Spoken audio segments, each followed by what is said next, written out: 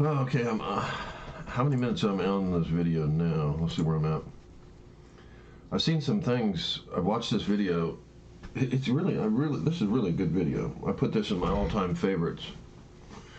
But what some of the things I'm seeing with my gift of understanding is,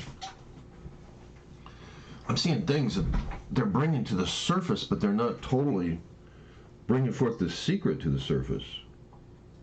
And there are secrets that I know that go way beyond their understanding. But of course it goes beyond anyone's understanding other than Solomon or Jesus. And I'm not saying that I'm some great one. I was the opposite. Do you understand that? like some people come and they say, there's these Christians, everybody say they're so great. But don't you understand that every Christian that's great is usually in a broken place? Remember the Beatitudes. It says, "Blessed are the poor in spirit," or "Blessed are," all these people in these Christian states. I mean, even Joyce Meyer became Joyce Meyer because she was busted up by Satan. Satan really abused her. So God gave her a gift, right? And what is the gift that he gave her? Let's look at it in simplicity. What is the gift that he gave her? You know? It's called speaking. He speaks to her. Now that's, when you're talking about someone that knows everything, when you're talking about someone that knows everything, that's quite a gift to have. You're talking about a spirit who's God, who knows everything, knows the beginning from the end, knows. I mean, you're talking about an entity that knows everything. We're talking about from, like for example, a grain of salt has trillions and trillions and trillions of atoms that go to, I'm not even sure how many, there's just so many. But you got to understand that God created all this stuff, and he has a different mind than what most people understand. And I learned this because, by revelation, because God spoke to me 2 audible words about 40 years ago. And it took me 40 years just to realize that what he spoke to me, he had a total psychological understanding of me. You know, some people go to therapists because therapists are supposed to have a little bit more understanding of the mind, which maybe some of them do, maybe some of them don't. I don't know. I mean, everything I've listened from Dr. Phil, I've not been very impressed by the things that God has shown me compared to what I've heard Dr. Phil. And even the things I've heard Dr. Phil say that were powerful, I noticed that he got that from the Bible. One of Dr. Phil's big things that he got was, he realized that, and I hear him use this one all the time, he knows that behavior is always done for some sort of reward. And that's a powerful concept, because it came from what Jesus said about the scribes and Pharisees, that did what they did for a reward. What Jesus was trying to point out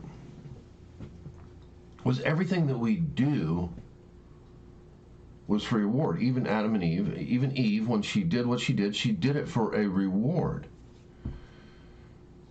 And of course it was fool's gold, but everything Satan offers is full gold from the scribe and Pharisee mentality that's in the church, that caused the church to decline and caused evil to rise up. Because as Christianity decreases, like a lot of people think that Christianity increased. Well, it's trying to, but it really decreased. It decreased. It's been decreasing. And as it decreases, you see all these manifestations of other spirits rising up in America. You see, I hate to say it, but you see these other spirits dominating, and they can only dominate if a greater spirit has moved out. Do you understand that? A lot of Christians think that these evil people are taking over the world.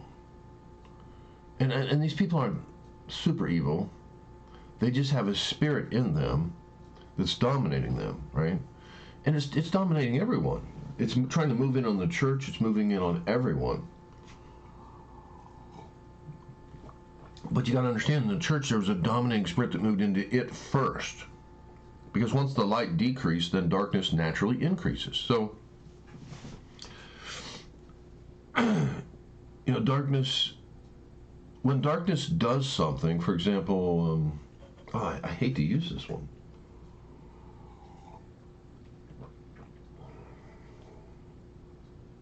I better not use it.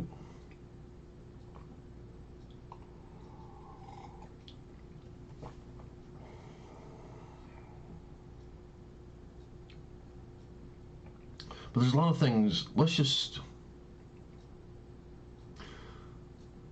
Sodom and Gomorrah in the Bible as an example. What was going on in there?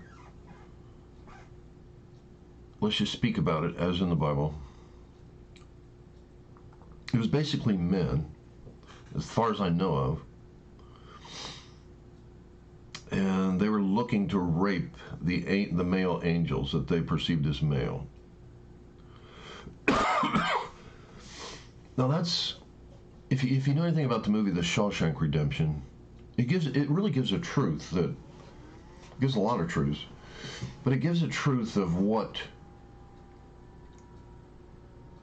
the spiritual domination. You got to understand that Satan is, when we lost dominion in Genesis, that means a dominating spirit.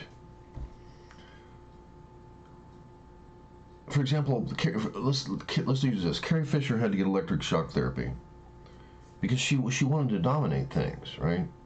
She wanted to have power. She got fame, which gives you a degree of power, right? Because people then listen to what you have to say. Just like the media, people listen to the media. People listen to the things they listen to for power. They ignore people they don't want to hear and act like their word doesn't exist, right? They're not hungry for a specific word, right? And that's what, in a sense, brought forth my spiritual gift and a Joyce Meyer type gift. Is it says, "Blessed are the poor in spirit," because they're hungry. A rich person like Epstein, that just probably got murdered by other people that didn't want to be implicated, if he did a thing called talking, they didn't want him to talk because he would have spilled all the beans. And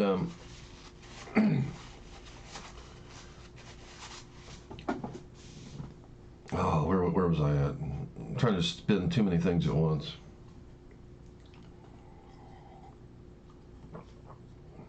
But a Joyce Meyer type gift from me, it's a speaking gift. God speaks, and you have the person that knows everything. It took me 40 years before of God downloading information. Like the first download for me was a vision I had 40 years ago, and I was going down a road, and everything was foggy, and I was like driving along, and I was in a dream. I thought it was a dream, but it turned into a vision because I was asleep, driving along and going down a road.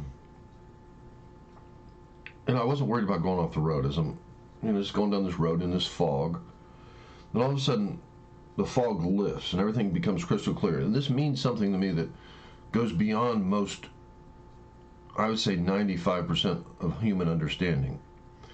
There's a revelation of what that is and what that means, that I see other people that are not Christians finding this information, but I do not see Christians finding this information. But I'm not even going to talk about it, because it's a secret. But anyway, everything became crystal clear, and everything became more real than in real life. And one of the traits you'll find, if somebody goes to heaven, you'll find that they always come back and they say, well, this place is more real than Earth. So in this dream, everything became more real, which surprised me when I finally thought about it afterward. I thought, how could even in the dream itself, I'm looking at the blackness of the night as I'm on this country road driving down the car. It used to be one of my favorite country roads I used to drive down for peace. It used to give me peace when I drove down this road. It just quieted my heart and my mind. So I'm driving down this road and everything becomes crystal clear. And the blackness of the night is more... I never seen black look so real and so alive and so... I've never seen anything like this in real life. It's so strange, but the blackness of the night was so sharp, and it just it was more real than real life.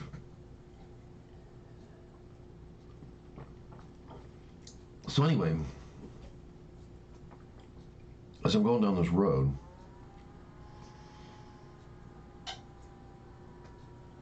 I'm worried about steering. Now that I can finally see, and all of this stuff has a meaning. It took me 40 years to understand it all. It took me 40 years just to understand what this vision was. But it's very deep, but yet it's not, but yet it is. If I explained it, it wouldn't be very deep to you. But if I don't explain it, then you would think you know it, but you don't. I don't want to get into all that. But I'm going down the road, and all of a sudden I can see.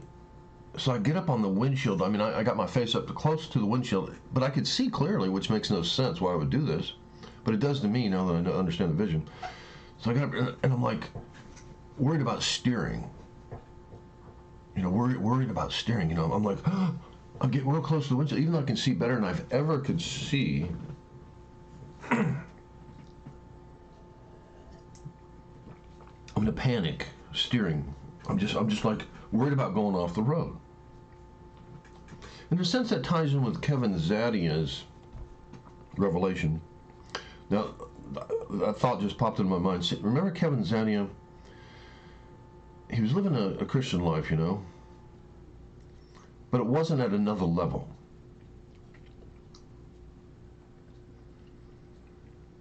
Then all of a sudden, he leaves his body.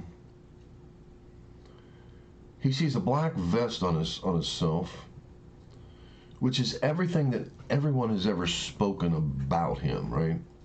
And it's covering his spirit.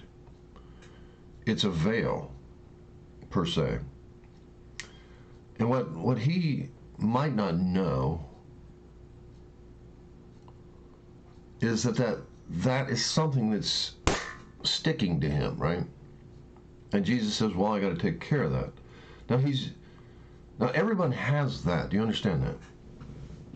If we didn't have that veil on us, we could walk on water like Peter.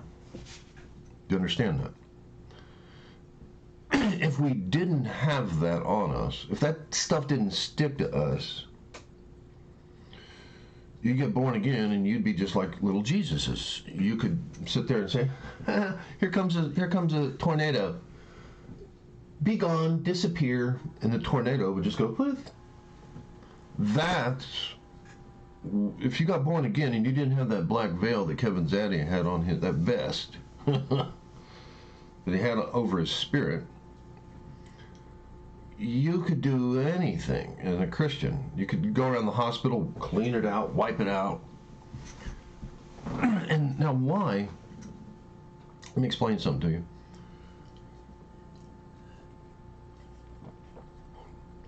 Now the key revelation, which is in Sid Roth also, and see people, you understand all these revelations come from God, just like in this, they're talking about how all these Bible verses tie together. Well, everything ties together in the Bible. Everything ties together. You crack one secret, and it's a doorway to knowing another secret in the Bible, to another secret, to another secret. And the whole reason to get this stuff is to be like Jesus, right? That's the purpose. The purpose of all Christianity is to be transformed into the image of Christ. because then you're abiding in him in a way which you are connected to him, and you're like him, and you're operating just like Jesus operated. That's the goal of every Christian. So Kevin, I don't know if he has the understanding of what this black vest is. Jesus said, well, he's going to take care of that, right?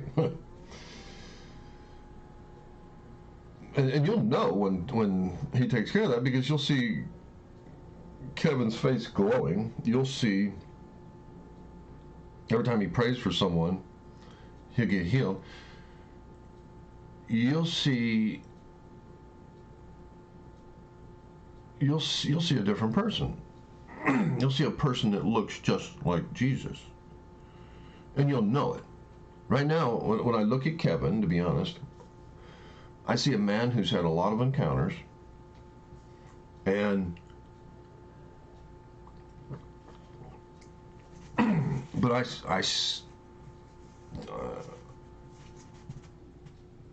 see a man that talks about the encounters of Jesus. Now, what more can he talk about than the encounter of Jesus?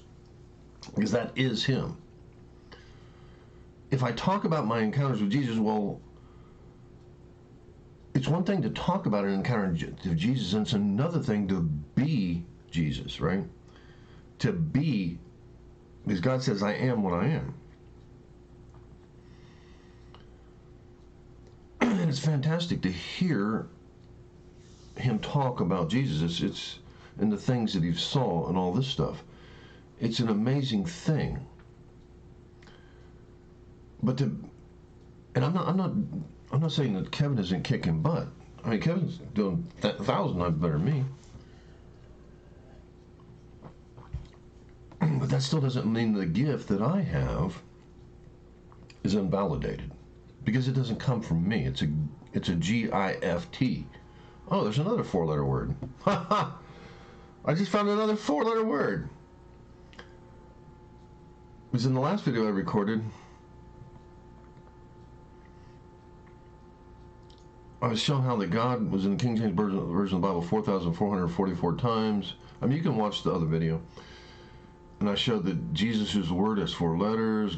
The real spelling of God is not G-O-D, it's a 4-letter word. DNA has 4 letters, which words are life or death. They're either of God or of Satan. And we're human. Let's put that out there on the table. Everyone's human. Everyone has that dark vest that Jesus saw on Kevin Zaddia. That's a revelation, not just for Kevin, but for the entire church. Everyone has it. If you think you don't, you're a liar. Because if you don't have that dark vest, well, okay, just go out there, find a tornado or a hurricane, speak, and watch it dissipate. I mean, that's the facts. You're either perfect in the Word of God or you're not. Now, just because you can't do that, or you're not doing it, just means you really don't have that little grain of faith, you know? That's all it takes. A pure little grain of faith. Now, on a why can't I say the word? Molecular level, we know that water is H2O. It's not H3O. It's not, it has to be specific on the small molecular level. And as you multiply the molecules of water, it is what it is. You can't change it. So faith, even though it's small, can move a mountain. It has to be purified. That's why God kept saying in the last video, the third video back that I recorded, I was talking about how God kept saying, be thou perfect. He said to Abraham, be thou perfect. Be thou perfect.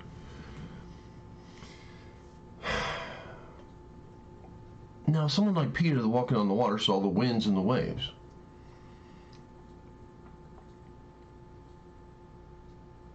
He obviously didn't know at the time. And why would he know?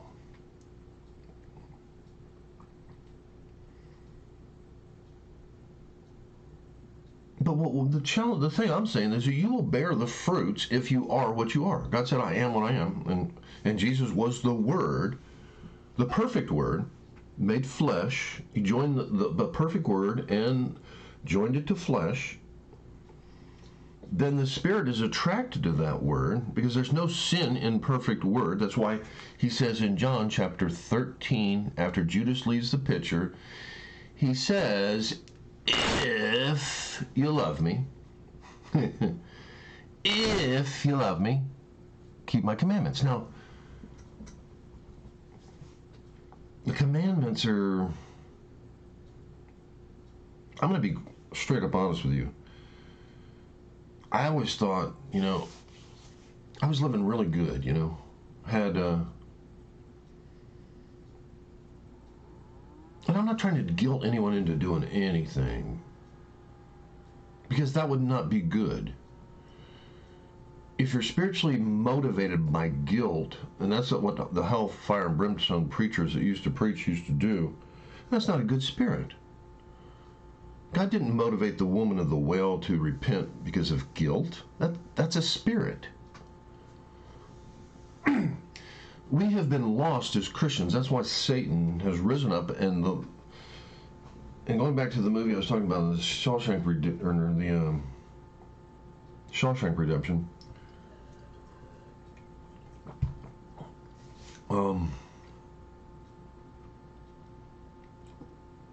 Andy says to Red in the movie, he's like, I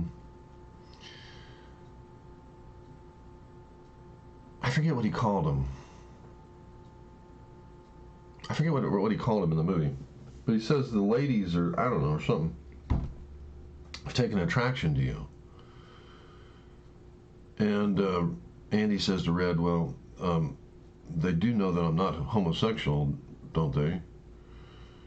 And Red says to Andy, he's like, well, that don't matter to them. They're what he was really saying is they're not spiritually homosexual. They're something.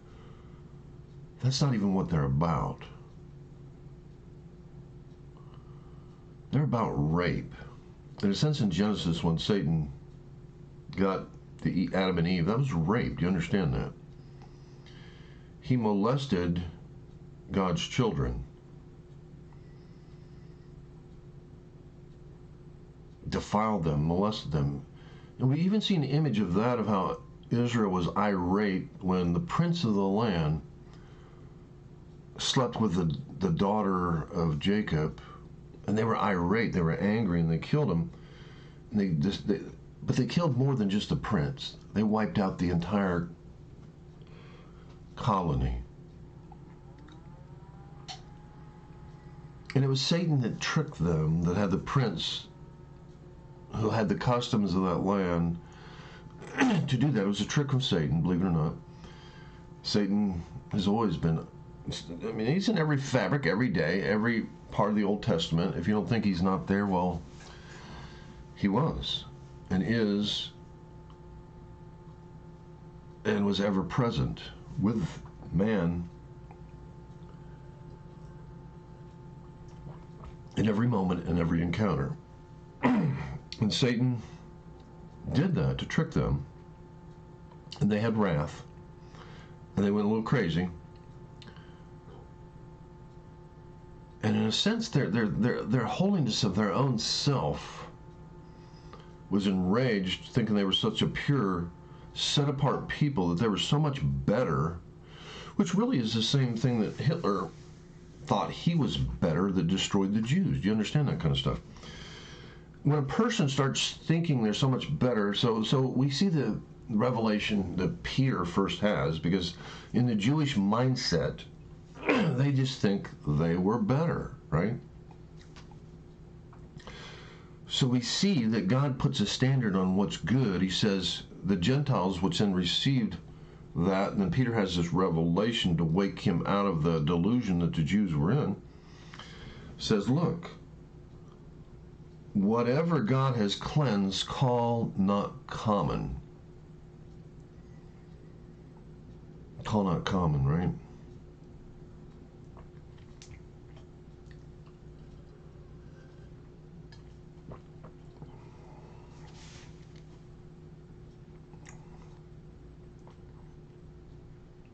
So anyway, going back to the Shawshank Redemption,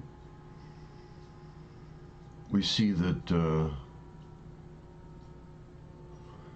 these people were about domination, about rape, and that's what was going on in Sodom and Gomorrah. It wasn't just a spirit of homosexuality, which if you don't believe that's everything about Satan is a transformation of spirit. It's a spirit into his image. Do you understand that?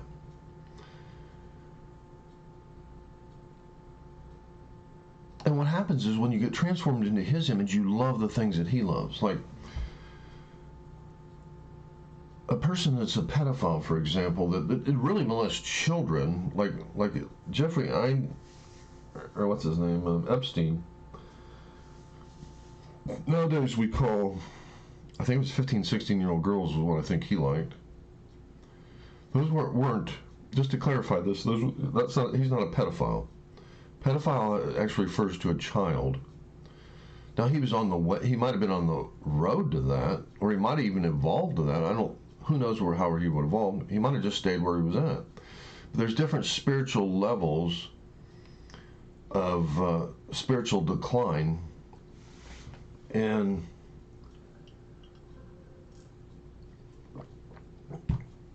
in the Bible you see people 2,000 years old marrying women that were what, maybe 100 years old. I don't know. So, and the bottom line is, and I'm just trying to put truth out there. The bottom line is, the Virgin Mary was between 12 and 14 years old.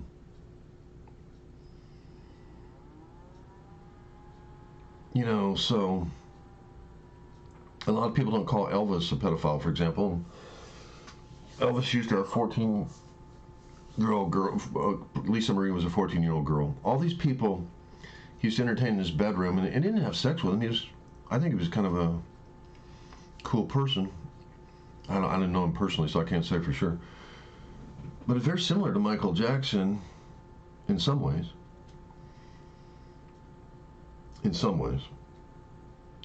But he would have, I heard a story, and like I said, it's just hearsay, that he would have all these girls in his bedroom, and I think he was like 20 years old or something, and they'd just be in the bedroom, you know, chilling, hanging out. They weren't having like an orgy, as far as I know. They were just chilling, and, you know.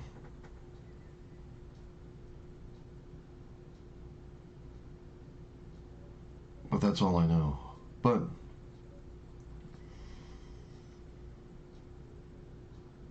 there is a spirit going around in this day and time, and it's being spread among the youth. It's a demonic spirit.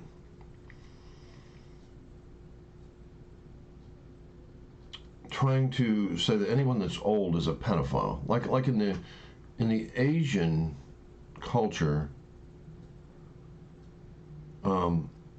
an old person's held with high esteem. In a lot of the Asian cultures, treated with great respect. But in our culture, there's a shifting happening. If you're older, then like you're like these young people will automatically call you a pedophile. I've had it happen to me, and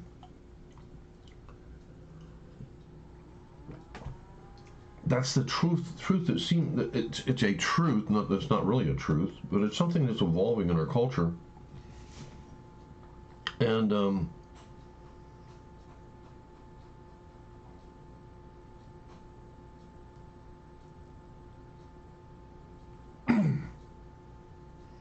but anyway, I'm getting off topic. What I was talking about, the pedophile spirit.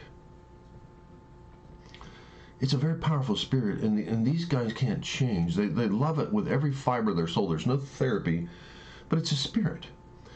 And Satan changes these people into his image, because that's what he did in Genesis. He got control of God's children, and look how long it took for God just to get a foothold back. We see Israel just crashing and burning over and over again, you know, just disaster upon disaster, even though they had the law. it was just a very rocky road. You know, if I was in a car, it'd be like driving over boulders trying to get somewhere. The rocky road, the Jews that brought forth the Bible, and then finally Christ. Even when Christ was born, to the Jews, they murdered him. It was their word and their authority. Now the Gentiles might have drove the nails,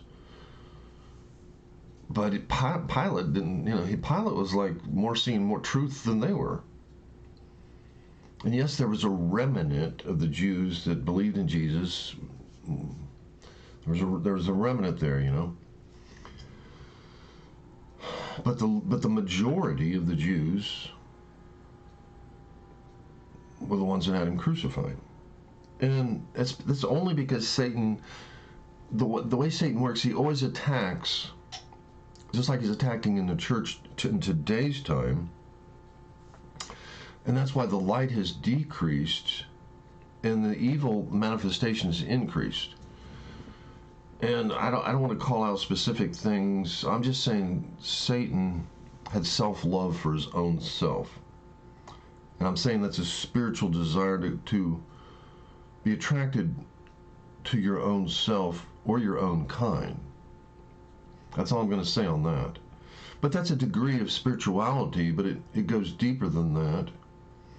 And we see in the movie The Shawshank Redemption that these people were totally, as they were in Sodom and Gomorrah, in the movie Shawshank Redemption, these people, it wasn't about being homosexual, it was about rape. They wanted to rape Andy by force. They got, the spiritual DNA that they had was about raping by force. And even changing them into their image. For him to actually start liking it and to even become like them, that would even make them even more happy. But he resisted all of that.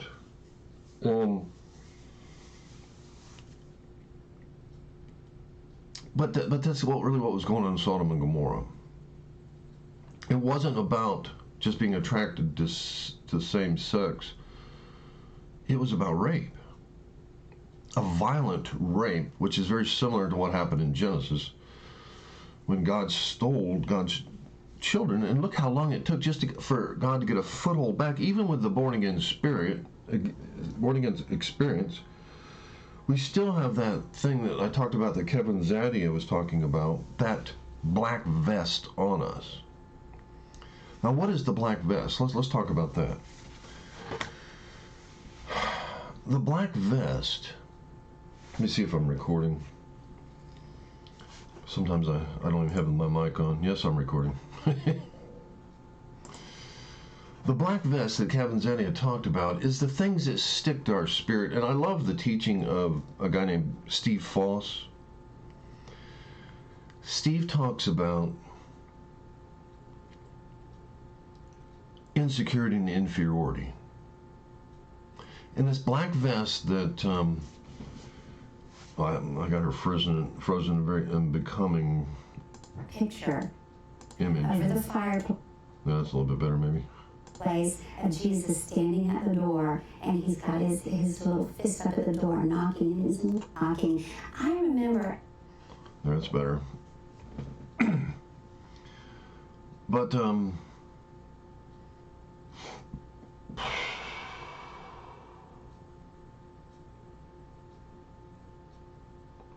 I just totally lost my train of thought. Okay, where am I at?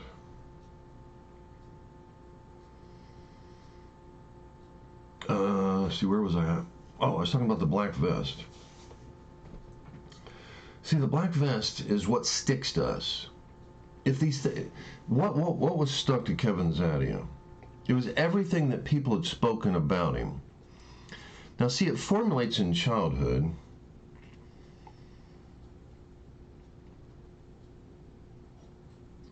That's what makes, like some people say you're sensitive, right? Well, let me talk about that. I got to turn something down on the stove. I'll be back in just a second. Well, let's take a 2-minute break here, and I'll be back to talk about this.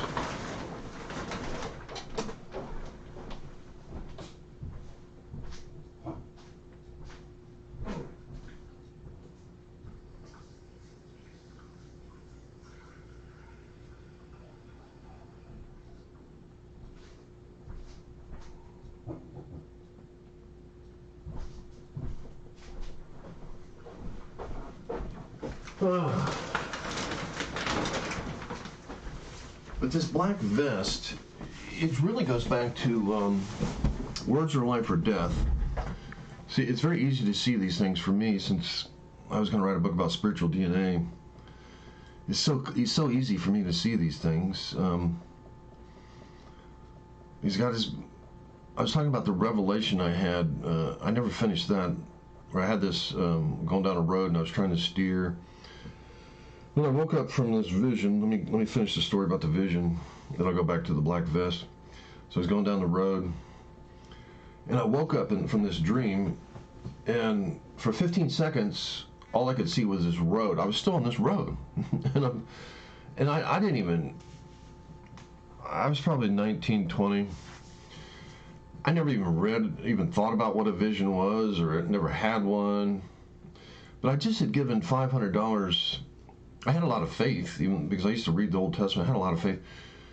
So I thought, well, I'll give $500, which was almost all the money I had, I think, at the time, to because I liked it was Full Gospel Businessman International. What was the guy that started that? Demas. I seen him, and I liked what I saw, and I thought, well, these are real Christians. These are real powerful, interesting Christians. And I related with them, and I connected with them, and I thought, you know something, I'm going to send $500 to them. And I'm only a 19-year-old kid that has no money,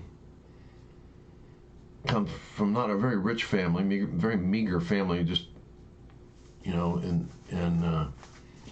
$500 was a lot of money for me back then. In the, about 77, 78. And I'm only like 19 years old or something. So I give $500 to them, and they had no clue that I was just a kid. And they prayed for me, and that's what caused that vision. But there was a powerful thing that they prayed for me, that there was a core thing wrong with me, which is really the secret to everything in life, and the secret of everything in Christianity. It's the core foundational teaching that comes from Genesis that Satan doesn't want anyone to know about. And I'm not going to get into that, but I've talked about it in some of my videos if you want to look at some of them, but I haven't totally revealed it all.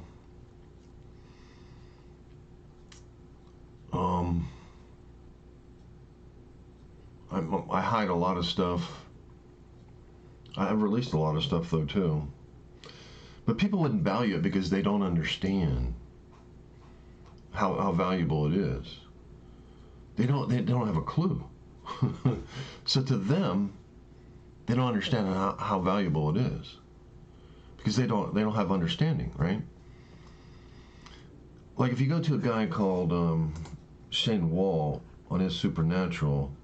Let's go there real quick.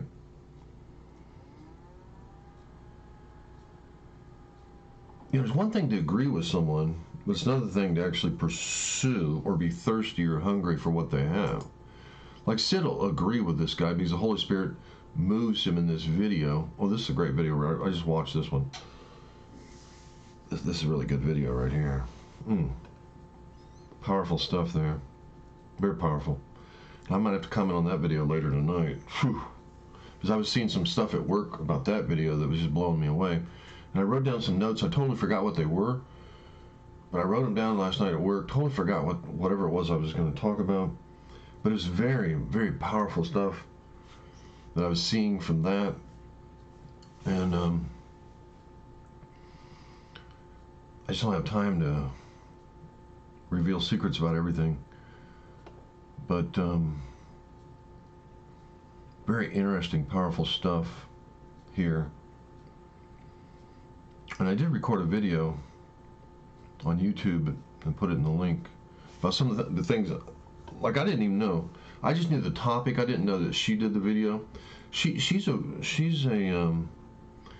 Katie's a forerunner. You know, if Sid looked at Katie's life and seen all the stuff she was going through, he would think, and I'm just being honest here, he would see how she's being beat down and Satan's really attacking her. But once again, you got to go look at the scriptures to see what really is going on. The scripture says, blessed are the poor in spirit. So when you're getting your butt kicked by Satan, and Satan was really dominating her, but if you have God, you've got the secret weapon. Just like in the wars, you know, we see. Guess who cracked the code in the war that beat the Nazis and helped us win? It was a gay guy. So remember Israel in the Bible had no food, and they were starving. And was it three lepers? Three lepers which were outside of the camp that Israel thought wasn't valuable, right? Just like me. I'm outside of the camp. I've never been on the Sid Ross show. And I'm not going to say it would... I'm not going to say anything on that. But some people are valued as the lepers.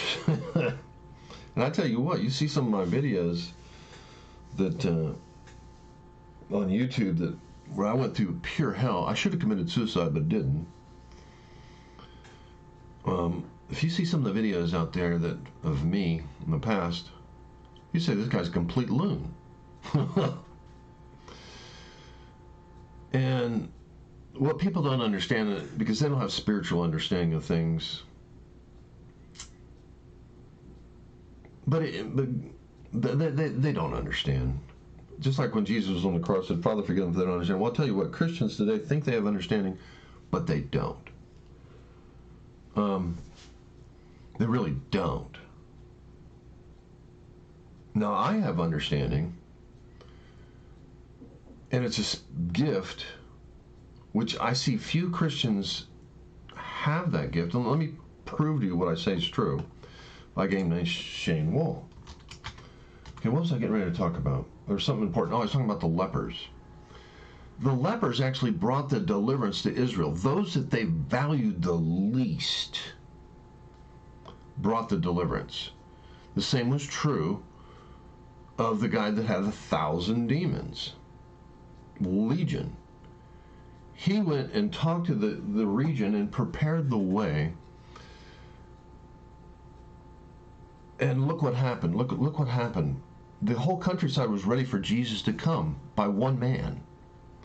So that which was valued the least preached the gospel to that area that prepared it for Jesus to come. Now the lepers in the Bible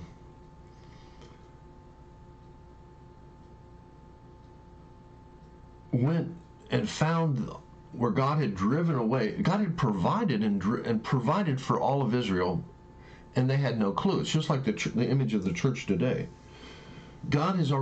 Jesus already paid the price on the cross, right? Jesus paid the price on the cross, and it's a done deal. Everything that everyone needs, every Christian, everything has been provided by the cross. There's a revelation by a girl on Sid Roth. It's a seer that she's talked about some of the revelations where Jesus was being whipped and everything's a done deal. So if we look in the Old Testament and we see that God provided, he drove away the enemies, but all of Israel had no clue. They were starving. That's when they were cutting babies in half to eat. That's how bad it got. Somebody had cut one of the babies in half and ate it. So all of Israel was in this horrible spiritual state which represents the church, And who delivered them? But those that they esteemed the least. They esteemed these the least. Remember, God said, what I've cleansed, call thou not common. Now, I don't claim to be cleansed. So, I'm not saying you have to treat me right. I'm not saying any of this stuff. I'm not saying that I'm perfect. Because I know what I am. Now, am I on the pursuit of that? Yeah, I am. I'm in the pursuit not to pass all of you. Hopefully. Perhaps. I might pass all of you. I might blow all of you away. The potential's there. If I get in the right place, I might overshadow all of you. I might be, who knows? There's a chance that I might blow you all away. Or maybe not. But anyone has that opportunity. And you see that the first person that met Jesus weren't the disciples, but it was a woman that was a harlot whom God had cleansed, was the first person to see Jesus after the resurrection. And I know you want to put this as in a competition.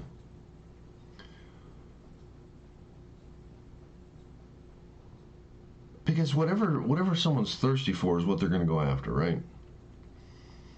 And Satan's goal is to make you thirsty for his things. I gotta play I want to play a clip of something, but I don't want this video to be stopped in YouTube. It's one of those fantastic clips. But it's where Michael Douglas plays president. You can look up the clip. Michael Douglas played the president of the United States, and I have to say I admire that president. If only an actor could go into the presidency and act and actually be what everybody wants. Now, what is an actor doing? He's following a script. Why can't a Christian actor follow the script from God and be that president like Michael Douglas? Oh, brother. Why can't that be? Even if it was fake, I would enjoy that more than what I see in today's time. And I don't want to speak evil of Donald Trump, but yeah, no. Because I see what God wants to create in Donald Trump. He has a plan, and he's given everyone revelation on what he wants Donald Trump to be.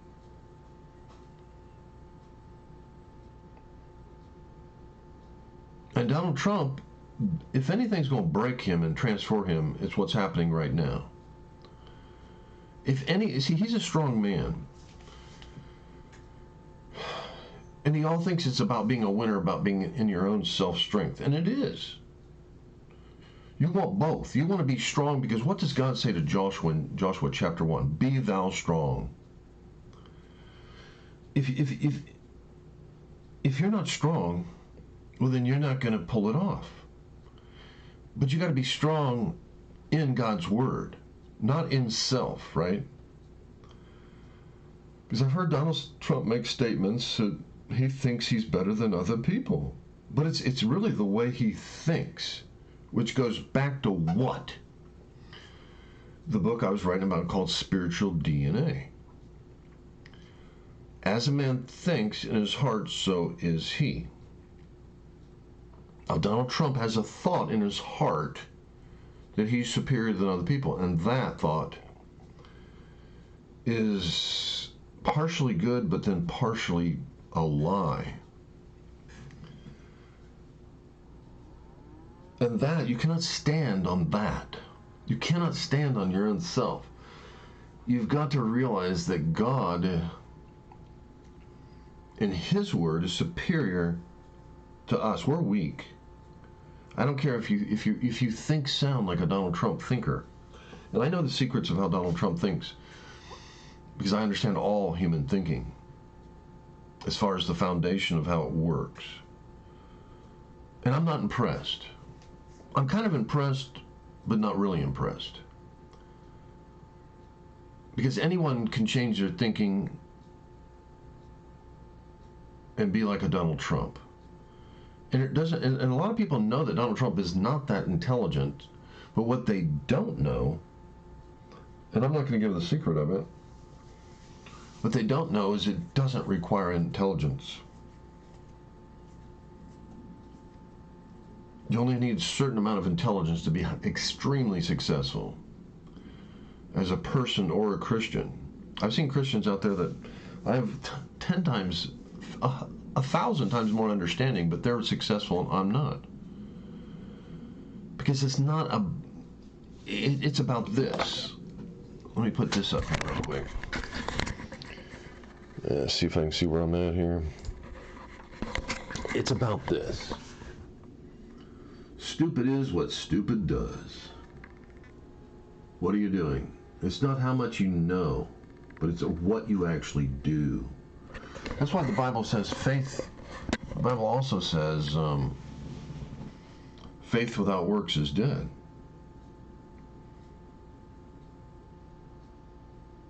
Because a work is where the rubber meets the road. The works, if you know anything about how things really work, a work is something that happens in the now moment, and that's called a thing called what? Reality.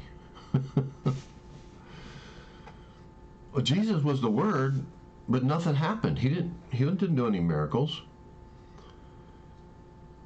It wasn't until the Spirit joined the Word and then an action occurred. It's just like a nuclear bomb. You can have all the plutonium or whatever it is you need sitting out there, but until you activate it, you don't get a nuclear explosion.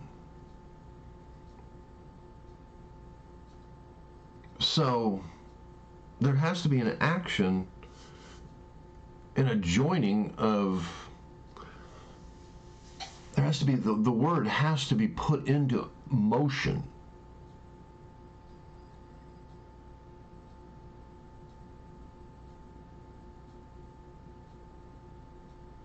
And I'm not seeing this completely clearly, but I know it's true, but I'm not seeing it in the way that the way it needs to be seen. But I don't have time to crack this secret right now exactly. But I'm seeing that there's a little bit more here, but there's a secret there. If I crack it, then there's another secret right there. But I don't got time. It takes time, just like digging for gold, to crack these secrets. I know that that's true, but there's a secret behind it. There's always a secret behind everything. And I'm too tired to crack that secret right now. But there's a secret there. I know it has to do with reality, because what you do right now is what's recorded. It's just like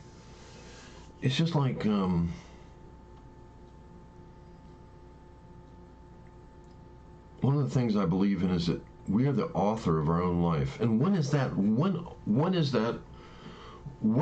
being written? Now, by what you're doing. You know, for example, God is writing books about us in heaven. He's writing a book for your life, your destiny, right? Now Satan's doing the same thing over here. He's writing a book for your destiny.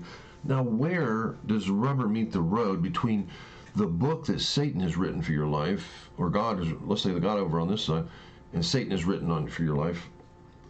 When does reality happen? Right now, right? Right now is where the story is happening. Now, without faith without works is dead, because faith is something that you're doing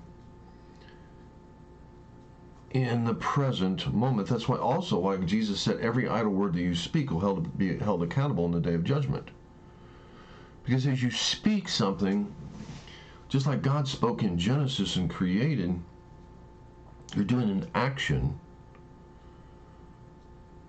and you're releasing, it's actually recorded what you're doing.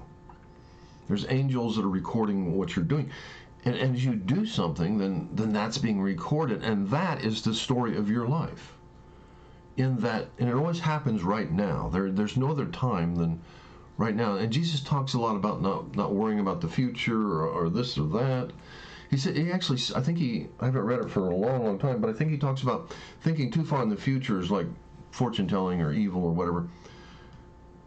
Because everything happens right now. If I'm going to pray, for example, and believe, it's going to happen right now. Jesus even says to the disciples, he says, don't think that the fields aren't ready to be harvested. The fields are ready right now. Now, why is the fields ready right now? Why? Well, they're not ready if you're in a bad spiritual place. Remember, God said in Genesis, where art thou? You are in a spiritual place based on what you do at any present moment. Every word you speak is a reflection of where you are spiritually at. Now, you can be seated with Christ. You can be seated with Christ up here, right? But down here, you can be asleep. Do you understand? You know, I hear all these people talking about, well, I'm seated with Christ. Yada, yada, yada. Okay, you are. But if you're asleep down here, then what are you? You're asleep, right? And what puts you to sleep? Well, satanic word. Believing a satanic word. And when you're asleep, just like in that vision I had, where I was going down the road and I was in a fog and it was like I was half asleep driving. If you're asleep, well, as you go down the road of life, you're asleep, right? Just like a zipper. A zipper gets stuck really only on just a little area of. If you really look at a zipper, it's a short thing, right? It's only like this big, right? And it's only stuck right in that place. But as you pull the zipper, it continues on the same track, and it's stuck. You can't pull it. It pulls very difficultly as you're pulling it. It's stuck, right? But it's not only stuck in one small place, in the present place it's at in the now moment, right? That's why this one guy made a fortune, because Oprah discovered his book. It's called The Power of Now. And I don't want to get into all the secrets of all that stuff. I think you're kind of getting it. Anyway, that's as far as I'm going to do on this topic. There's way more that can be said.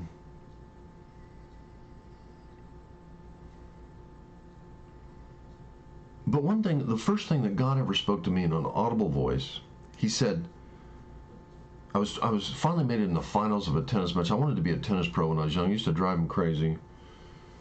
And one of the words he said to me when I wanted to be a tennis pro, he said, you can't run with men, how are you going to run with horses? And I didn't know that I had this thing called attention deficit disorder, and that your mind, it really is where you formulate the word, and you formulate all words, and you formulate your destiny based on how you think. And I don't want to give away too many secrets here, but I didn't know what I kind of know now, and even though the stuff I know now, I need to write a book just to help my own self and bring it into, like focusing a pair of binoculars and bringing it into perfect clarity, or focusing a microscope and taking a real look at this stuff and really putting this into perfect clarity and understanding. I still haven't done that yet. And it all could dissipate if I'm not careful. Satan wants it to all dissipate, doesn't want it to go forward. And but that's another story, another topic. But it's coming close, especially in 2020. Because it was in the 9th month of 2020 that my mind started to get more focused. And God is still focusing it and focusing it and focusing it. My understanding is getting greater and greater. And it started at the 9-month point, which is like a child being born at 9 month. Started in September, and it's been focusing. Oh, there's 4 months left. I just saw something. 4 months. December, January, or October, November, December. Or no, it's 3 months. October, September, October, November, December. And there's 4 months. 4 months. Interesting. So maybe by the 4th month, since 4 seem to mean a lot with God, maybe by December, my understanding, the battle with all of this will come into a new realm.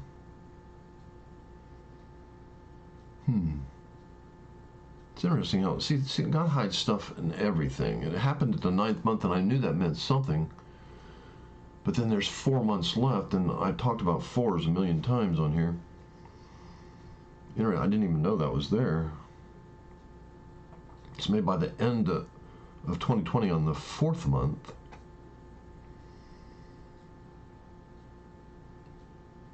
maybe my understanding and clarity will come to perfection. Perhaps, I don't know.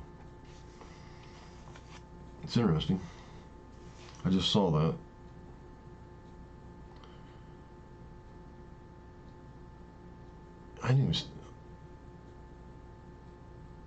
But I was talking about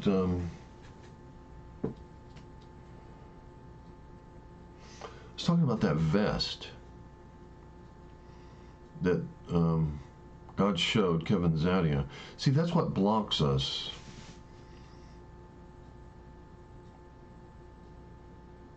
That thing that blocks us from Christ fully manifesting and the new born again man glowing kind of like Jesus did in the Mount of Transfiguration. That's like a binding. Remember, Samson was bound. So the spiritual DNA that Kevin Zadie had on, I see it as DNA because it looked like it was things that spoke to him, that stuck to him. If you go to a teaching of a guy named Steve Foss, you see that inferiority or insecurity is how all these demonic forces stick. And even Paul in the Bible had these demons buffeting him, and it was because of his spiritual DNA of the scribe and Pharisee.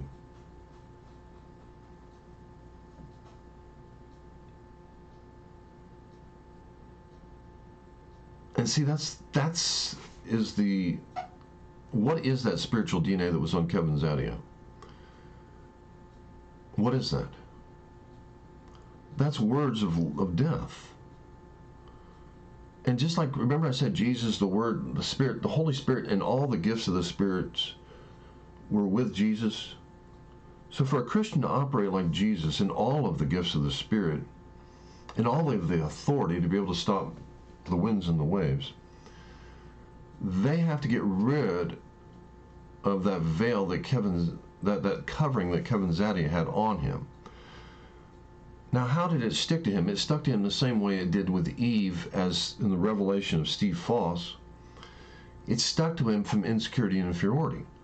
That's the only way that things that people say about us that are satanic, destructive lies can stick to you and it sticks to you in your soul, right? Which is soul and heart. Your heart. I don't want to give away too many secrets. I'll say this much. Your heart is not just a heart, it's a hard drive. Heart drive. I'll give away that secret. A hard drive is something that has all the memories of every experience that ever happened to you, which is what? It's a word. It's a spiritual DNA that sticks to you, which you could call as your character or your spiritual DNA. So that's what stuck to Kevin Zadie, and it stuck to all of us, to be honest. That's not just for his own revelation. That's a revelation for every single Christian. For example, Sid Roth has people on his show, and they have unforgiveness. Now, unforgiveness sticks to you for a reason, and it gives Satan legal right, but it sticks to you for a reason because, number one, you want vengeance for the evil things that somebody did to you. For example, I'm going to use, I hate to use her, but I really admire this woman, but she's very easy to use. Ashley Judd. Ashley, at one point I seen Ashley as one of the most amazing women I've ever seen in my entire life. Her thought, the power of her thought and her understanding was just, I was blown away by it. At one time I saw her on the 700 Club. I was blown away at whatever was operating in her, and it obviously was God's healing power that brought the type of mind that she had. And you know how they said about Jesus, they said, well, I never seen anyone speak like Jesus, right? So I saw Jesus forming in her, and when she spoke, I thought, wow, this is a different kind of woman. I seen her speaking, and I was like, there was a soundness. I seen her on the 700 Club, and I thought, well, this is a different type of woman. And I was very, very impressed and very blown away by how powerful, and even the founder of TBN, or not TBN, 700 Club, I'm forgetting his name at the moment, he was blown away too. He was kind of taken back at how powerful she was when she was speaking, and that was kind of being in the image of Jesus, right? So I'll speak about her. But I saw that, and I know what I saw. She's manifesting very powerfully, like in the image of Jesus. And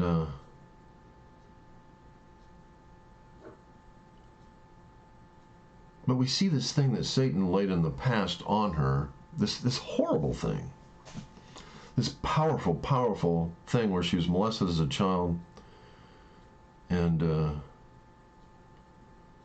that's written on her heart. Just like that Kevin Zaddia had things on him, you know, that were written on him. Remember in the Bible it talks about how he'll write on our heart.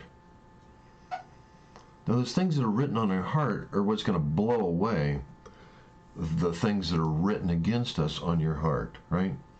When God writes something on your heart that's of him and a healing of him, of his word, of his touch, that's going to irradiate that stuff, just like the fiery speaking of tongues is going to, there's a fire that comes with the speaking.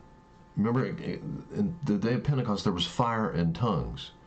So God's healing word is going to burn off those things that you've seen on Kevin Zaddia, which is on everyone. Remember Jesus took scars, he was whipped, and it cut him open. Well, these things were things that were done to our heart. They're deep scars on our heart. They're really the lashes that Satan was able to lash us for whatever reason. You know, Satan's always attacking, and obviously Satan gets a foothold, and for whatever reason, I'm sure Ashley's mom is a wonderful person, a strong woman. And she lived in a time when, you know, a very difficult time for a woman to be single. Very, very hard time. Nowadays, a single woman is, I think in some ways, doing better than some men. But in that time, she had to be a very strong woman to survive. And she did the best she could, but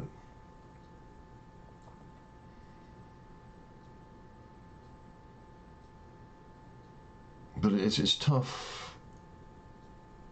You do the best you can do, and we've all failed.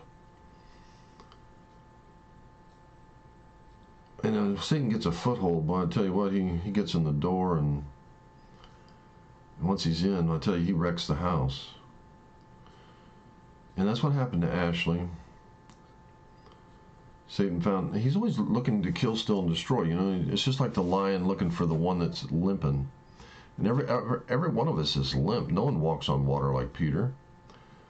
Everyone has weak spots and places where they're attacked. And he got in there, and she took some stuff that no one should ever have to endure. But in a sense, that's what made her who she is. To overcome that stuff, just like Joyce Meyer had the same kind of stuff. And even a Hitler, I hate to throw Hitler out there, but he rose to the power. Abraham Lincoln rose to who he was because of some of the hard things in childhood. Even Oprah had a very hard childhood, was molested, rose to who she was. It makes you rise. What doesn't kill you can make you stronger, or it can kill you. Either or. And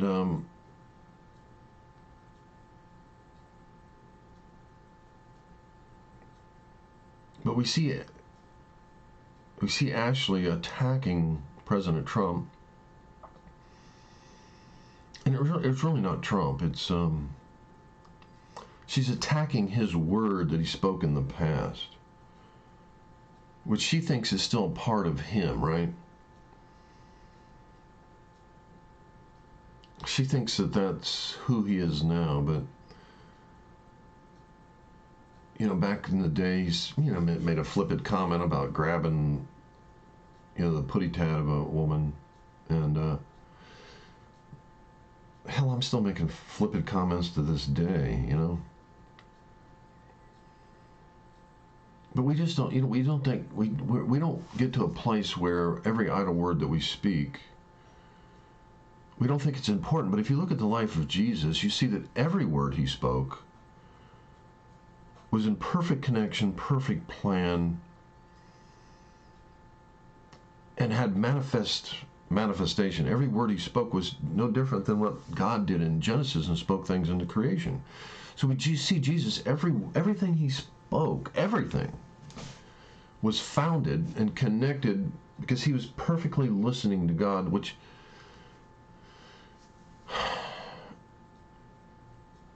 any of us can do. But you can't do it as long as you have that veil on you. There's a veil that Kevin Zaddy is talking about. That veil blocks. Now, Kevin has surpassed the veil by pushing through it. Just like the woman that pushed through the crowd and got to Jesus. Kevin was hungry for God because he knew that's the place that everything is. And he's pushed through by prayer and everything.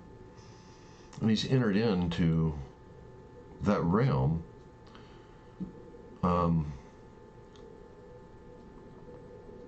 He's broken through. He's put holes in that vest, per se. But until the vest is totally gone, you won't see the perfect image of Jesus. You won't see someone that can speak, see a hurricane coming and just command it to stop. And that's the goal of all of us. Christian, I'm not diminishing him in any way. At least he's broken through, Even my spiritual gift is something I broke through to get. My spiritual gift started in 2000 after I got unfairly fired from a job after being there for 14 years. I was so outraged that I cried out to God, and it permeated. It created a hole in that vest. And my vest is probably even thicker than other people's. A heck of a lot thicker. But nevertheless, it busted through that veil, that vest that Kevin Zaddy is talking about in his Revelation, and it busted through, and there's a permanent hole which opened up the gift of understanding. Because I saw understanding with all my heart, just like Steve Foss, Mel Bond talks about. To overcome something, to heal, when he prayed for someone that had their eyes open, he prays with all of his heart. For example, when Mary in the Bible was the first person to see Jesus on the resurrection, she broke through that veil because she sought God with all her heart, even more than the disciples. So she wasn't first. She saw Jesus first. And that's how it works.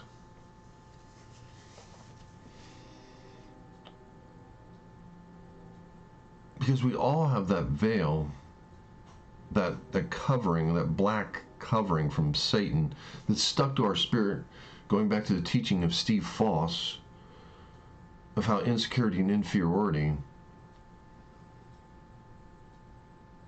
And see, once a person starts seeing their image of who they are in Christ, that also dissipates some of that veil, or that, I keep calling it a veil, because it is a veil. It's just like the thing that separated us from the Holy of Holies, when it was ripped when Jesus paid the price. We still have the soul problem. And it's a spiritual DNA, it's a writing of words of death that have stuck to us. And if it sticks to you, Satan has, in a sense, legal right based on what you have accepted and believed, even though it was forced upon you. It's almost like Samson was tied up. One of Samson's problem was he was superior to the regular children of Israel. And they weren't good. You can tell that they weren't good people. They didn't care if he was one of their leaders and prophets giving them deliverance, and they didn't even care if the Philistines killed him. Very similar to Jesus when he got crucified. At least that's what the take. I could be wrong on that, but that's kind of what I'm seeing. So there was no connection with them. They didn't value him. He was kind of like just out there as a force, and had no connections with people, and why would he want to connect with them? They had nothing they could give him. He was the one that was giving them help. What did they have to give him? So of course he leaned to the Philistines, which he thought he had friends there, and maybe they were more friendly than the Jewish people. The Jewish people were probably, hey, you're making the Philistines mad. Just stay away from us. You know, we don't want to be associated with you because you keep making our enemies mad at us. So stay away from us.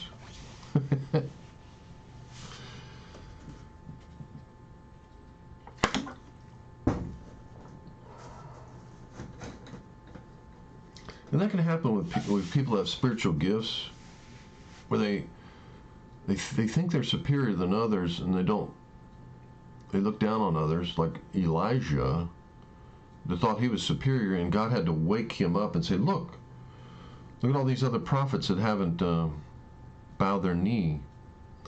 In a sense, all those prophets could have been, if Elijah would have failed, could have been in standby mode to take Elijah's place. Perhaps. So he wasn't the only one, but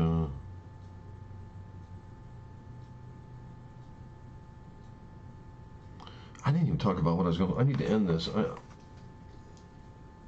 I need to end this. Let me go get my coffee. Let me take another break. I didn't get a chance to talk about what I wanted to talk about.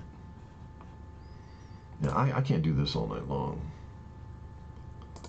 That video is done that I was going to download on there. This is my first video. This is the second video based on this video here. And this was a very, very good video. But what was it? Well, let me see what she was going to say, because I got to wrap this up. I didn't even talk about what I was going to talk about.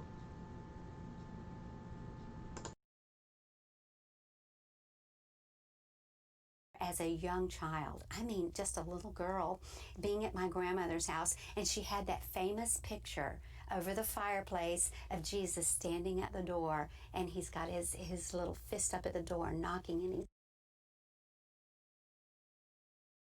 he's leaning in.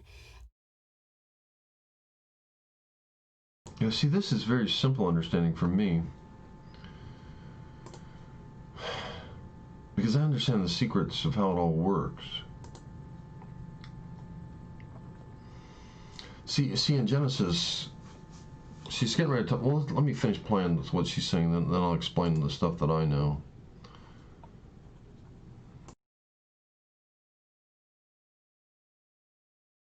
And when I heard your teaching on that, it blew me away. I'm thinking, whoa, I didn't know that. Yeah. Revelation 3:20, where he stands at the door and knock. All too often the church uses this as if the Lord is not. See, let me just speak on this real quick before he finishes.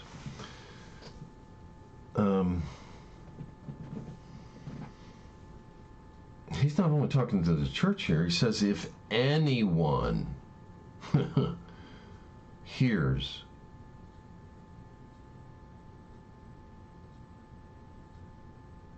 anyone.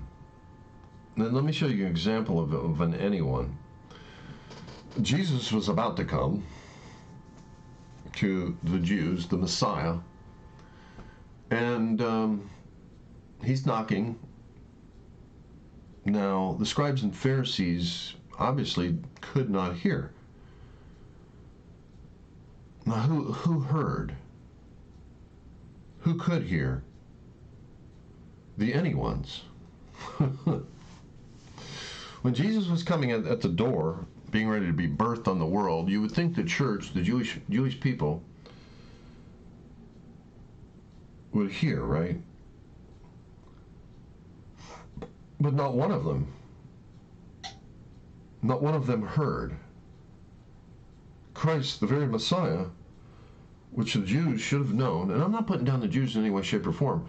Let me explain how that worked. Satan attacked the Jewish people with a spiritual DNA by design to keep them from hearing. So it's just like people that are on the front lines in a war. I mean, if we look at the movie Private Ryan, the people that got off the boat first, the Germans in the movie Private Ryan, in one of the opening scenes, you know, the Germans are just chewing them up with their machine guns. So this is the Jews. I don't want to. When I say stuff like this, people might think I'm not thinking properly. So I want to explain what I actually see instead of people thinking they know what I think. Because that's what people do. People will fill in the blanks and say, like if I sit there and say the Jews didn't hear, then people that hear me speak not knowing what I know will think that I'm putting down the Jews, and that's not what I'm doing. What I'm saying is that, and the only reason I'm explaining this is so that you have understanding, so you don't input information that you think I think in your brain. See, make sure I'm recording here. Yes, I am. Good. Is that Satan knew that he had to blind the Jews because Jesus was going to come and he wanted it to fail. He knew that God's Son was going to manifest, just like the Antichrist in Revelations, which they're talking about, is going to manifest, right? He almost manifested in Hitler, but it wasn't time yet. But Satan didn't know that. But you see Hitler going into the occult for power and going deeply into that kind of satanic thing. And you see Hitler being successful. He was on stage to develop nuclear bombs and to be the dominant force. But it wasn't time yet, right? And thanks to this nation of the United States, it made the difference. Which this November 11th was 400 years since we sat down on Plymouth Rock. And that was just happened this November 11th. So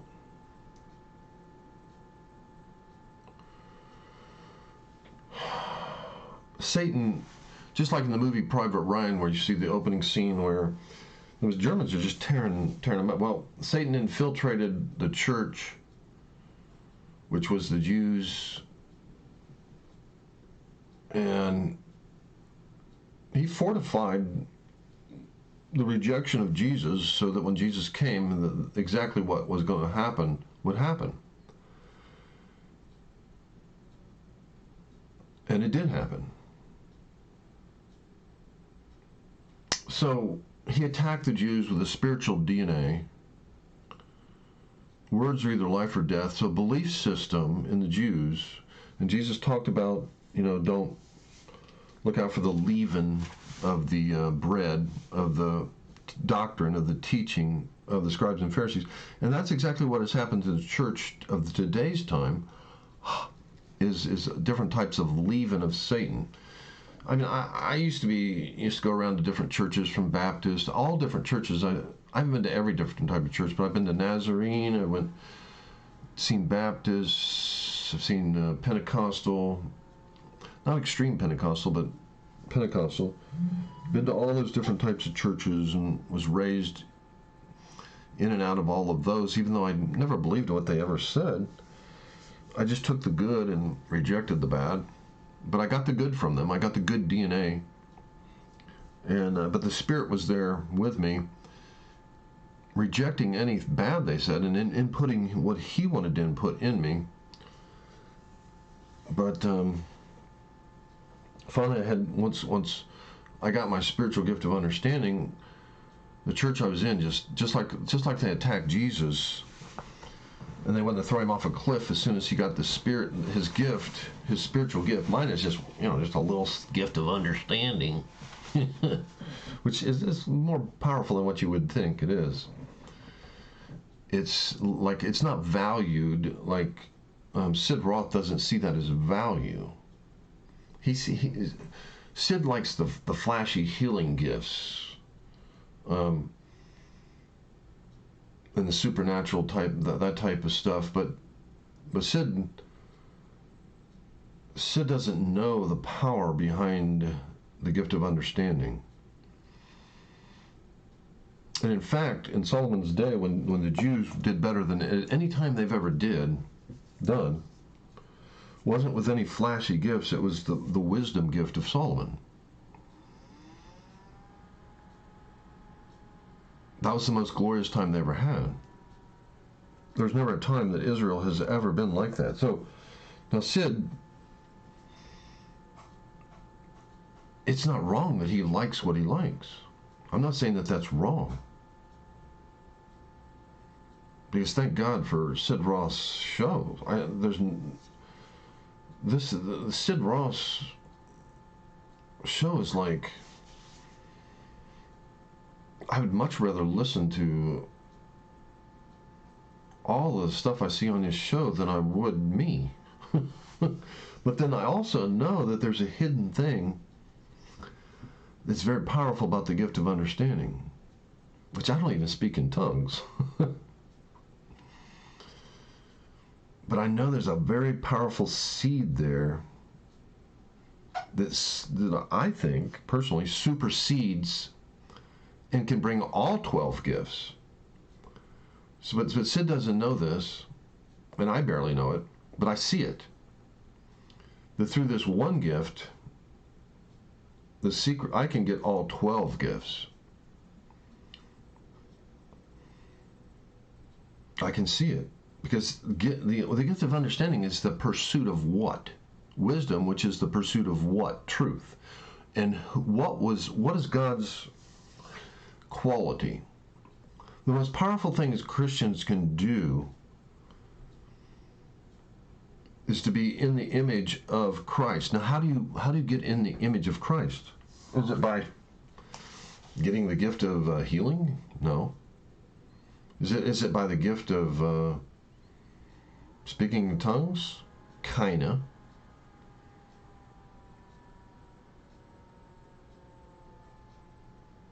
But not really. Because the gift of speaking in tongues is something you don't understand. That's not a download. That's a creative gift. You're speaking your life and fortifying your life, in a sense, by speaking your book. But the ultimate goal of Christianity is to be in the image of Jesus. And if you're in the image of Jesus, you have all 12 gifts. You see what I'm saying? Now, that takes someone a little bit more wiser. And I'm not saying I'm wiser than Sid as far as his all-around understanding of all these spiritual things. I'm just saying I'm seeing something that, because I do have that specific gift, I'm seeing something he's not seeing.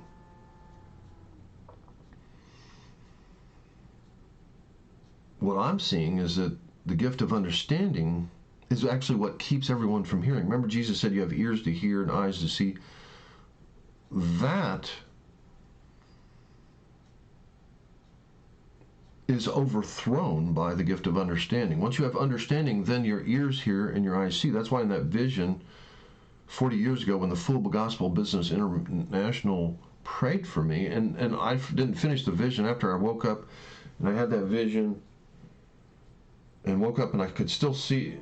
The dream wasn't a dream, but it was a vision. I could still see this road even though I woke up for 15 seconds. So I knew it wasn't just a dream, it was a vision in a dream slash vision. So then 2 electric shocks hit me from above.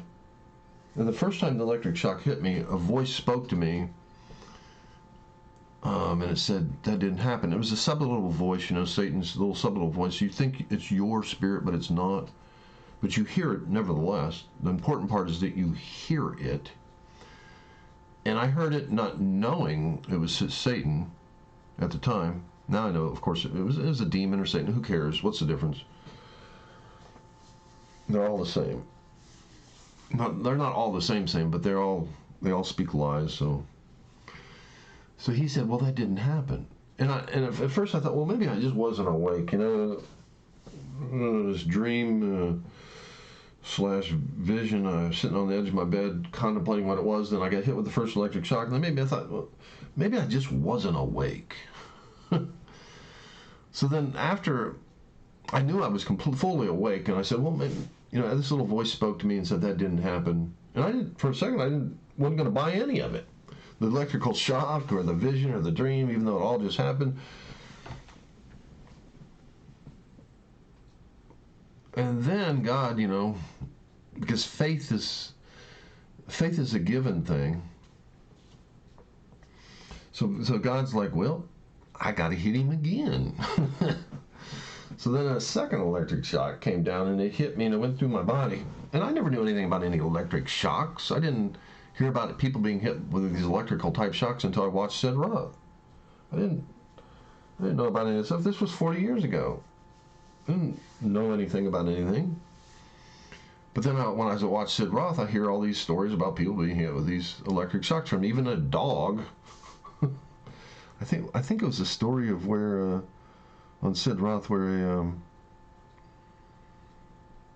a Catholic priest, I think, was praying for people that got confirmed, got the gift of the spirit of healing or something or other, and he even laid a dog out with one of these electric shocks or something. I can't remember the story. I need to watch it again. But I've seen it so many times on Sid Roth, the same thing where people are hit with these electric shocks. And I know it was God back then, but this is just confirmation. It's more of a witness, But I knew it. You can't tell me it didn't come from God, even without all these other witnesses. From the Sid Roth show, I knew it was from God. But it's nice to have backup confirmation. So anyway, I got hit with these electric shocks, and that began a trickle of download of information. Just like, I guess you can describe my life, since I had this thick vest on me, probably way thicker than Kevin Zadia's vest.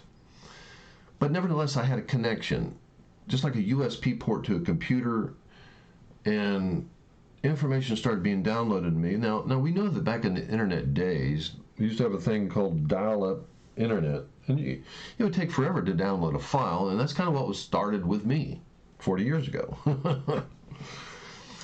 I was getting a download of information, but it was very slow information. Like in this revelation, they talk about eating a scroll. These people eating a scroll, like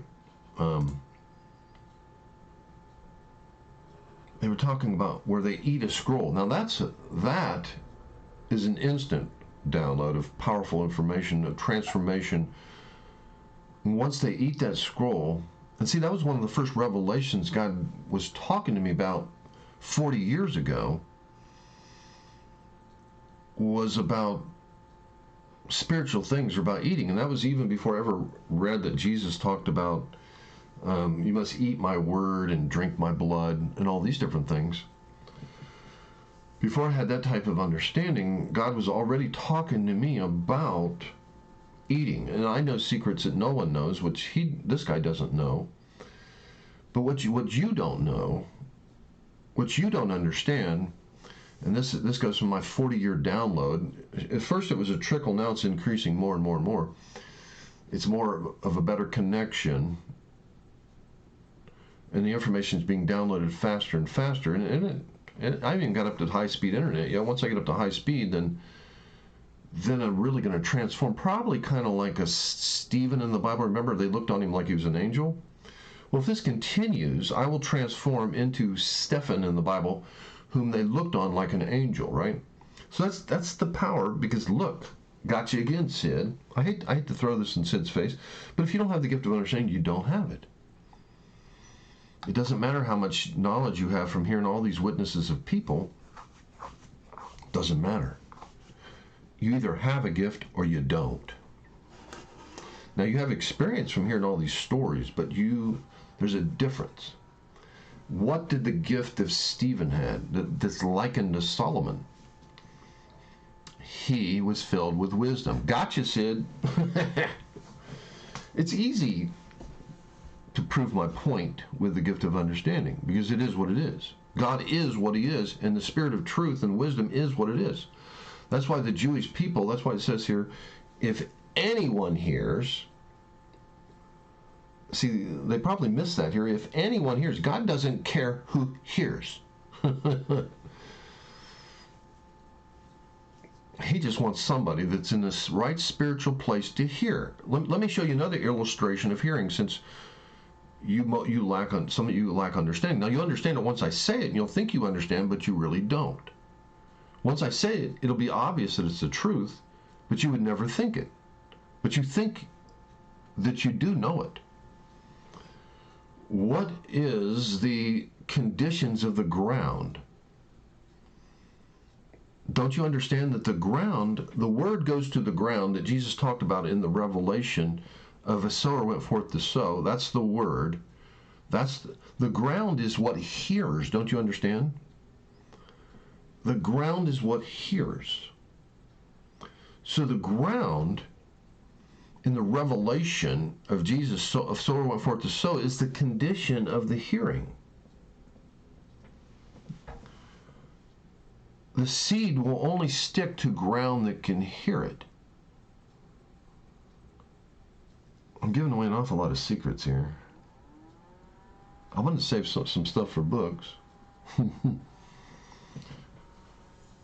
Sometimes I'm mad at myself for giving away some stuff. But the condition of the heart is what hears. Why do you think that Black Lives Matters can't hear? They can't hear the truth. But they're like Paul. Paul went and destroyed.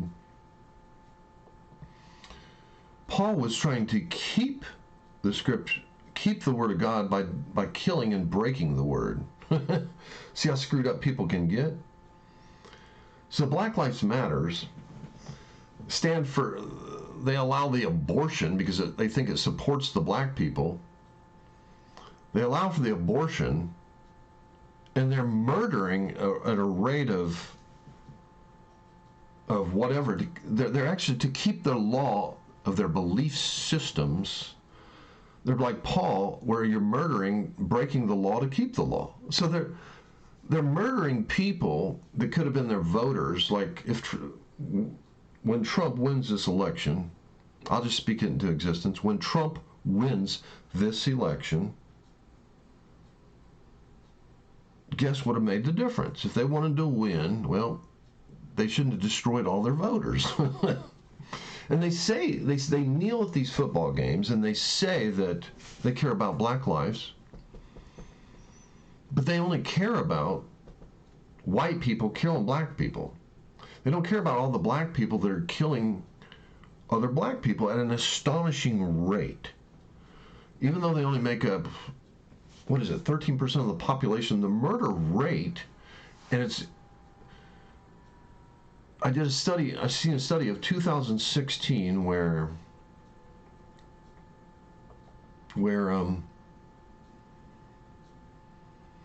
they actually did real numbers on who was killing who.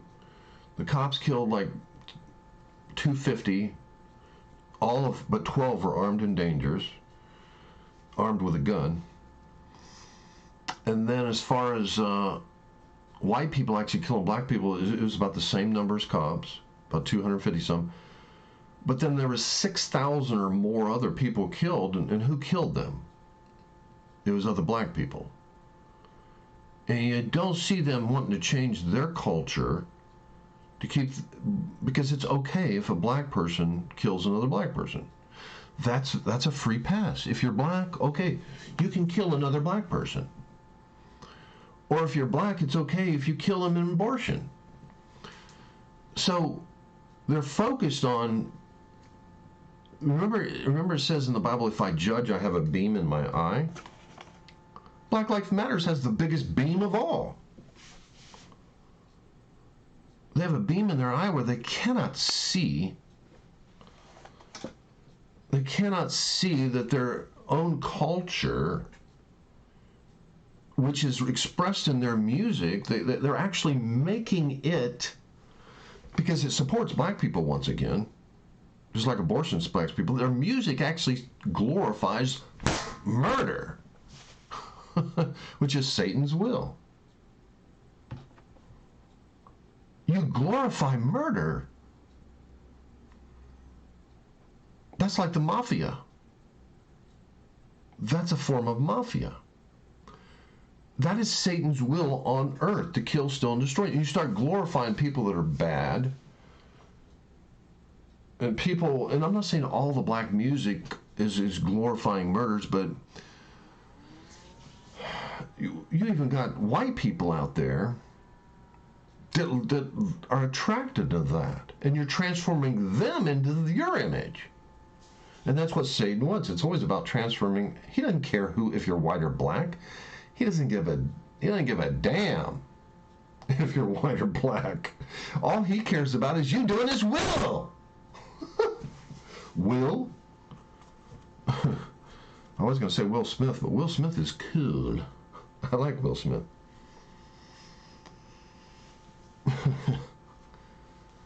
And Will ain't an ordinary Smith.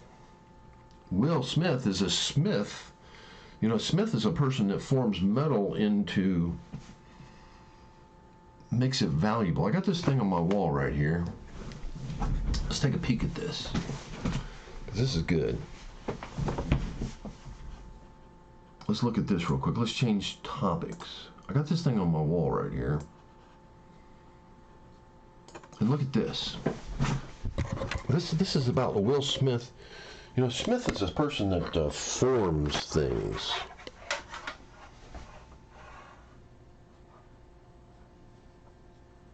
It says a bar of iron costs $5. And this is what we don't value in the United States. And this comes about black people too. We need to value all people. And it's the white man that sowed this spiritual DNA that corrupted the black man, and it's a horrible thing. But all people have a spirit. The skin color means absolutely zero. And pulling the race card is just horse manure. But anyway, this is about all people, about the spirit that we have in us. This is valuable to God because it was stolen from us, stolen from God. But anyway, a bar of iron costs $5. Made into horseshoes, it's worth $12. Made into needles, it's worth $3,500. Made into balance spring for watches, it is worth $300,000. Your own value is determined also by what you're able to make of yourself. Now, some of these black people have used Satan's will, and they created some of this music. And I'm not picking just on black people because white people do the same. Everyone does. Every word spoken is either for life or death. But black people support. They've turned into value being bad, being tough, and that's a good thing, being bad and tough. It's good in certain ways to be able to deal with the things they've had to deal with, to make it in some of the places, some of these people that have arose and overcome and came from the background they came from. Like me, I have no idea what they came from. I went through some hard times in my life. But some of these people that rose up where they rose up from, it's like a phoenix from the ashes. I commend the black people that have rose up like a phoenix from the ashes and just rose through just their own spirit and have rose up out of the ashes. And I even have to commend the people that have created this music and took something from bad and made money from it, even though they glorify Satan's will. But it'll bring a curse on you if you glorify Satan's will and glorify murdering and that type of nature. It will come back on you. Plus, you'll sow it into your own race. And anything, Satan's will always produces. It always kills, steals, and destroys. So you're not doing them a favor. You might make it out of the black community. You might make it. You might be successful, but you're going to sow that DNA, that spiritual DNA of a word that's either life or death, back into your community, and those people are going to be in that image, as Adam was born in his own image. And even Oprah has an own network in her own belief system, in her own image. And I'm not saying that people shouldn't own certain things. But one of the problems, basically Jesus says, if you have the kingdom of God, then you already own all these things. The prodigal son came back after he lost everything, came back to God, and he got a ring put on his finger. In a sense, he had ownership and power. That's what real truth is about. Because God, I have to believe that God had people pulled to this nation to free them. Because this country is about freedom. To make America great, which isn't a bad thing, even though people associate with Trump and his image, and Trump does have a specific image of what he believes in, and I don't know him personally, but everyone does have a spiritual DNA and an image, right? But we've got to be founded on truth. It's the only foundation. Jesus said, if I'm going to build a house, it has to be built on truth, of whom Jesus is. And you cannot build up the black community if you glorify gangs and you glorify all these things that is Satan's will. It will not work. You might be successful. You might make a lot of money. But you're sowing that back into your own people, and you shall surely destroy them. If the spiritual DNA that you sow into those people, if that spiritual DNA is a death DNA that is Satan's will, it's either Satan's will or it's not. It's either God's will or Satan's will. There's just no in between. You got to stop playing games. You got to stop lying to yourself. You got to stop fooling yourself. Your abortion that you're doing to the black community by saying them allowing that is an offering to Satan, even though you're not a satanic worshiper and you're offering this stuff to Satan. You're literally offering a sacrifice to Satan, a blood sacrifice. You're following his will, even though you're not putting a bunch of pentagrams down on the ground and worshiping Satan. You're still doing his will. And you can't do that. And you're probably looking at my thing hanging on the wall, my poorness, and I don't care what you think. Do you understand that? I know what I've been through, and the things I went through. I had 2 homes, and I lost it because I went into sin, and I know what sin does. So yeah, you can sit there and laugh at me hanging something up on the wall here, my shirt, and you can laugh at this mess. You can laugh at this enclosure I have here because I don't have decent heat in this place. You can laugh at my ghetto-looking ceiling up here, the hole in my ceiling that my landlord won't fix. You can laugh at all. I'm not ashamed of any of that stuff. I'm not ashamed of being poor because I know where it came from. It came from sin. And I understand that. And now that I know where it came from, do you think I'm going to continue in that way? Heck no, I'm not. I'm going to rise up by the truth. And I guarantee you, I had 2 homes. God will surely give it back if I walk in truth. So you can make fun of my stuff. I don't care what you think. I'll be back in a second.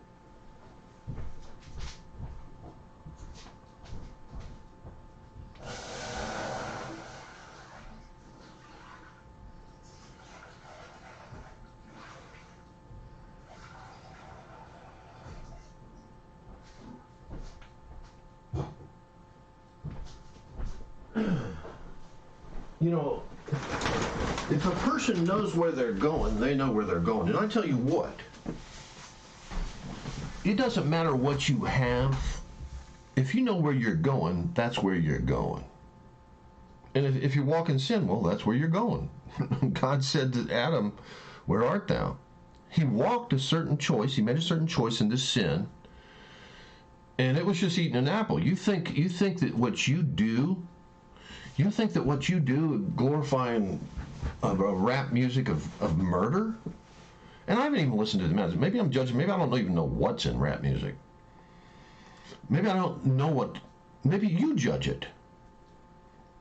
I don't even know what's in it. All I hear is the spirit behind it. I haven't even listened to it. There was one song by 50 Cent I really liked. It was, he was showing, I wish I could play it. There was a song of 50 Cent. I can't remember the name of it, but I remember seeing that one, and I love that song. But he was showing the conditions in the ghetto, and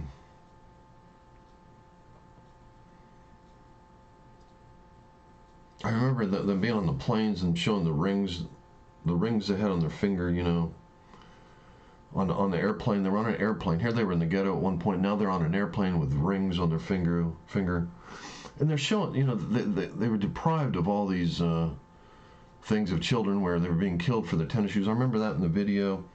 And at the end, the guy's holding the baby up. I can't remember what video this is. But at the end, he's holding a little black baby up. And that's what you're killing on abortions. At the end, this guy's holding a little black baby, and he's in this video from 50 Cent, and he's loving on this little black baby, and it's an amazing video. It's one of my favorite rap videos and songs. And but you're taking that same baby in abortion. You're just taking that baby and you're slamming it. You're ripping it out as they reach in with forceps. And they're just grabbing a black baby. They're reaching in, they're grabbing with forceps, reaching in, pulling out every body part, and they're ripping it out. They're destroying. And you know, maybe they don't want to bring that baby into that place. Because, and I understand, you know. I understand, you know, I've been there. I was bankrupt in every way possible. I had 2 homes at one point.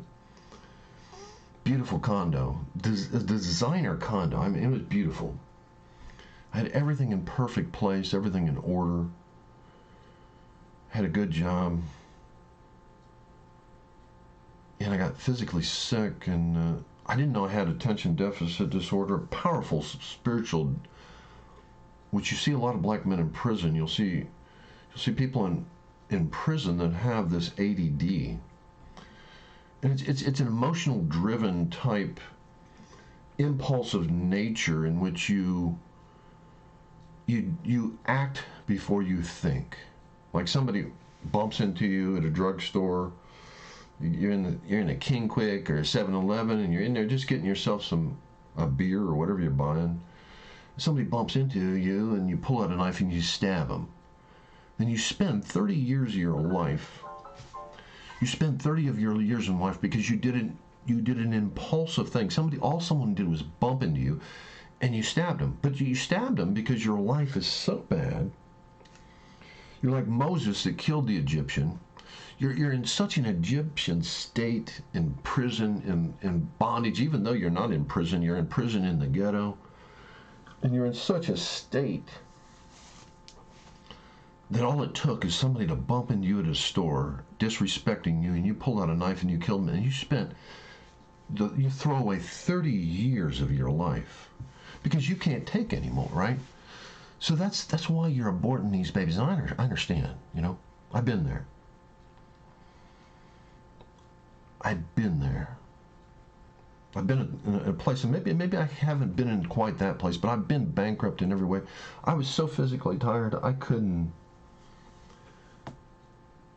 barely feed myself. I went 2 months where I was so weak, all I could do is eat and go back to bed. I had an entire month. I went 7 years where I couldn't even get on a sleep cycle. Just woke up just sick all the time, could not get on a sleep cycle. And slept during the day, one night, the night the next, the day, night, just trying to survive until the foreclosure people came and took my condo. And then I got in with the wrong group, because the wrong group are easy to socialize with. And God said to Abraham, you must be separate. And I tell you what, these people will bring you down. Those people, you learn the ways in the ghetto and the people, and I fell to the bottom. I fell through the cracks. I fell on this website called BattleCam. It was run from this billionaire named Alki David. And there were days where I wanted to commit suicide, but I was a Christian. I knew hell was real, so there's no way I was going to do that. But I had this gift of understanding, this hope.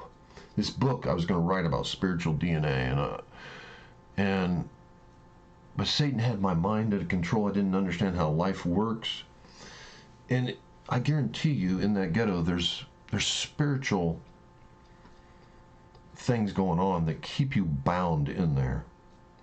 And it's not just the ghetto. It's not the poor neighborhood. There's nothing wrong with the poor neighborhood. The area I live right now is a poor neighborhood, but the people are good. I don't have to worry about people breaking into my car or shooting guns off or breaking into my house.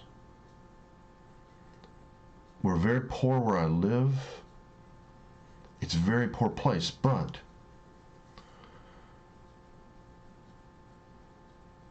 the people here at least aren't the type of people that's trying to break into people's homes. but it's a very poor place. It's a trailer park. I don't live in a trailer, but I'll probably be better living in a trailer since I got mold. My ceiling leaks.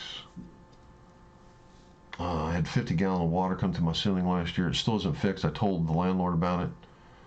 The guy's a millionaire upon millionaire, but even though I told him to fix it, he ain't fixed it.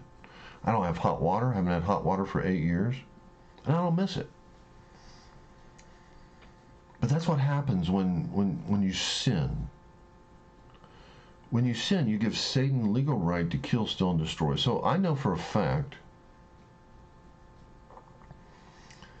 that you're not going to make it in the ghetto, in different places. And not because you're in a poor place, but because of the word you follow. That's how you'll make it in life, based on a word you follow. Jesus is not a liar. When Jesus says that a person that builds on his truth, that their house will stand, he's not lying. But you think he is lying. And you glorify some of these musics that do Satan's will, that propagate Satan's will on this earth. And yes, you have your rings and your money and all this stuff because Satan takes care of his own. But you, just like Howard Stern. Howard Stern said, well, I found out that lesbians equal ratings. Or he found out if he shared sexuality, a woman putting her private parts on a woofer, on a speaker, and having a orgasm on air, he found out that got ratings. That's Satan's propagating Satan's will on earth. This type of behavior that's being propagated. And I can tell you right now, there's not a damn thing you can do. I mean, some of you make it out of there, by doing Satan's will, and Satan will reward you, just like he did Howard Stern. And it doesn't matter whether you're black or white, doesn't matter. He'll reward you. But if you look at Howard Stern, on his as he was getting his reward, after he overcame, was it New York or something? And he's sitting there celebrating with his wife, and AC/DC is singing, and he's like having this big celebration in New York. And just as he's having this big celebration, this reward, because remember Satan offered Jesus fame, and Jesus rejected it. But some people will sell out on Satan's will, take that fame because they want that reward, because it brings money and everything else. And Howard settled for that, and as the AC and DC was singing, his wife gave birth. And I can't remember, I don't know if the baby made it or not. But he didn't get a chance to enjoy that celebration, because eventually your sin will give birth. And I still have hope for Howard, because I think Howard's a good guy. He has something that even the church needs, is honesty. It's interesting that he has that, because that's what people want. They want honesty, but not honesty to the point that you allow sin, but honesty to the point that you confess your sins and repent of them. So what Howard propagates is an honesty that says it's okay to sin, where the church has to have an honesty to everyone to admit their sins so that they can repent and turn toward holiness. So that's the difference between the Howard Stern honesty and that's a good thing, but he's using it as a license to sin. which is Satan's will. So it's interesting how he's using honesty, what God wants people to come to. So Howard thinks that honesty is a good thing, to bring it out in the open, and make it okay, that everyone accepts it, right? They take the shame from it, because everyone's doing it, right?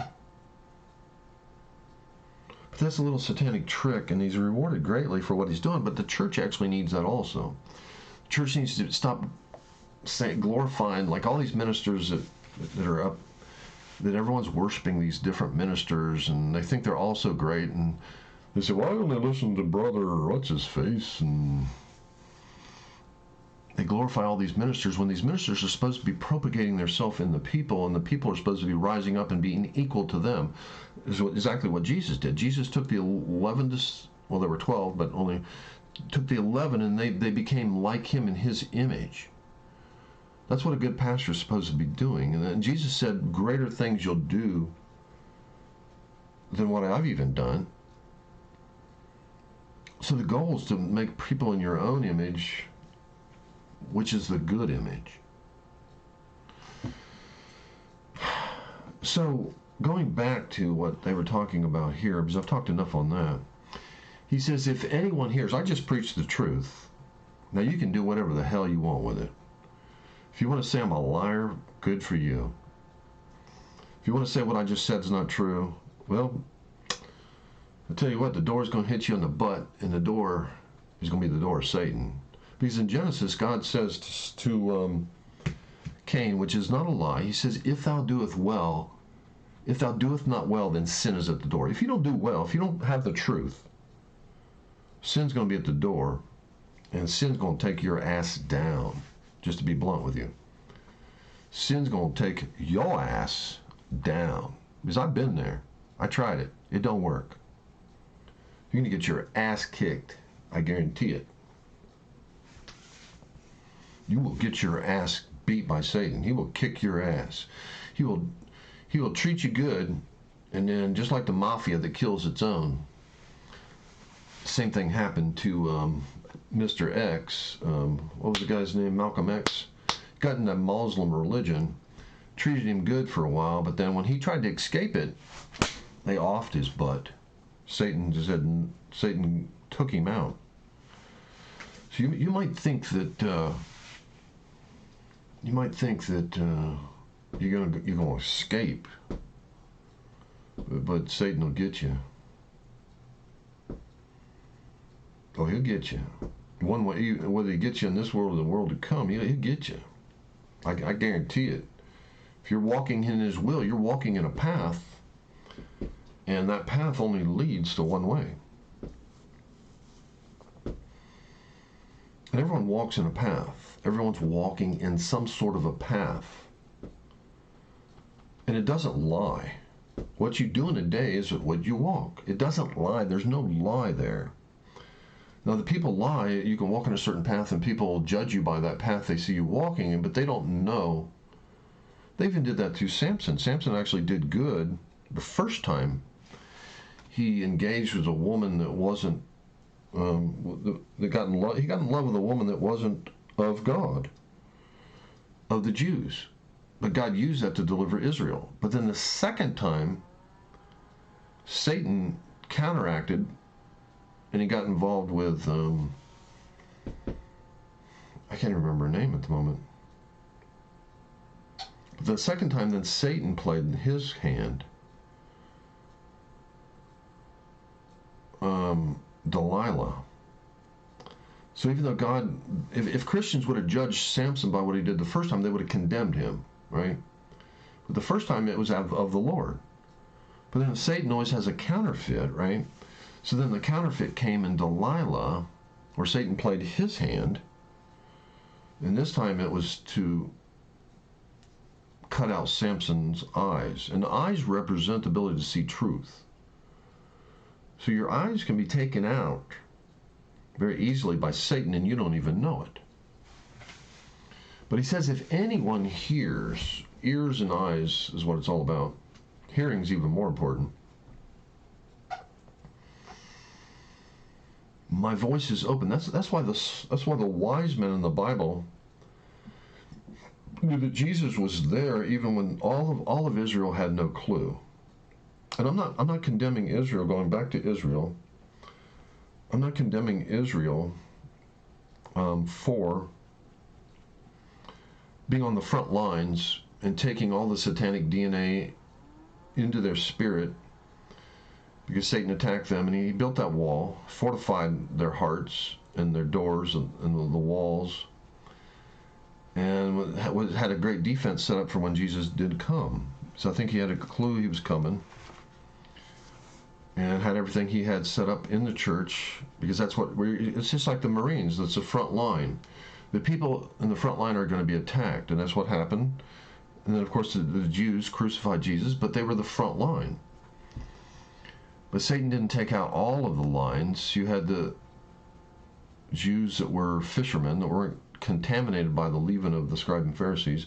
And even Paul wrestled with demons, buffeted by demons, because he had that scribe and Pharisee mentality in him.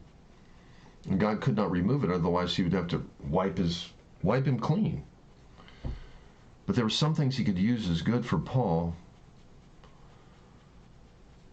But then Paul had that scribe and Pharisee mentality, which demons are only drawn to you if you have your word somewhere in them. Demons are drawn. You have to have the word of Satan for a demon to stick to you and be drawn to you.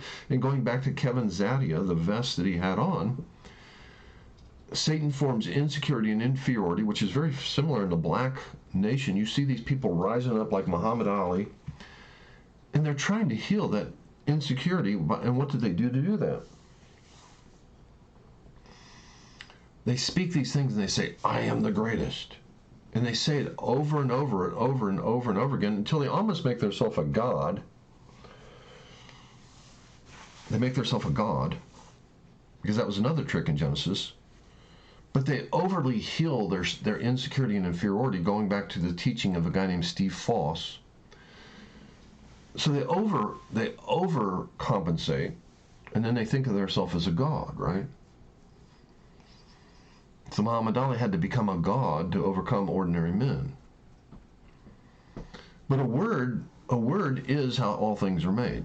It says in John chapter 1, it says, nothing was made without the Word, who is Jesus. So Word is what makes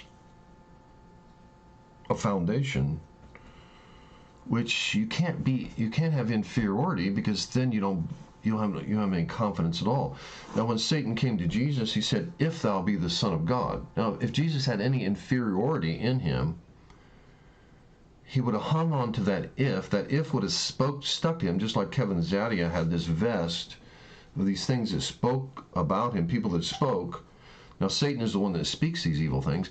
Satan spoke to Jesus and said, if thou be the Son of God. Now, if Jesus didn't know he was the Son of God, that would have stuck to him, and then he would have fell for the temptation, and then Satan could have legal right to kill, steal, and destroy Jesus, right?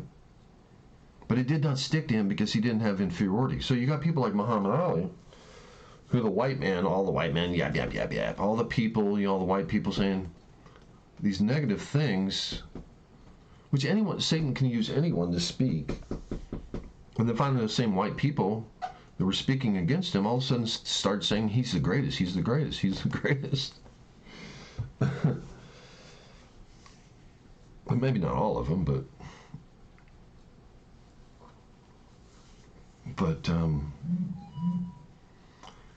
what I'm talking about here is the insecurity and inferiority that's stuck to Kevin Zadie, which sticks to all of us. Everybody, according to their spiritual character, different things will stick to you, and some things won't. Now, some things you want to stick to you.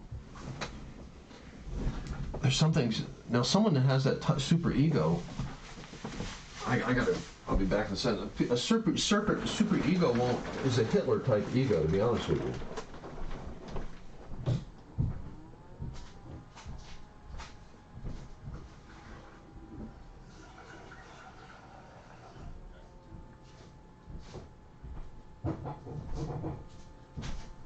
superego is an ego like Hitler, where Hitler thought himself as a god. It actually started birthing the Antichrist type spirit, in which no truth could stick to Hitler. Do you see what I'm saying? So the danger of becoming a Muhammad Ali type character is that not even truth can stick to you, right?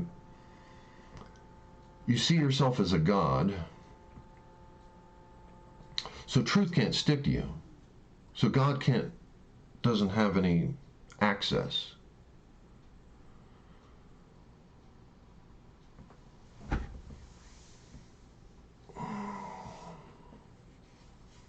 if God doesn't have access, well then, see, that's the compensatory thing of Muhammad Ali, and a Hitler type. And I don't want to compare Muhammad Ali and Hitler.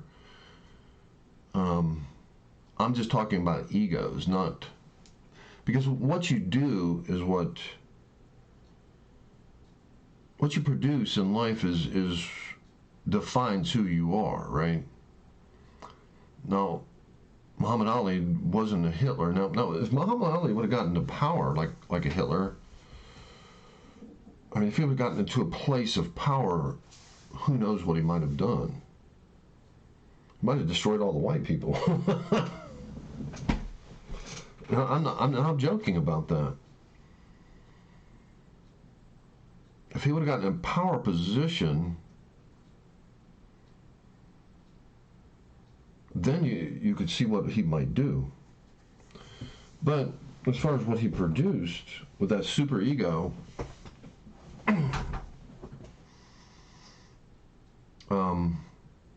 was boxing, and that's a good.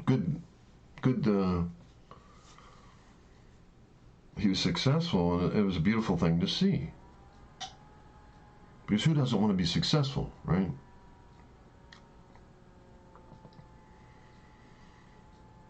But the only danger of the superego is you don't hear anybody else or anything else.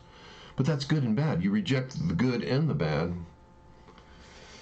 And but you can become your own God, which isn't good. Because that's another trick in Genesis. He offered Eve to become her own God. And that's what she was pursuing, to be a God. But the funny thing about Jesus is that he is trying to make people gods, in a sense. He wants you to become the Son of God. So the very thing that Eve coveted, God's even giving that. Because Kevin Zadia, when he was in heaven, he saw the sons of God and they looked just like God. And the bride of Christ is a joining of, and becoming one with Christ, and Christ is the first fruit of the sons of God. So when the bride joins the Son, what do you think they're going to be like? They're going to be one. Going back to Genesis, how they became one. So when the bride joins Christ, that is then a new revelation. I mean, in Revelations, it talks about when God is finally among his people, it's probably after the joining of the bride to Christ, and they become one. And then once they become one, then God can dwell among them, because there's no evil left in them. And then they're like Jesus. They're like the sons of God. Now, I also know that by revelation, since Jesus walked perfect, this place that we're in, you're going to be rewarded in heaven, which is eternal. Everything's short. Muhammad Ali's dead. Everyone's dying. Michael Jackson's dead. Prince is dead. Certain rap singers are dead. My dad's dead. My mom's dead. My brother-in-law's dead. People dying like flies. There's more dead famous people than there are famous people alive. There's tons of dead famous people. They're all dead. This life is very temporary. Now, eternal life, or the place that we're going to reign, going to be kings forever, princesses of the king, a prince. Prince wanted to be a prince, but A real prince is a person that really finds the truth. And I don't know that much about Prince as far as what he lived and did. And,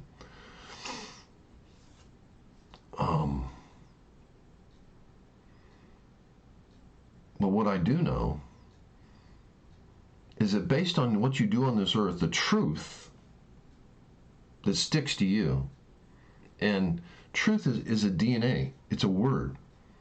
It's a spiritual DNA. You eat of it. The Word of God is something you eat. And then the Word of God also has a seed, and it transforms you into that image. Now, the same is true of Satan's Word. It's a food, and it's a DNA. And as you eat of it, you transform into that image. And you love those things. That's why you love the certain things you love, because they give you power. You love abortion because you think it helps the black man, but it does not. It actually gives Satan the legal right to curse you even more. He has legal right to hold you in the ghetto. He has legal right to hold you bound. And when you offer a blood sacrifice to Satan, and that's what your people did. Your people did that for thousands of years. If you didn't know, you didn't end up enslaved by accident. The children of Israel were slaves for 400 years. And they did that because they did the will of Satan. They killed a tribe of people who slept with their daughter. They killed innocent blood. And killing babies is innocent blood. And let me show you a revelation by someone. And you can sit there and say this girl's not a Christian, you just be blaspheming the Holy Spirit. You can go ahead if you want to. But truth doesn't lie.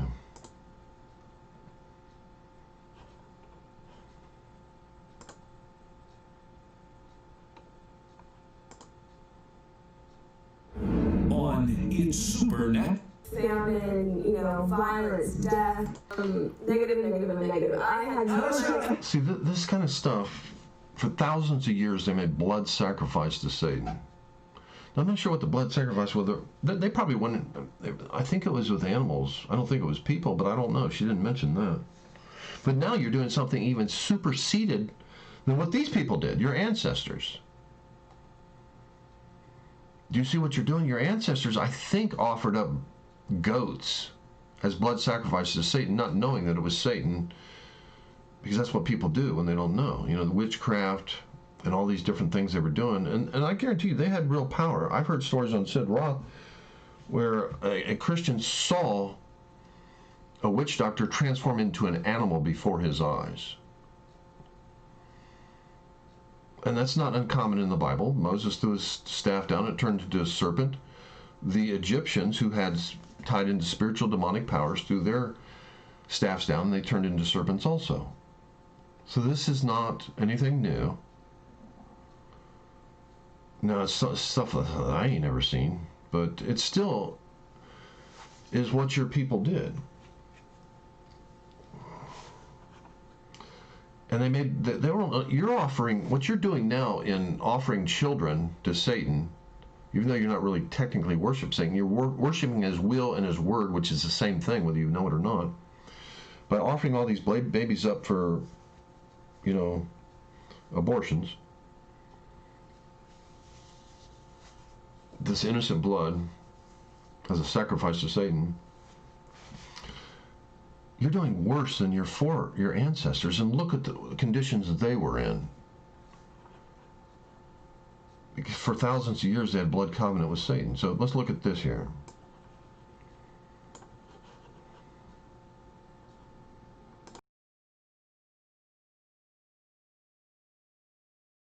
How does a young woman like that go to Africa alone without money? How? No, it's Give me a break. Absolutely. What did your mother say? My mother was freaking out, hands down. But I knew God had said to do this. I knew this was the invitation.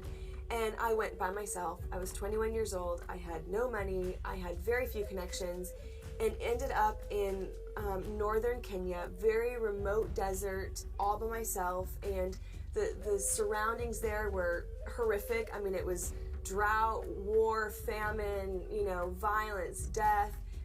It was crazy, Sid. It was absolutely crazy, but I knew it was God. And you found out that it was such a spiritual desert. It was because the Turkana tribe had made a covenant with Satan thousands of years ago. Right. When I thought it really couldn't get worse, I realized that the entire tribe was in blood covenants with Satan, and I just cried and was like, what am I doing here? I'm just nobody. Why in the world, what can I do? I'm totally inadequate. And God spoke to me and said, you know what? You are completely inadequate. Don't forget, that's your greatest strength. And then he asked me an interesting question. He said, do you believe that I'm the God that uses David to bring down Goliath? And that was, in other words, do you believe that I can use simple people to do great things? It's about me. It's not about you. And I was like, okay, God, I know that you love these people, and I know you want to bring restoration to this land. So we began to just pray and ask God for strategy for that land. All right, so God gives you a supernatural strategy, but with the strategy comes a warning. What was the warning? Well, God had given us a strategy to see breakthrough come. But basically, in a nutshell, what was the strategy? The strategy was to gather all the leaders together of the tribe and have them corporately repent and break the covenant with the enemy. But what he said was the only way out of this blood covenant is that the tribe has to enter into a stronger blood covenant. And the only stronger blood covenant is covenants with Jesus. And what was the warning that you got? So the warning I got was God said, this is awesome, I want you to do this, but knowing if you do, the enemy has asked to take your life. Satan is very angry, doesn't want these people out of bondage, and wants to take your life. And I didn't know what that meant, other than I knew it was serious. I really prayed about it, and I said, okay, God, Satan can't steal my life. I will lay my life down for this tribe if this is what you've sent me to do. But my life is in your hands. I trust you. And but 24 hours later, she finds herself dying in a remote village with no medical help, nothing, alone in the middle of Africa. Don't go away. We'll be right back after this word. We'll be right back to It's Supernatural. Our world is rife with comparisons about what separates us. Day after day, we go about our lives with tunnel vision. But Scripture tells us how Messiah broke down the wall between Jew and Gentile, allowing for the critical to breaking a covenant that's been thousands of years with Satan that has stopped people from coming to know God in that particular region. You're dying, but you proceed. They break the covenant by forming a stronger covenant, the covenant with God through Jesus. And what changes occurred after that covenant was broken in that region? Yes, it was absolutely incredible. We actually did this at the peak of the drought, the middle of the summer. It's like 110 to 120 degrees. It was so hot, and just the conditions in that land were so horrific. And we said, not only are the people going to come into covenants, but we're going to call the land into covenants. And so to symbolize this, we took communion, we poured communion on the land, and we said, okay, we did everything God told us to do. It was very simple. And they said, God, we really need 2 signs. Would you just let us know you're pleased, sign your name to this deal, something. And 2, would you give us a sign that you've really brought down the demonic stronghold in this land? And sure enough, we got our signs. It was like living through a Bible story. It was so incredible. Tell me, you had several signs. Tell me one of them. Yeah, one of them was all of a sudden, middle of the summer, the heavens literally open and it starts to pour down rain. Never happens. Oh my goodness, it hadn't rained in so long. You don't have to tell an African that rain means God's pleased. They knew God was in this. And then it began this bolt of lightning struck this mountain, Goat Mountain, and that was the high point of all the demonic power. It was where they did all these sacrifices, and God struck the mountain, and you could feel something shift in the land. And then it was almost instantly we began to see things change. We had some friends that were from the Turkana tribe, and they had a curse put on them that all their children would die at birth. And just so happened, she was 3 weeks overdue from delivering another baby, and they had lost several babies, and so they were just devastated. But as soon as we did everything God told us to do, and the curse was broken, she went into labor. And everybody kind of stood by to see if, this was going to really bring change. And sure enough, she delivered a perfectly healthy baby girl. and the father held the baby up in front of the tribe and said, her name is Peace. She'll have no middle name, no last name. Her name is Peace, and she'll be a prophetic sign to us that on this day we came into peace with the living God. And then from that moment, like, we just saw crazy transformation in the land. It began to rain, record rainfalls. The violence level completely diminished. It was, people started getting saved. It was like, I love what occurred. But what about you? You were dying in this remote village. A guy by the name of Randy transports you how many miles away to a hospital? It was about 16 hours away. I mean, you were dying. Yes. I had been given about 24 hours to live. And this precious man found me, drove me 16 hours to a hospital. Got to the hospital, they said basically it was a miracle that I was alive. All my organs had shut down. I had severe dehydration and was very sick. They said I needed an instant surgery, and I was just like, no way, and I just started, something rose up inside of me and said, no, I know that my God can heal me. I've seen God move. I've seen him heal. He loves me. A pastor gave you an encouraging prophecy too that helped. Tell me about that. As I was lying in the hospital, hooked up to all these machines, miserable, in pain, so incredible. This man walks into my room, this Kenyan pastor. I've never seen him before. He introduces himself and says, you don't know who I am, but the Lord woke my wife and I up last night and told us to pray for you and told me to come and give you a word. And I'm going, thank you, I want it right now. And he said, the word is very simple. He said this, and he just pointed to me and my condition, and he said, God wants me to remind you, this right here, this is about spiritual promotion. This is about gaining authority. And it was the exact words God had told me, and I'd written.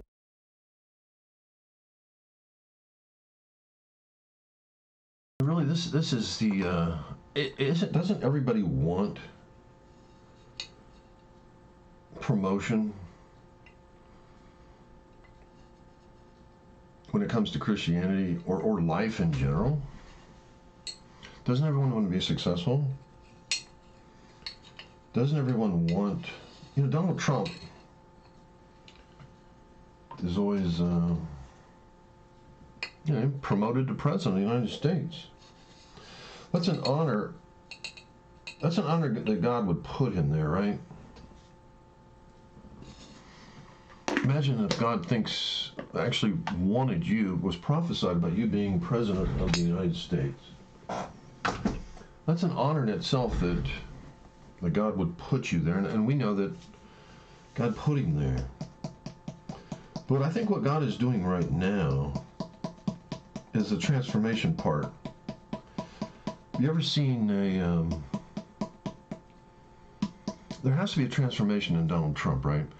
And how does that happen? The same way that transformation, me and Joyce Meyer, or even Ashley Judd, when she was transformed, when I saw her that day on the 700 Club. How does the transformation occur? Well, the caterpillar is in a cocoon, right? And it either frees itself when it becomes a butterfly. And a butterfly, you don't have the tools of a caterpillar. How it gets out of that cocoon, I'll never know, I never watched it. Maybe I need to watch it. But that's really the Christian transformation of, I believe, what's going on with Donald Trump.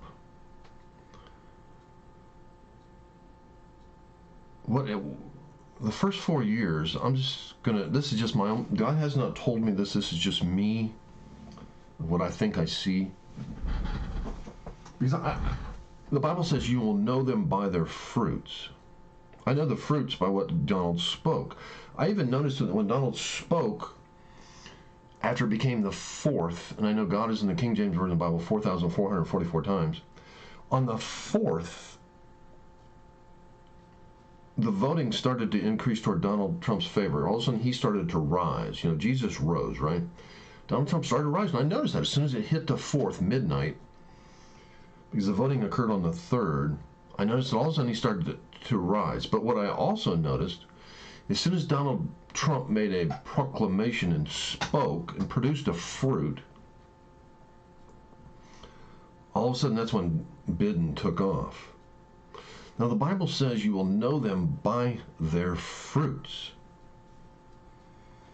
And when you speak, when you're the President of the United States, people look at you almost like they look at Jesus. Like everything Jesus spoke, everything he spoke was of value and power.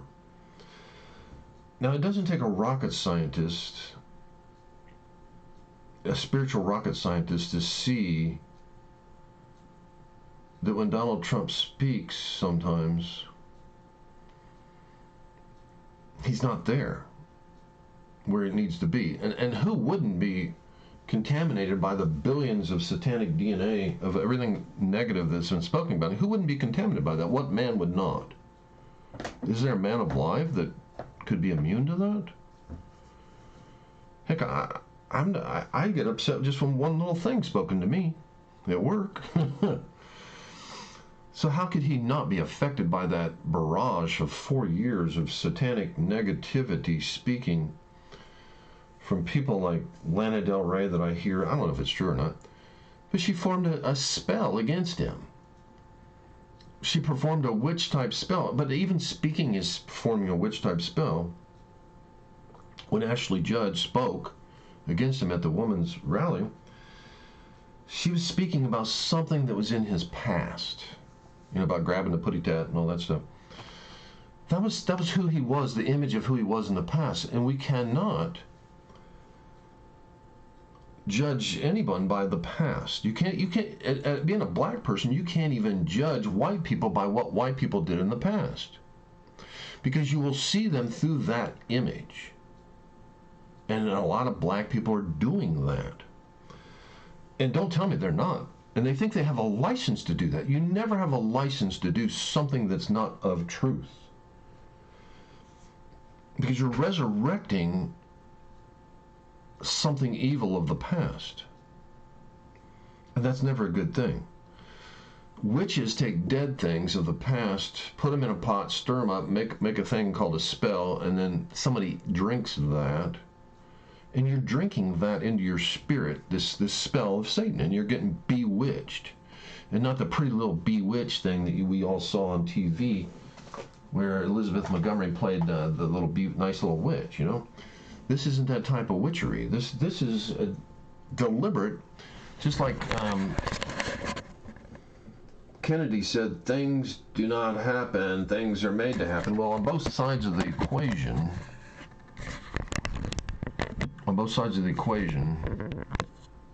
spiritual things happen, and they're not by accident. And if you don't know how that they work, then you're going to be subject to the greater to these demonic forces. So when you look at the past of what white men used to do, and who people are now, it's a different generation. It's a different time. They had the breakthrough. Now I don't know about down in the South. But I actually was a white person that was raised in a different generation. And I was born in 58. And I just didn't have the image of black people that people of my forefathers had of black people. Now, to be honest with you, my image has changed. I used to give black people a free pass and thought that I was angry at the white people. But I've actually changed my mind. Because of all the evil that have been done to me by black people. I've never seen such evil.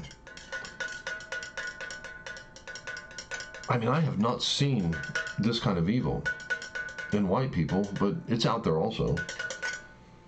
But the black people that I've seen, and like I said, skin color doesn't have zip to do with it. Because the black people that I encountered in high school, they were not the black people that I've encountered in this day and time. There has been a change of some kind, I guess. I don't know. All I know is the people that were black in my high school, those people were different. The black people that raised those people, these people. I liked all the black people in my high school, just like Howard Stern went to a black school. I didn't go to a black school. I'd say maybe representative of 10% The 13% of people in my high school were black. But I can't think of one negative thing of one black person that ever did anything negative to me in my entire high school. And the one person I just found out, there's this guy named Eric Eli. I found out that he's a pastor, and he's one of the guys that treated me the best in high school. He was a black man, and I found out that he's a minister in today's time. And I was like I just found this out just like 2 weeks ago, or maybe a month ago.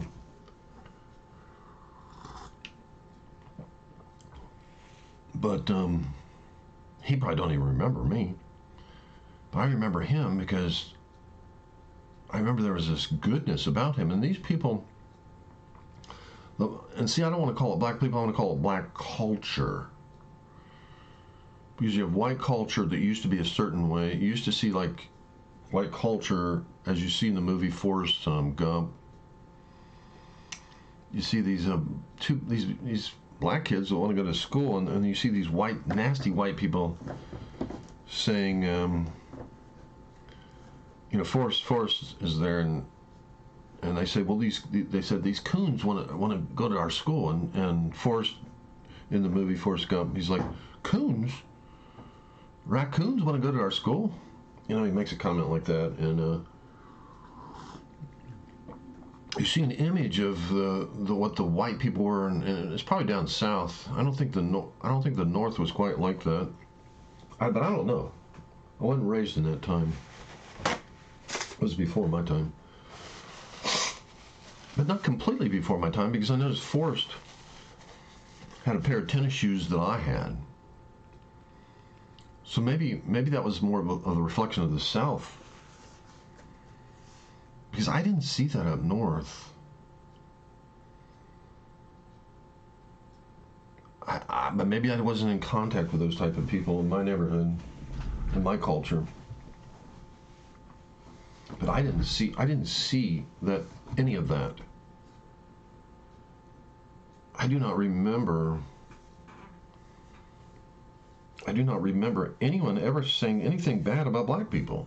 Very few people, if hardly any. I do not my parents. I do not remember my parents saying anything. I never heard it. I never heard anything.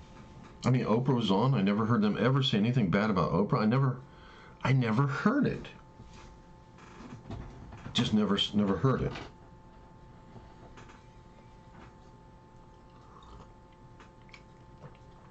So maybe down south that was a mentality. But up where I was at, of course I was a kid, But it did not exist in my neighborhood. Of course, there was not opportunity for it to exist. Of course, we had a black friend named Jeff Goodrich. Whoops, I shouldn't have said his name, but I just did. And he was raised in the same neighborhood as me, and the black people didn't like him because they said, Jeff, you're black on the outside, but you're white on the inside. And of course he was. He was raised in a culture that was different. And so when I make black or white comments, skin color obviously doesn't create behavior. But what does create behavior is your culture, because that's what you're raised around. That's a spiritual/mental DNA, which comes down to one thing. You're either doing the will of Satan or you're doing the will of God. That's spiritual DNA. And if you do the will of Satan, well, it is what it is. You're going to be under a curse. And that's a fact. So anybody that has any sense knows that if a Cocker Spaniel is a black Cocker Spaniel, or if a black Cocker is a white Cocker Spaniel, it does not change that dog is a dog. And the same is true of human beings. So Jeff, which was raised in my neighborhood, the black people didn't like him because they said, Jeff, they were racist against him. Didn't like him. Because they said, Jeff, you're black on the outside, but you're white on the inside. And he's a result of his culture. Now, skin color does not create. A human being is basically raised, whether it be a dog. If you're a dog and your master kicks the shit out of you all every day, well, then you're going to bite people, right? It's as simple as that. And it has nothing to do with whether the dog is black or white. And I'm tired of the horse shit. And yes, I just said shit. I'm tired of it, of people using the race card to cover up their behavior and their actions on the things that they do that are absolutely wrong and criminal. I'm tired of using an escape saying that you're being picked on because you're black. No, you're not. You're being picked on because of your culture, your behavior. And that is a spiritual DNA based on your culture, based on what you believe, and the actions in which you do.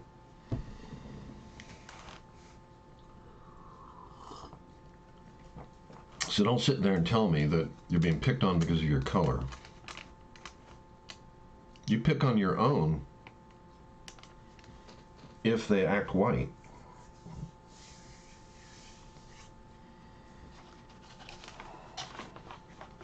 A lot of people have accused Oprah, as being white. And she did. She liked Mary Tyler Moore. That was her role model. And once again, that has nothing to do with white. That has to do with a woman. See how she separated that? Oprah seen a woman that was a role model to her. And color doesn't have a damn thing to do with it. I think it really makes me mad when people always throw color into this. Like skin melatonin has a damn thing to do with behavior. What the hell is wrong with people? Are you really that stupid? I'd like to smack the white people down south. I'd like to just smack them right across the face. Those people that sit there and judge people based on color. And I like to smack some white people or some black people too that think the same way. Stop seeing people. Martin Luther King wanted people to be judged based on their character, which is your culture and your spiritual DNA. And I don't apologize for seeing the truth. I'm not one of these people that's going to feel guilty because I spoke the truth. Y'all can kiss my butt. And I'm not ashamed of where I came from. My people were poor white trash to a degree. I don't care. I don't give a damn about that stuff. I don't give a damn about being in a poor house, but that's not who I am. I don't have to go buy a flashy car to impress people. That's horse. I don't want to say the S-H-A-T word again. I already said it once. But dung is dung, and dung is talked about in the Bible, I forget where exactly at. I think Paul brings it up. He says something about dung. He says, hey, but dung can be used for fertilizer. Quite valuable.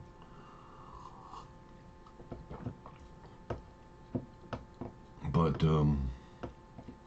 that's animal dung, or even human dung, I guess. But anyway, I gotta end this.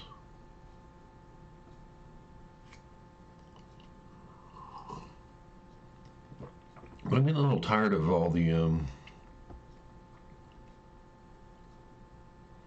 racism on both sides. Because you don't have a license to be racist. I'm just going to say this. Black people will come up to another black person and act like he's his brother based on skin color. I've been at my job where probably 70% of the population at one of the jobs I was at, most of the people were black. 70% were black. I'd say 60 or 70% of the people that worked at this place were black, as far as skin color. And probably 10% were Chinese and see if 60 or 70, 10% would be Chinese. So that'd be 60, 70. Well, it'd probably be more like 70% black, 10 or 15% Chinese, and that would leave 15% as white that worked at this company that I was at. And I got tired of black people coming up and shaking other black people's hands because they were black and they didn't shake my hand. So I was already an outcast because I was the wrong skin color. But a few of the smart, intelligent people of that culture that were black got to know me and realized that looked beyond the surface of my skin color and realized that there was more to me than just I was just who I was. I can't help it I'm white, and they don't like white people. I'm not automatically their brother. But in the world of rich people don't give a damn about color either. It's about money. How much money you have,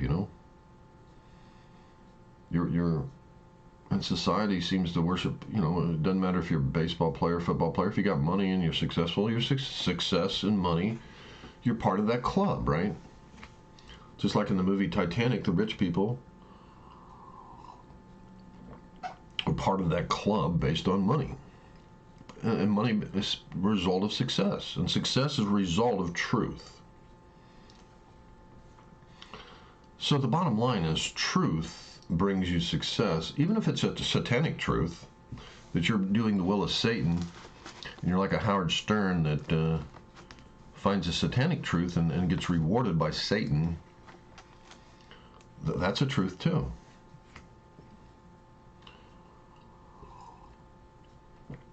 Satan takes care of his own to a degree until he cuts their throat and puts them in hell. Anyway, let's move off this topic. I've talked about it enough. Let's finish this.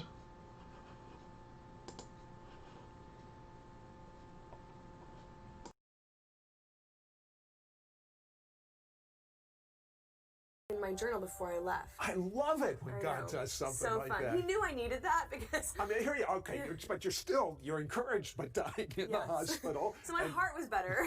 My body wasn't better yet. But it did give me the faith just to go, you know what? I know God can do this. I'm going to press in. And I know that in the middle of difficulties, choosing faith and choosing to believe his promises is that thing that pushes you through and gives you authority. And it's the thing that breaks you in. Okay, well, this good friend of yours shows up in a dream.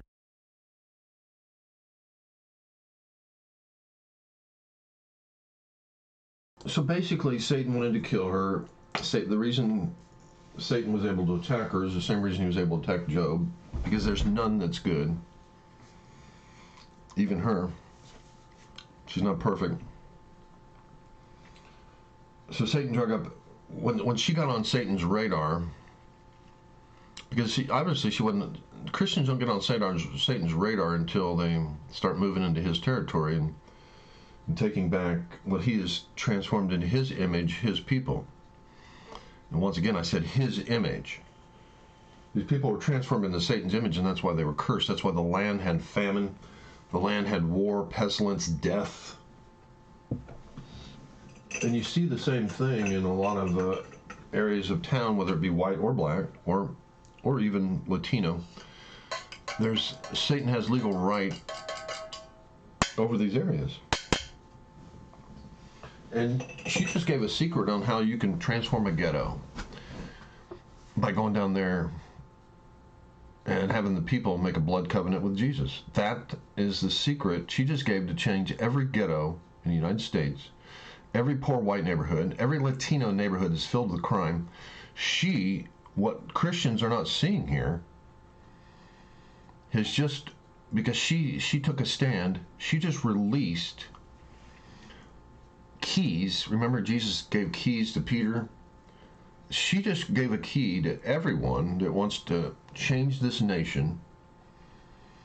She just gave the key on how to do it. Now, if you don't want to believe it, well, guess what? You can sit there and kneel at some football game about saying how police are shooting your people, when the reality is 6,000 people are dying by the hands of other black people. And how many black people are killed by abortion every day? Not counting the 6,000 that are murdered by other black people. How many black lives are killed each day by abortion? You know, I love how Google doesn't want to give the truth, just doesn't want to let it go.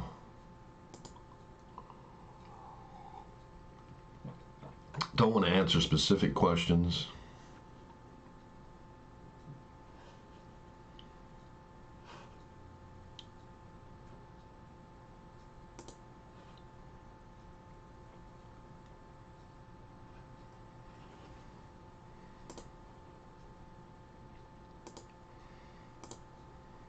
Sometimes it's not easy to find truth on Google. And when you do, it takes a while to get to it.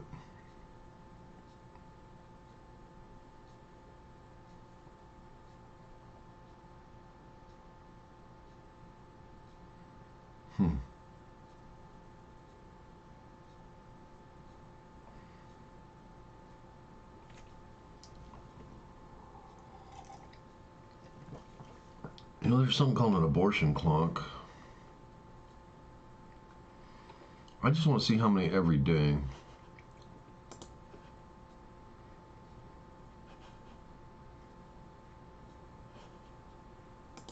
It's hard to find specific things.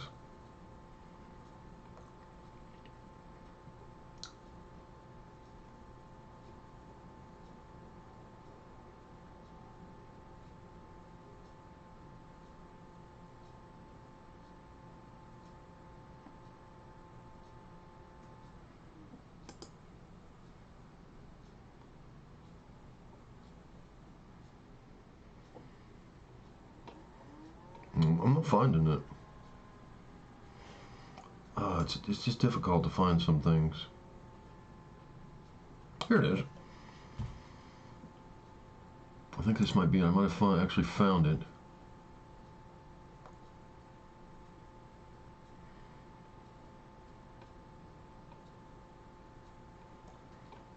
I still ain't found it. It's not easily found. But I hear it's about 1,000.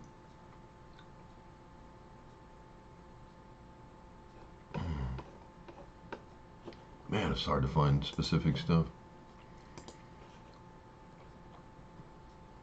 Let me try it one more time. Oh, how many black babies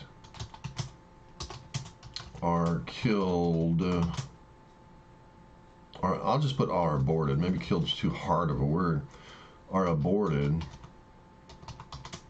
each day in USA. Okay, that's pretty specific. How many black babies are aborted each day in USA? That's very specific. Oh, I'm back to the same page.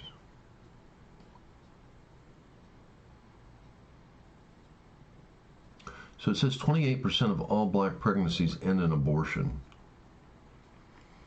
See if we can find numbers of each day. I still haven't got my answer from Google.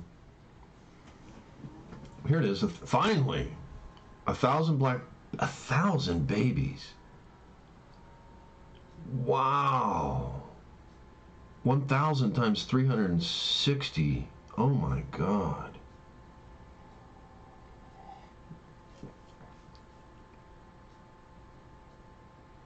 Wow. That's a lot.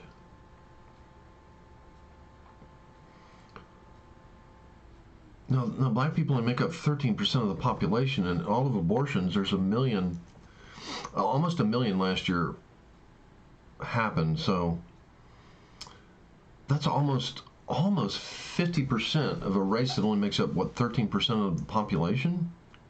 Woo.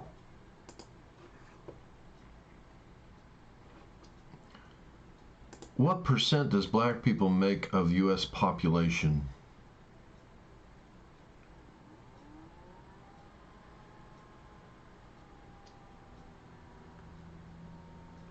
It says 13.4%. And they're almost approaching half of all abortions at 360,000 a year. Wow. Talk about a genocide of a race. Imagine if they didn't do that since Roe versus Wade. Black people would be the dominant, white people would be the minority, and black people would be the majority. Wow. I mean, black people would be the minority. They would no longer have any power in the United States.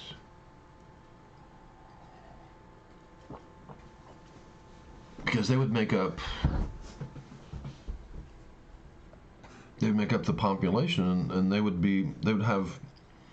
make up all votes. They would control everything. They would be the dominant force in the United States as far as votes. Wow.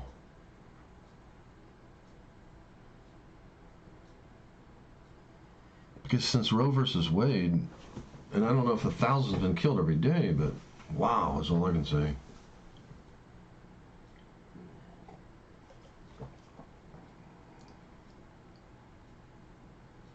So I guess black lives don't really matter to Black Lives Matter if you're not kneeling for these 1,000 babies dying every day.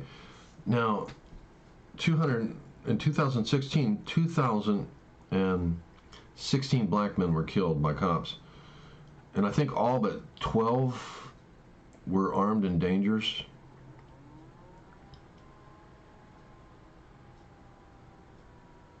So you're kneeling for like 4 people when you're not kneeling for 1,000 black babies killed every day. Or for the 6,000 that are killed by other black people. So, but the sad thing about this on a spiritual level is that it's doing Satan's will. First of all, premarital sex is Satan's will. That's totally against what God has planned. That's why all these broken homes, and some of that is the white man's fault. Because the white man back in the day wouldn't give a black man a job. So the black man turned to crime, and that's how a lot of this stuff got formed. Because it was formed in the white man image. When a white man wouldn't give a black man a job, he formed something in an image, and then lo and behold, the image came forth in as far as they turned to crime to make money. Whether it be prostitution or selling drugs. So the white man actually created that in the image and how he viewed a black man, right? Crazy. So you reap what you sow, you know, one way or another. But the sad thing is that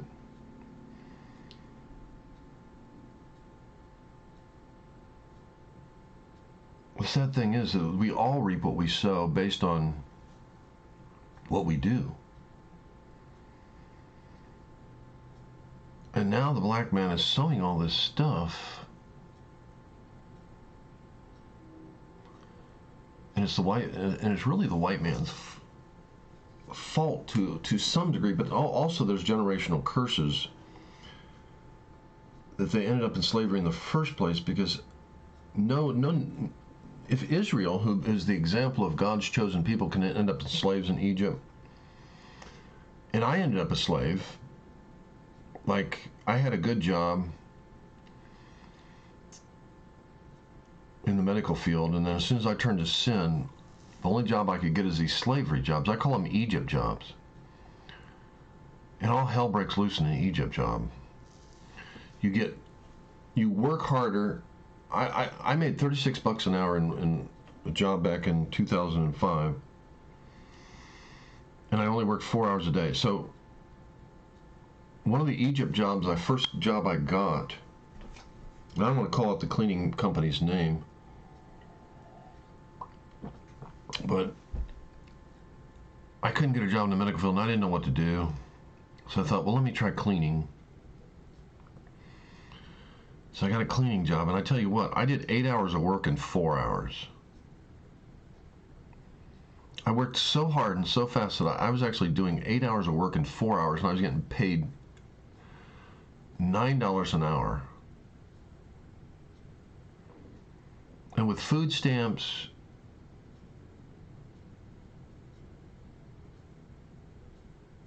I barely got by. And what's bad, the people that you deal with in these 9-hour jobs are not the brightest bulbs in the world. They're the worst of the worst. And that's what makes it even more hell. Because these people you deal with that's fallen through the cracks and fell to the bottom of these jobs, they fell to the bottom for a reason. And these companies that hire you, it's just one vicious cycle after another. I gotta turn down my water. But then you learn their ways. You're around these people. Remember, in the Bible, I'll be back in a second.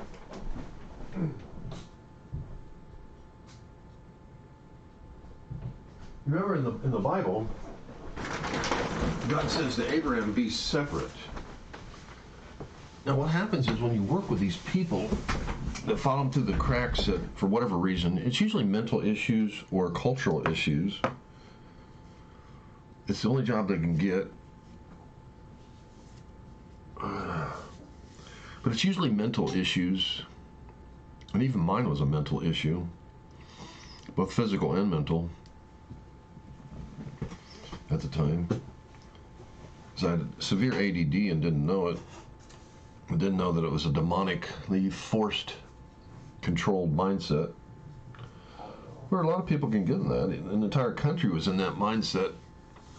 Where FDR spoke and said, men are not prisoners of fate, but prisoners of mind. That's what happens. Anyone is subject to this type of stuff. But the entire nation was depressed. And there's few people that are rocks, but the fact that the president couldn't walk and overcame all that and gave the country an image that he could stand, and because he really was standing mentally. His disability actually was his strength, and that's true of anybody that has a disability of any kind. My ADD has become my strength in understanding the human mind and human behavior. Because God gave me a download to strengthen that area of me, and now I have understanding of all things. And I haven't even begun to the gift continues to expand, just like the seed that expanded the universe. My understanding continues to expand, and it will not stop until I die. Will I become like Solomon? Well, hopefully I'll go.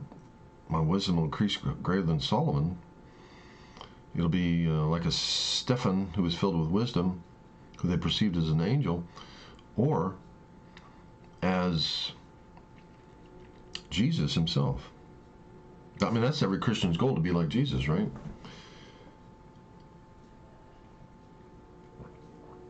In understanding and anything else. Understanding will bring everything. If you understand everything, then anything's available. Even scientific things, as far as Einstein type things. Because that understanding is universal. When God gives a gift, it's a universal gift. It works on anything.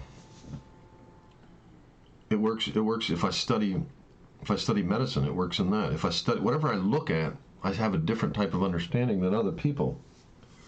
And I haven't even begun to even use it yet, because Satan had me in bondage, but God's treating the core problem, and I'm rising up. And I see why Keon West believes he could be president. I understand that, because it's a mentality. It's tapping into God, and anyone that taps into God can do anything. If you're president over your own self, if you can lead your own self, you can lead anyone. And that's what this is about. You know, I'm not condemning the black race. I'm just saying, God said this. He said, where art thou? You got to have an honest... One thing I've noticed about certain cultures, especially the black race that I've come in contact with, is that they lie. They're so afraid, some of them.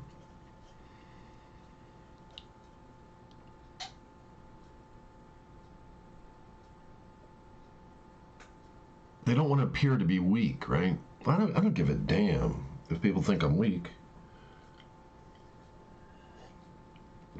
Because I know I'm weak. I've already confessed on many videos. I was like the person that had no immune system.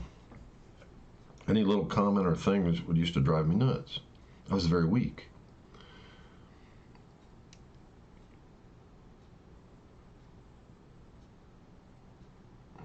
But now I know how the mind works. God gave me a foundation of how the mind works. So you can't destroy my self-esteem, because I know how the mind works. I know how all things work.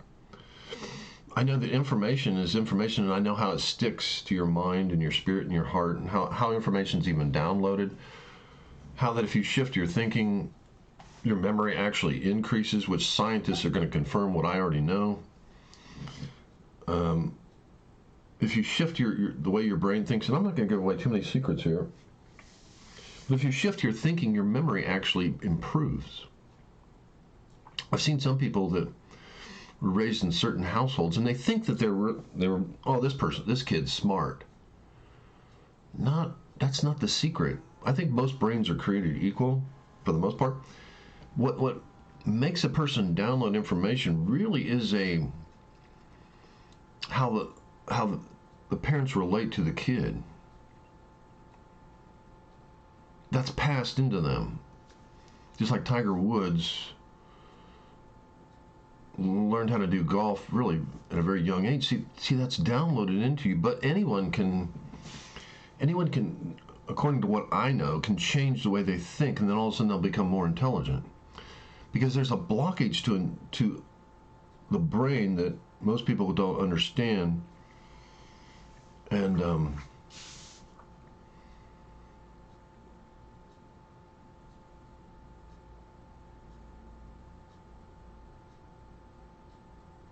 it's a spiritual thing.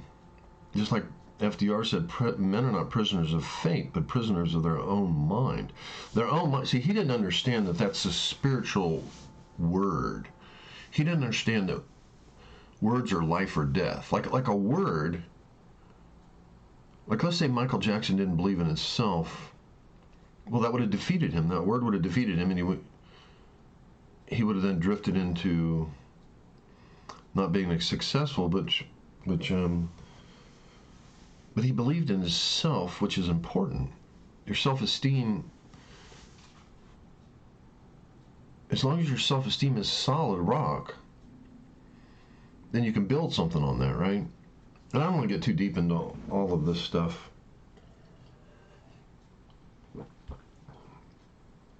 But the human mind is, I might write a book about it. And they don't teach us in schools on how the mind works. And I'm sure the black culture has figured it out. Those people that have overcome, like the Williams girls, now that they do have athletic ability, which is from physical DNA. Just like skin colors, an adaptation of certain, if I'm down in the, if my people lived on the equator, well, then my skin would start to darken.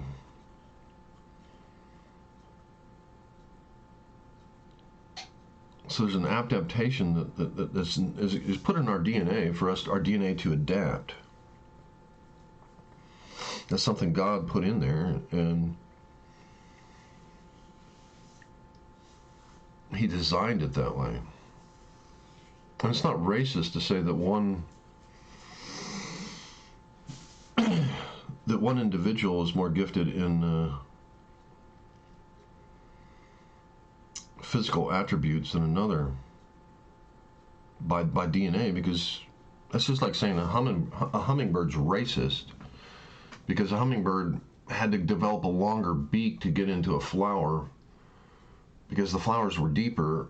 So the hummingbird's DNA was intelligent design.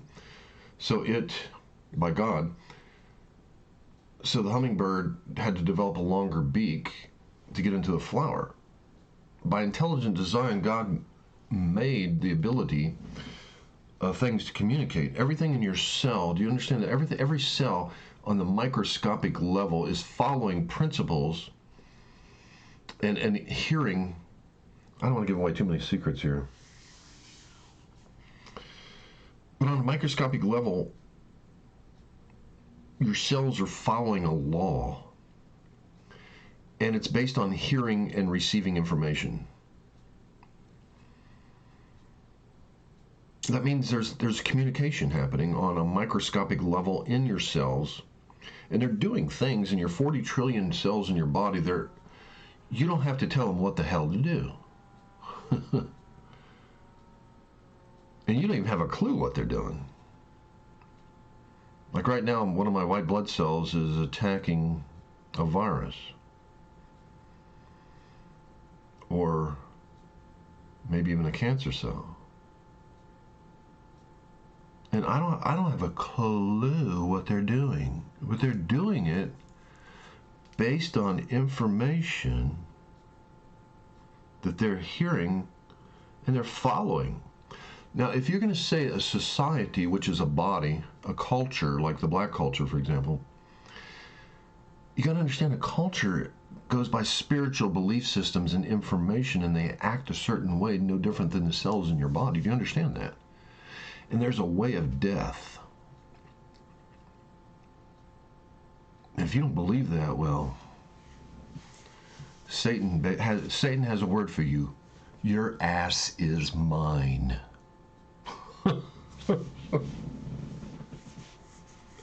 So go ahead and believe what you want to believe, but it ain't going to change reality, boys and girls. Satan has a word for you. Your ass is mine. That's what Satan wants to say to you. Now, he ain't going to say that to you because he ain't stupid. He's an entity that's been around and watched your people live and die like flies, like fruit flies. Satan is an entity that has watched your people live and die like fruit flies, and he knows a lot more than you. They think you know something.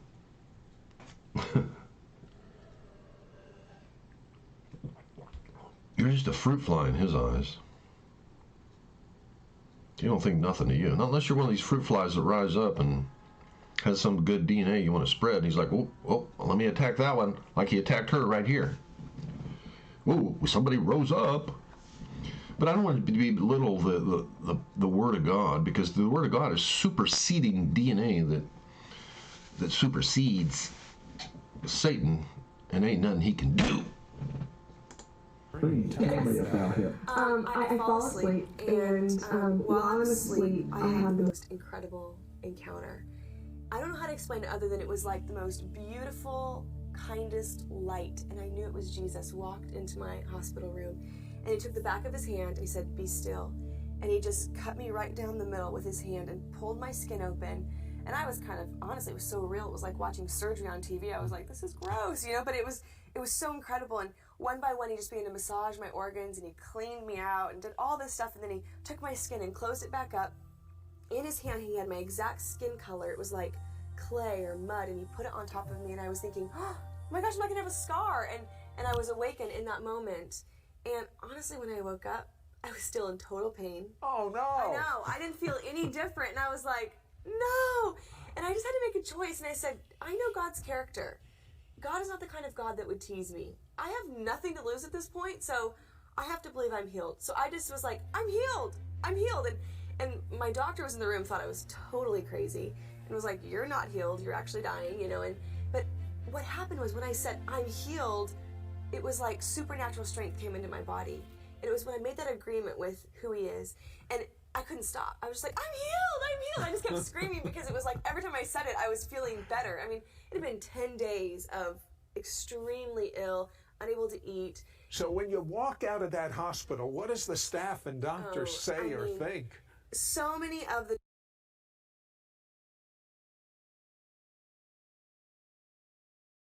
You know, I'll give you a little secret. God actually called me to the black race to help him.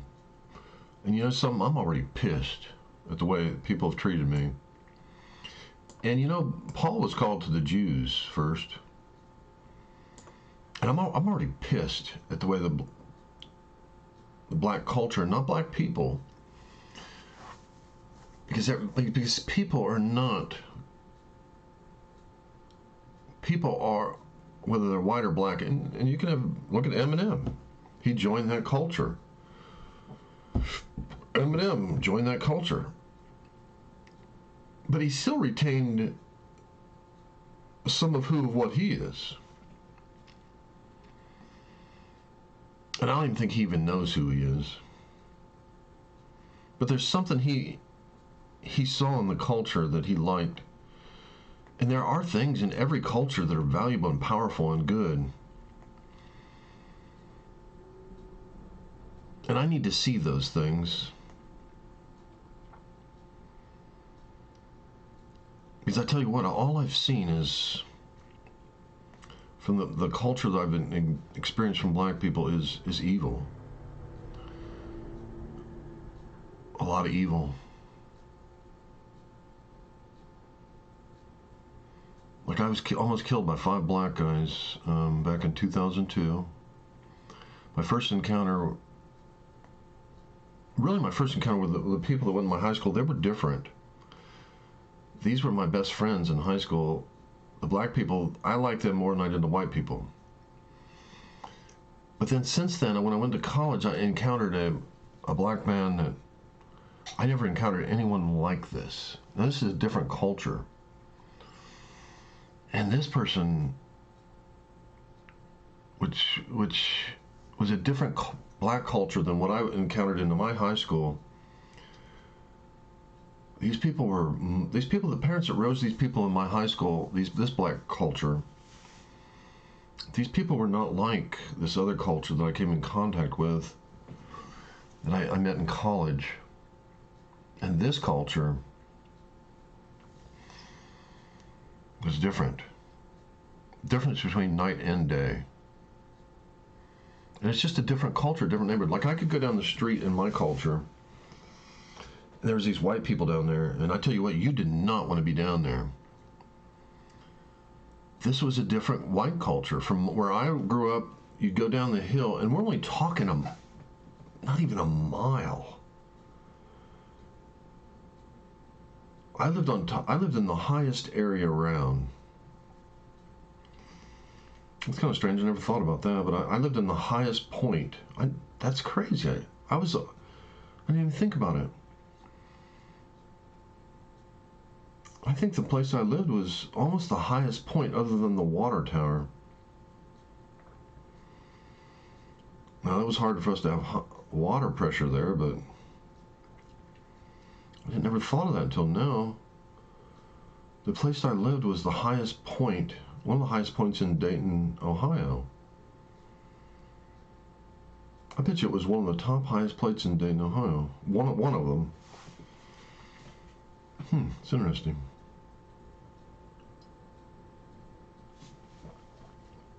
I didn't even realize that till now. Didn't even think about it.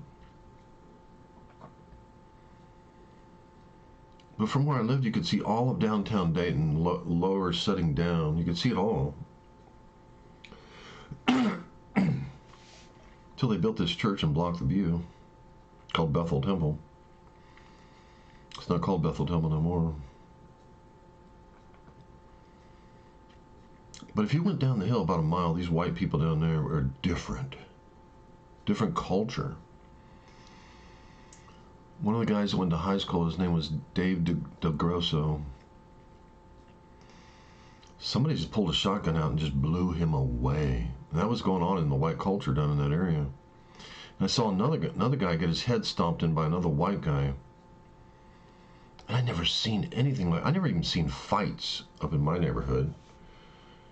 We might have a little tiny fight that lasted a few seconds, a few times in my neighborhood where I was raised. But I can't remember I can't remember even one fight in my neighborhood. Not even one.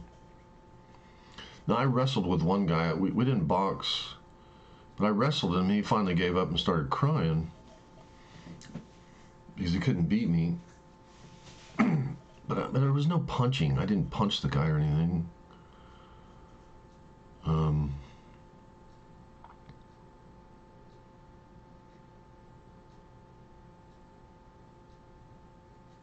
And maybe I've been punched in the stomach one time by one of my friends.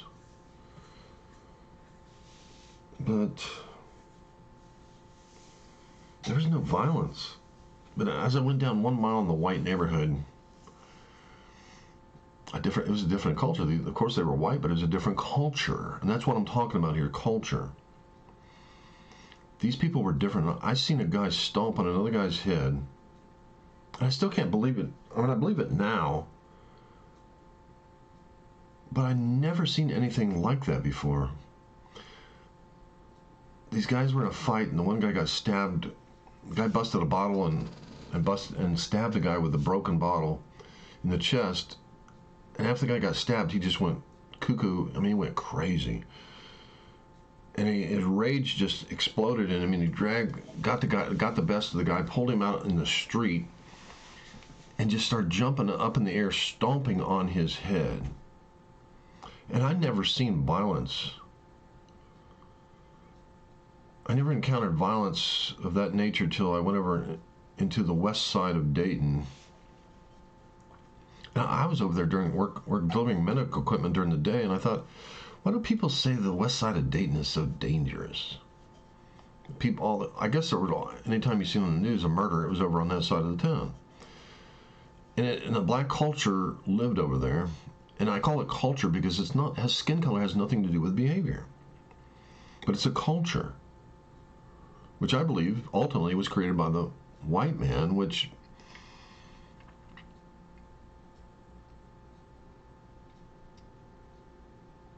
is something he produced from his own image.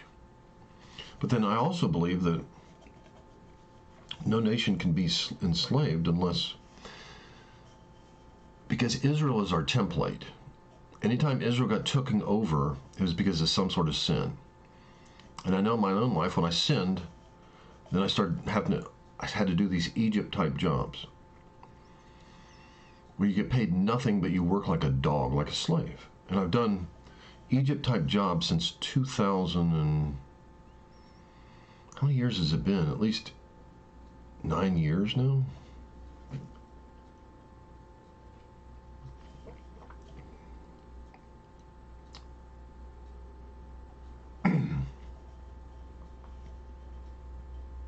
But they're the worst of the worst jobs, I tell you. Why would anyone... I can see why no one would want to keep a job that didn't have any education. These type of jobs, oh my gosh.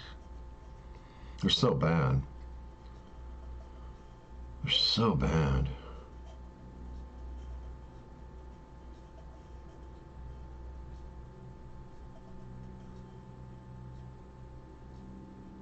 I mean, you can barely survive on them, even with food stamps. And food stamps are by design. They're not going to give you any extra. I mean, they got it down to a science, down to the dollar of what you need. And I tell you what, and when you spend that dollar, you better spend it wisely, because you barely gonna have enough to eat. I mean, you better buy a bag of potatoes for $10. I mean, a bag of potatoes, a 10-pound bag of potatoes for $3, or you're not even going to make it. Because that's a lot of food. You know, a whole big bag of 10 pounds of potatoes. That's what I lived on. So that's the only way you can make it. To get a lot of food for a cheap price. So I get a 10-pound bag of potatoes for $3 at Aldi's. Thank God for Aldi's. And that's how I made it. You couldn't afford healthy fruits and vegetables and things of that nature. You know, I mean, forget about buying steak. Your money would be gone in a heartbeat.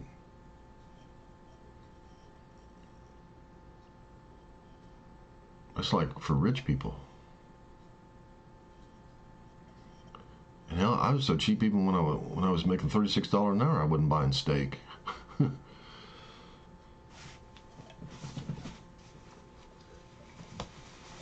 Besides, I couldn't save any money.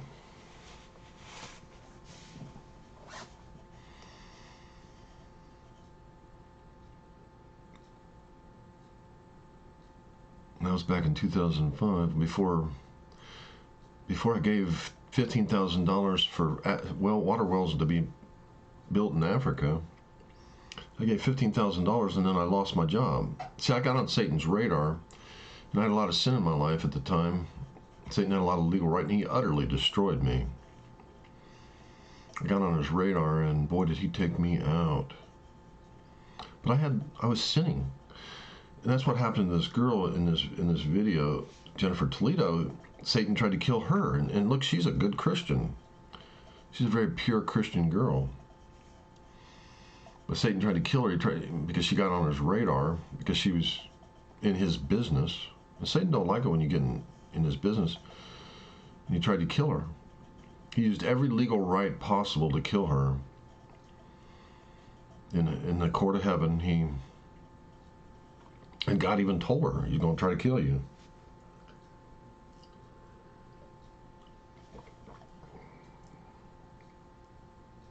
But I didn't know any better, and I flippantly gave $5,000 for water wells to be drilled in Africa, and I didn't know that was Satan's turf. I didn't know he had legal right. So after I gave $5,000 for water wells in Africa to Life Outreach International, it made me mad. All of a sudden I gave that money, then Satan, within less than a week's time, my job was in jeopardy. My $36 an hour job. I knew nothing about any of this stuff. So, and I didn't know how to protect myself. You got to plead the blood. I mean, even a guy named Henry Groover, which really walked with God, Satan tried to take him out. I mean, he will find if you're not pleading the blood all the time, if you're not putting the blood over your doorpost every day, if you're not pleading the blood everywhere you go, I mean, Satan will find some sort of legal, especially if you're doing God's will. And we see even someone like Henry Groover. I mean, notice how his wife was driving when he had the accident. That's a spiritual representation of something. See, I know things other people just don't know. I know how all things work. So when his wife was driving the van and he was asleep, that's when it happened. And see, I know a thing about women. Satan is always trying to access the woman, because I think like a woman, to be honest with you. I think more like a woman than I do a man. So I know how they think.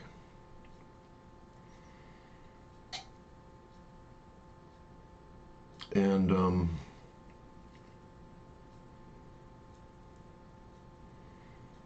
when she was driving, that's when Satan attacked and almost killed Henry.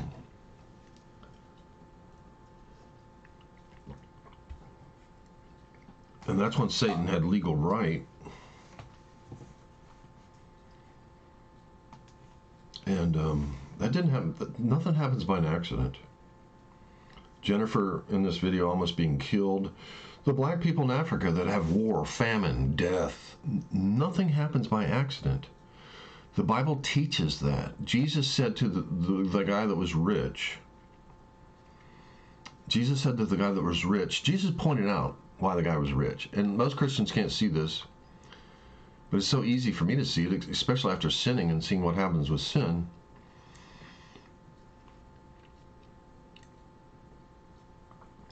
And knowing how legal right works. The guy in the Bible that was the rich man, Jesus pointed this out and he said, look, the guy was rich, filthy rich. And Jesus wanted to show people why this guy was rich. Even though this guy rejected Jesus, Jesus still knew why the guy was rich. And it's very sneakily throws it out there. It's hidden to most Christians, but it's not hidden to me. Jesus sneakily points it out there, and he says, what about the commandments? Have you kept the commandments? And the guy says, oh yes, I've kept the commandments from my youth. And that's why the guy's filthy rich. And probably his dad before him did the same thing, and his dad before him. So there's no such thing as white privilege.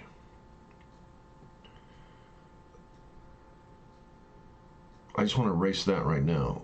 Privilege comes from keeping God's word and commandment. And when you offer up babies, not knowing that you're serving Satan in blood sacrifice by abortions at 1,000 a day, and you murder your own race of people at a tune of over 6,000 a year, don't sit there and tell me you're not under the curse of, under a powerful curse. Don't sit there and tell me that. I know better. I've been bankrupt by Satan, and I know when I was blessed and had 2 homes, I know how I was living, and then I know what happened when I sinned. And I live in this dump now. And I got bankrupt in every way possible, mentally, physically, financially, friends-wise.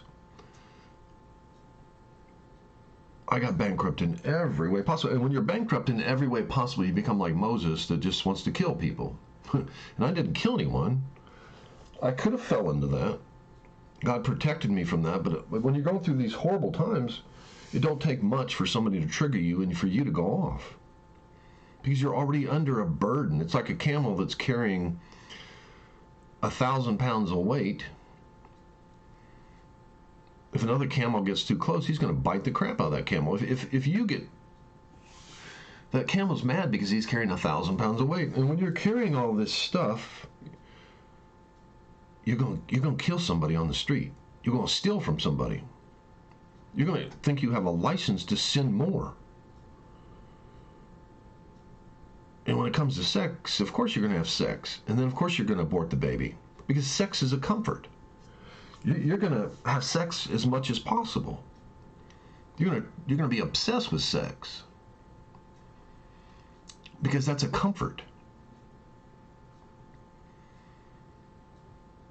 And you're going to comfort yourself with sex. And then you're going to make a baby you don't want. And then you're going to abort that baby. Then you're going to be under more curse. It's a vicious cycle, I'm telling you. I've been there. I've done it. It don't work. And the only way your ass is going to get out of this is if you stop it. You've realized that you reap what the hell you sow. If you do Satan's will, you're going to reap it. You're going to reap it, man. God is not mocked. God is not a liar. Whatever you sow, you shall reap.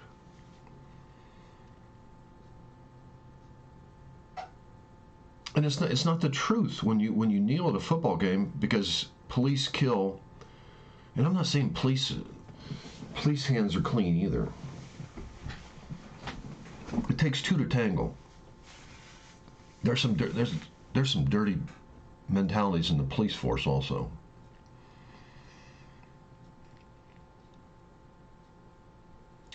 But I tell you what, an FBI profiler can get so infiltrated with the profiling of a criminal that he can start to become and start having emotions and feeling like the criminal. And when you're around a people that's really messed up and corrupt,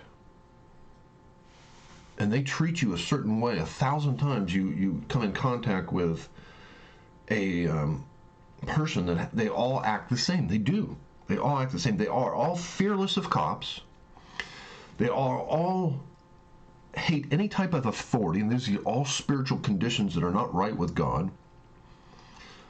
God says to respect authorities and the laws, and you break them, God will surely judge. You don't think you cannot. God respects these authorities. These authorities are there, and they might not treat you right, but they are under authority, and you better treat them right, because that's what God wants. You got to stay clean. The Bible talks about putting on the breastplate of righteousness. What do you think that is? That's the evil day. Now, these cops, when they encounter a certain person that's fearless of them, disrespects their authority 110%, they're going to get an attitude that you gave them. Do you understand that? You gave that to them. You downloaded that DNA in them by disrespecting them, by treating them with disrespect, by not fearing them. You put that in them. So don't sit there and tell me your hands are clean on this. You not only were doing evil, killing, stealing, and destroying not even your own people,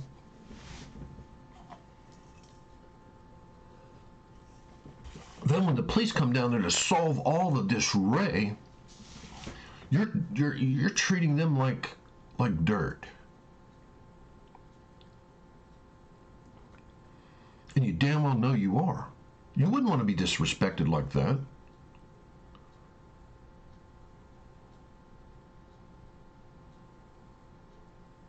Now you show them some damn respect. But you don't want to do that because you don't want to give them any power.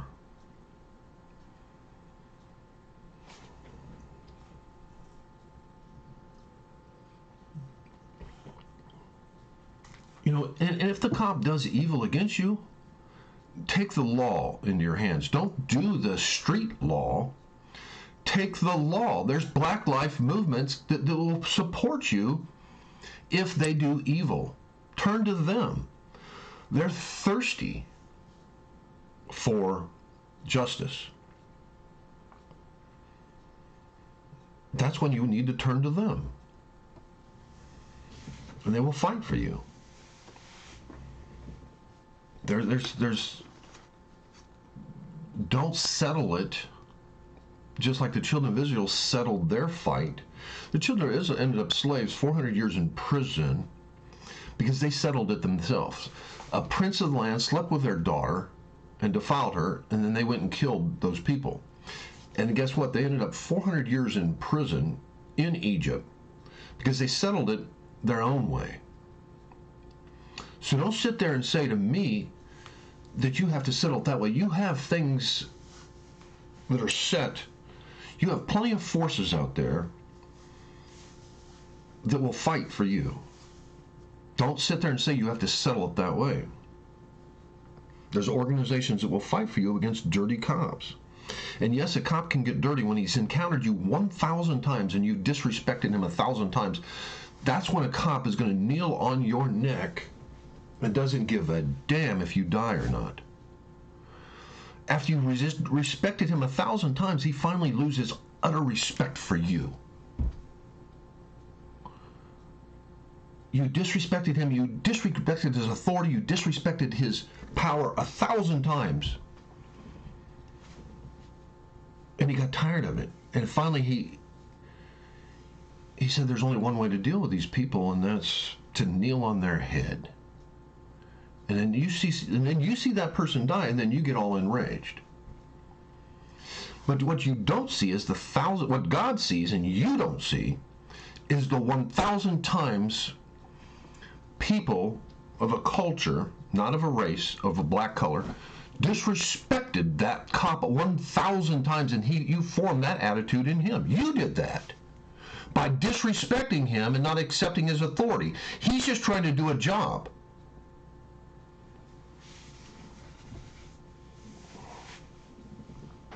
You formed that in him. You downloaded that in him by disrespecting him and first of all, committing the crimes that he had to come out there in the first place. So don't sit there and tell me that you're going to judge some cop go crazy because some cop put his neck on a black man and killed him. And I'm not saying that's right, because if a cop reaches that point where he feels that way, that's where cops need psychological healing. Not to be that way. These cops are human. And that attitude is prevalent among them. And then you call it racial profiling when it's based on reality. It's based on the reality of a culture of a people that kills themselves at 6,000 people a year. There's murder going on. Numbers don't lie. And culture doesn't lie either.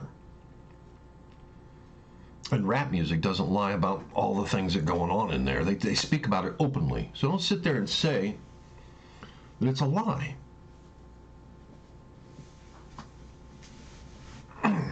Because it's not. And you can't fool God. You can fool the media and they'll sit there and, be a puppet for you, because you want power. That's what you want, the media to be a stupid puppet for you. And they're afraid of you. But damn it, I know the truth, and I'm not going to be afraid. Well, I'm not going to be afraid of that bullshit. And I know they don't do right. But you got to be comforted in the fact that every man reaps what the hell he sows. There's no one gets off clean. You reap whatever you sow. The Egyptians reap what they sowed. It could have been a comfortable prison stay for Israel, but it got ugly. At first it started out good. Probably the children of Israel drifted away from God, right? And then as they drifted away from God, then all of a sudden Egypt started getting nastier and nastier with the Jews. That's exactly how it happens. It could have been a nice prison stay for 400 years. But I'm sure the children of Israel drifted away from God, lost their faith as they were imprisoned. And then Satan just slowly, instead of petting the cat, he starts choking the cat. And that's what he do. So the Egyptians, instead of being a witness to the Egyptians, they weren't a witness to the Egyptians, but they could have been a witness to the Egyptians while they were there. They could have had prophets and people rising up. They could have made their prison stay good, but they didn't. And Satan had him in his hand and started getting wickeder and wickeder. But they paid for what they did. They didn't escape. Their nation was devastated by the time they left. And see, it doesn't take a rocket science to figure this stuff out. The Bible's there to lead you and guide you. I don't care if you want to believe my word or not. I could care less because I already know the truth. And I'll just hold all that truth all for me so I can prosper in this world. I don't give a damn if you don't believe a word I say.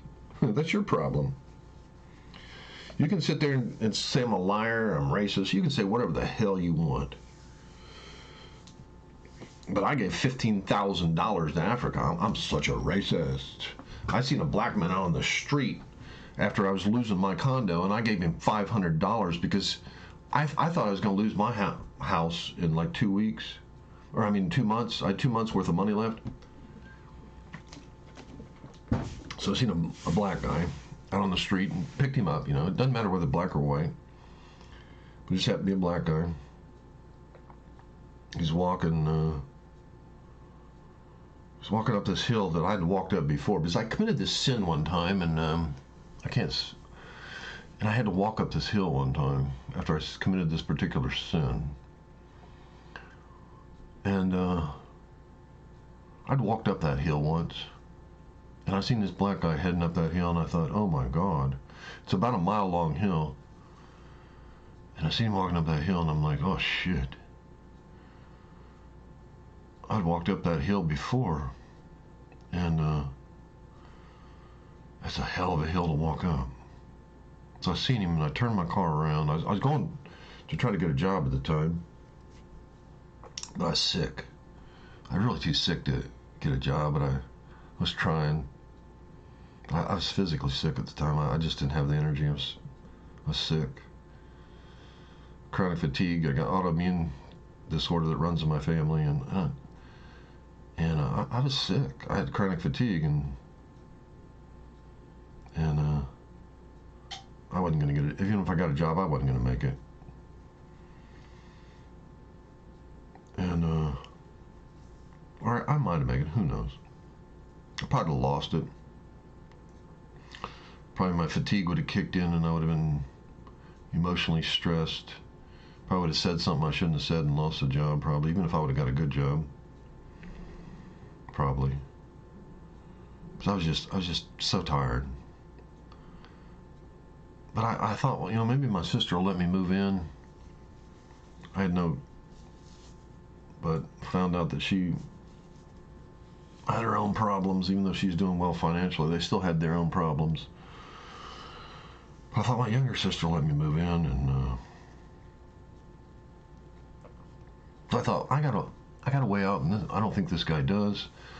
First I pick him up, and he tells me he's going to someone's house, I had $2,000 in the bank, and my rent payment, I think it was $3,000 in the bank, or maybe it was $5,000. I can't remember how much I had. But I knew I only had a couple months worth of rent left, and I wouldn't be able to make my condo payment. Brand new condo I had, designer condo, nice condo, and a beautiful place. It was just astonishing compared to this place. It was just perfect. It was the perfect little place. Still got some pictures of it. It was an amazing place. Perfect in every way, almost. Professionally decorated. So I only had, 2 or 3 more payments left, and I was gonna, that was it. I was gonna have to foreclose.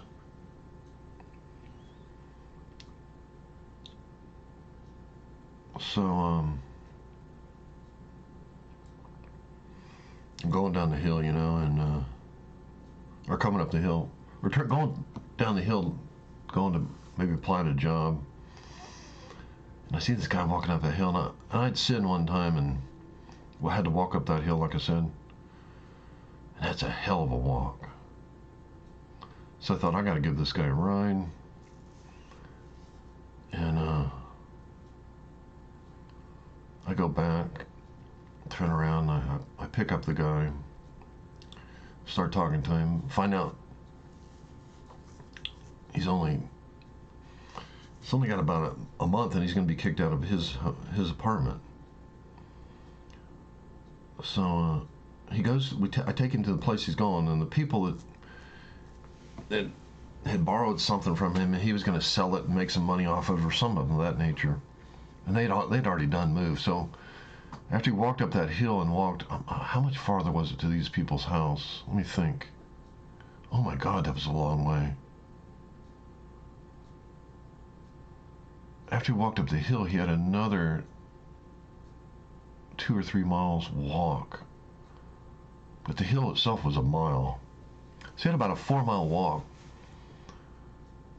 not including the 1 mile up the hill. And then we would have got there. When he got there, he would have realized that the people had moved, and he walked there 4 miles for nothing. But he had ventured out, and that's what it was his plan to try to sell something. I don't know if it was just for food or what he wanted the money for. So I'd seen him, and I'd walked up that hill myself, and I was like,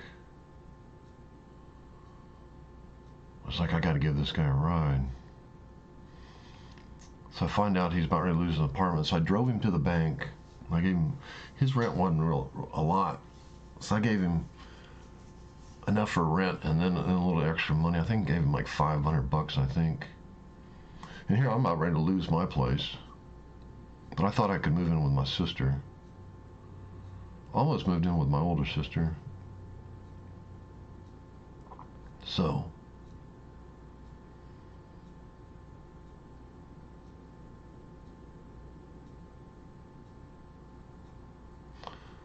I end up driving this guy to the bank and giving him like $500, and then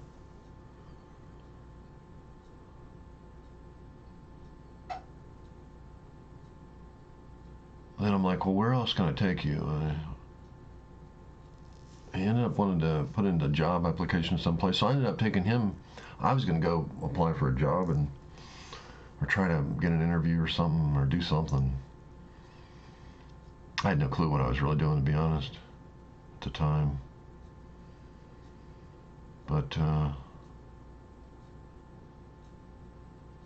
little did I know I was heading to the darkest phase of my life that I ever walked through.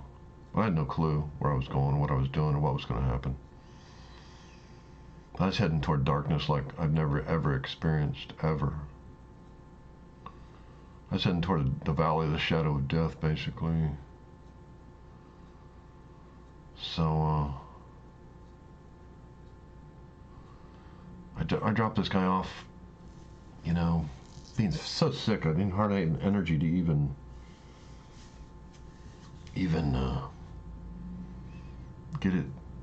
drop him off. But I'm like exhausted, and I couldn't look for a job. I was just in total exhaustion just from doing that. And so I dropped him off someplace where he's going to apply for a job, and that was the last I saw him. Gave him $500, and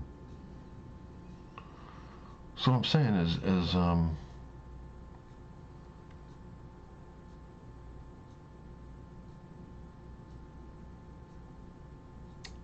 that's who I am. But I've changed. After dealing with a place where I had to deal with a culture that just treated me evil, I started becoming like the cops, you know. They put that image in me, treating me a certain way, abusing me. This job I had, I changed my image of what I thought about black people. And it's not just black people, I'm smart enough to know it's black culture.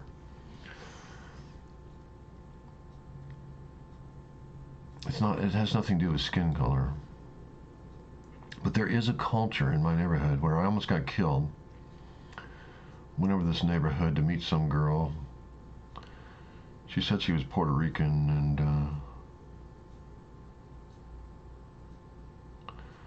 I was at the time meeting her for sex back in 2002. That's what I did to comfort myself. So I understand that. I understand trying to comfort yourself with sex. Because when your life, and I was doing that even when I was doing. At the time, was I doing well or was I not? No, I wasn't doing too well at the time. I had a job where it wasn't a good job. So just the affliction of the job was enough to drive me into sexual sin. So I went to meet some girl on one of these talk lines, these phone talk lines, and she hinted about sex, and I thought, I'm all in, like a lamb to the slaughter. I got to meet her on the west side of Dayton, and which I heard, you know, I delivered medical equipment in that area during the day, and I didn't see no crime. I thought, oh, come on, what's the reputation of this place? That's where I went to meet this girl. I thought it was a safe place during the day, but at nighttime, went down there, and these guys had set me up. she sounded like a black girl, but she told me she's Puerto Rican, and it wouldn't have mattered to me. I slept with black girls, I slept with white girls. It didn't matter to me. A girl was a girl. Didn't make no difference to me at the time. So if she would have said she's black, it wouldn't have scared me off. But it wasn't for money or drugs or anything, probably like what the cops thought. But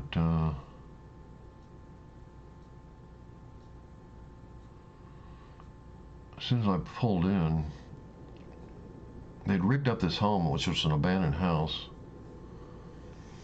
And they somehow got the electricity rigged so that they could flash the light on and off. And I didn't know it was a total abandoned house. There was no drywall in the house. It was totally vacant on the inside. And somehow they had used this as like a gang place to hang out. And so I was lured in by this gang of about 5 black guys.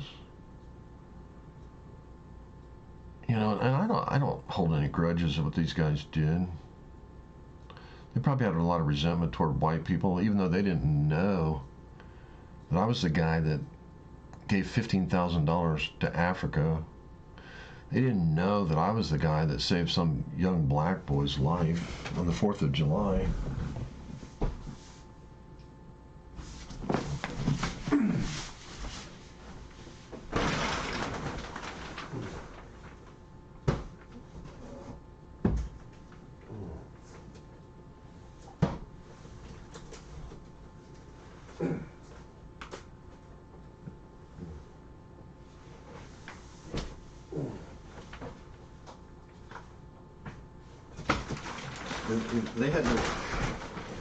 They had no clue.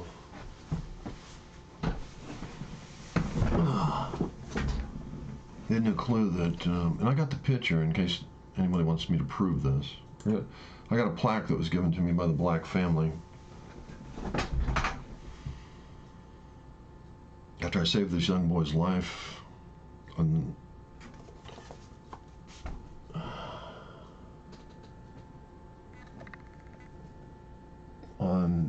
it actually happened on July 4th, I think, in 1994. Saved this 8-year-old black boy's life. And it wasn't just me. At the time I thought, well, it was all me. There was other people that helped, lifeguards. Everybody was a team. There was actually a black couple that pulled the guy out of the lake. And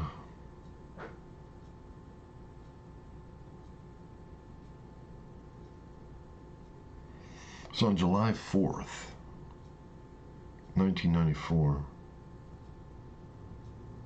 Oh, there's some more 4s. I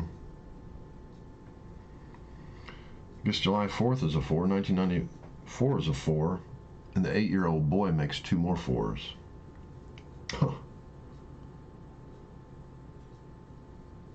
So there's 44444, which God is in the King James Version of the Bible 4,444 times. So the 8-year-old boy makes 2 4s. July 4th makes a 4, and 1994 makes a 4.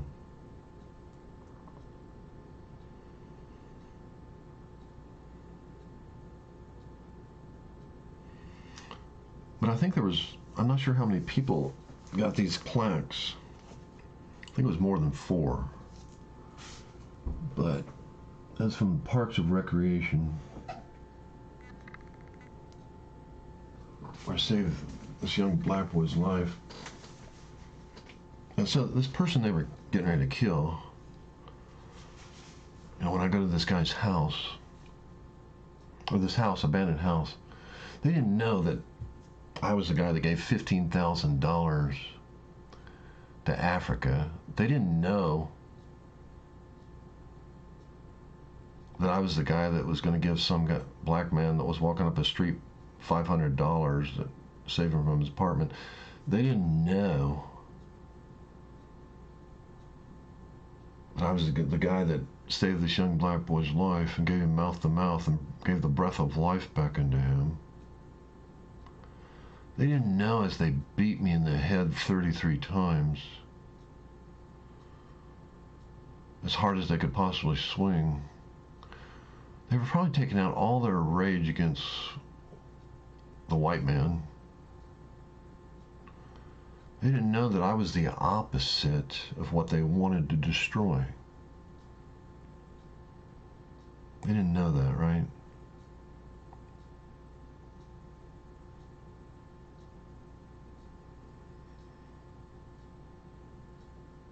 But I'll tell you what, after everything that's been done to me, I had a black boss and a black girl testified against me, actually lied in court. A guy named Arthur actually lied in court and tried to legally get me in trouble, and I got my first misdemeanor. Never been in trouble with the law. I got a misdemeanor because a black girl and a black boss lied. So one of the worst things that anyone ever done to me in my entire life. It was 10 times worse than these black guys that hit me, that beat me and hit me 33 times in the head. These lies that these people did.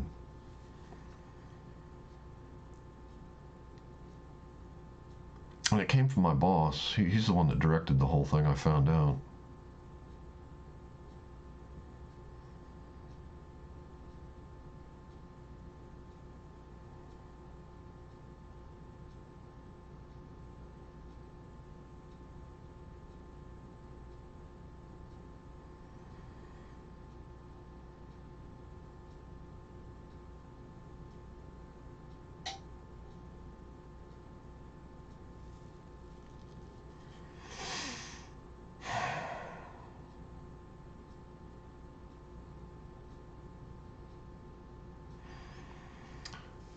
This was 100 times worse than what these black guys did to me.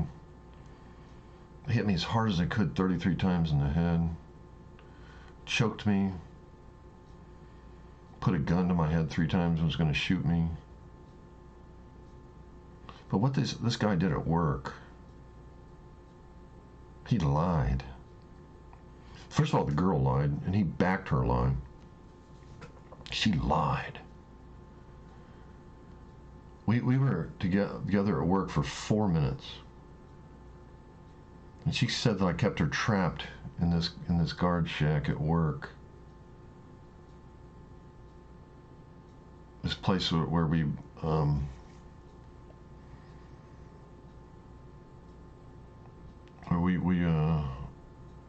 this place at work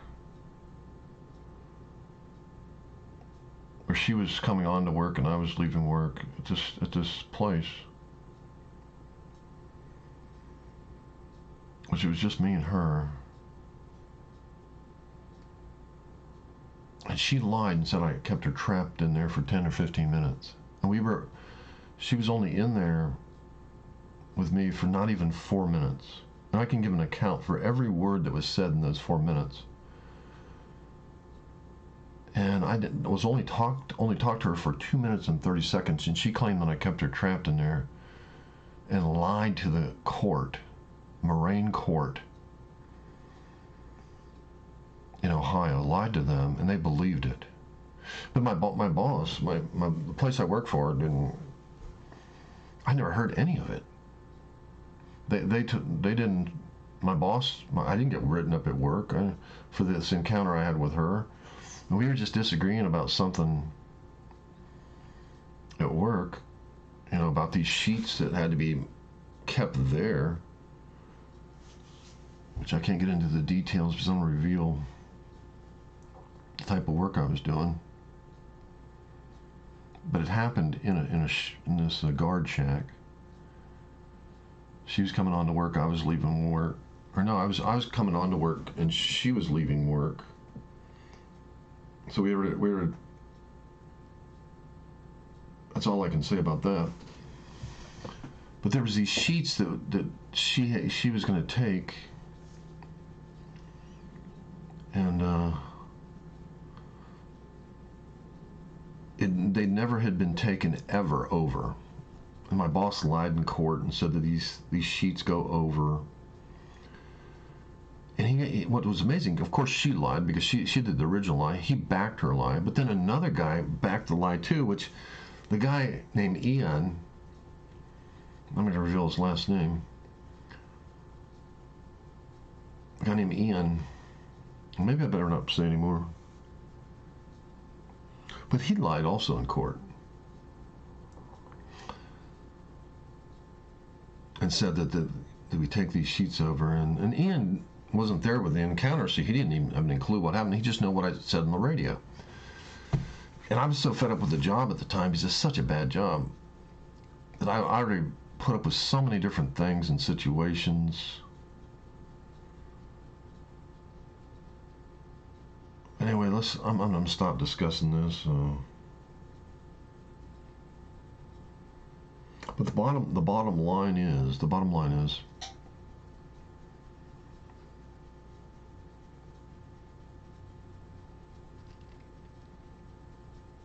I had a chance to go to court a second time, but I didn't have the money because my lawyer, when he called me back, because he only gets $300 if I go to court again.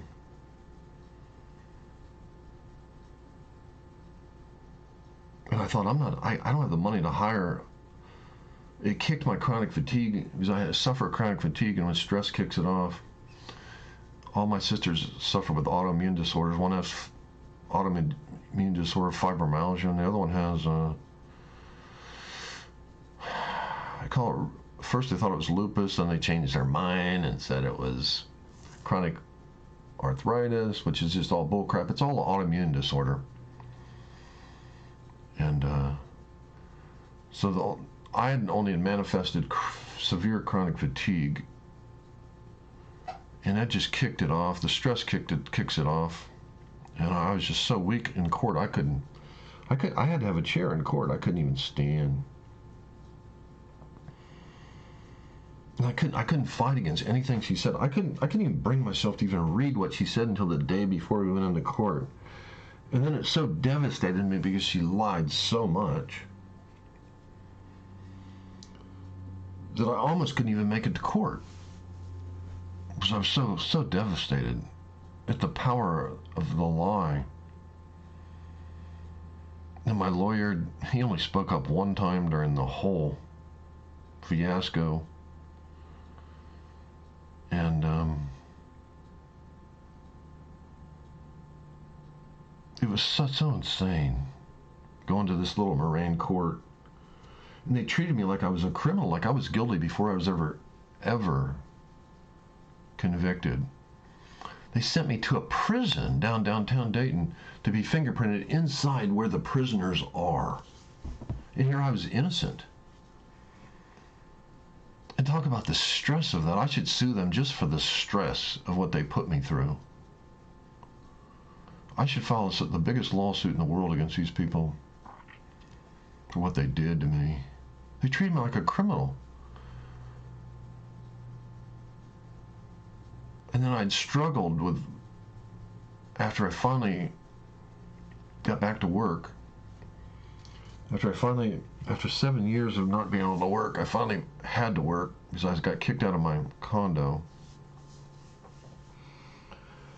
I finally had to go back to work.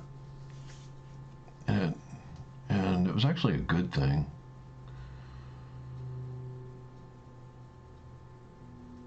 But I still had the chronic fatigue. It was still dominating me, and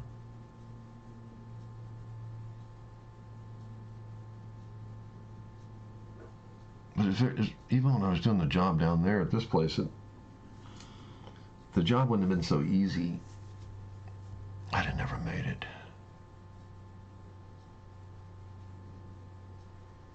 So I felt like I was going to pass out all the time. I could barely stay awake.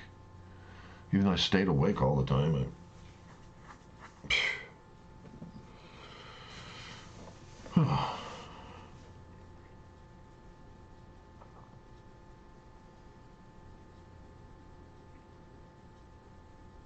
what I'm saying is these people destroyed me by lies.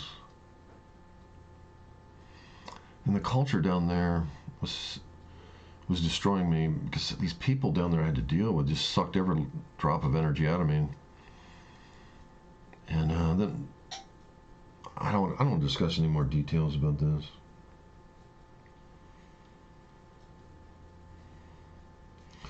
But what I'm saying is these people lied.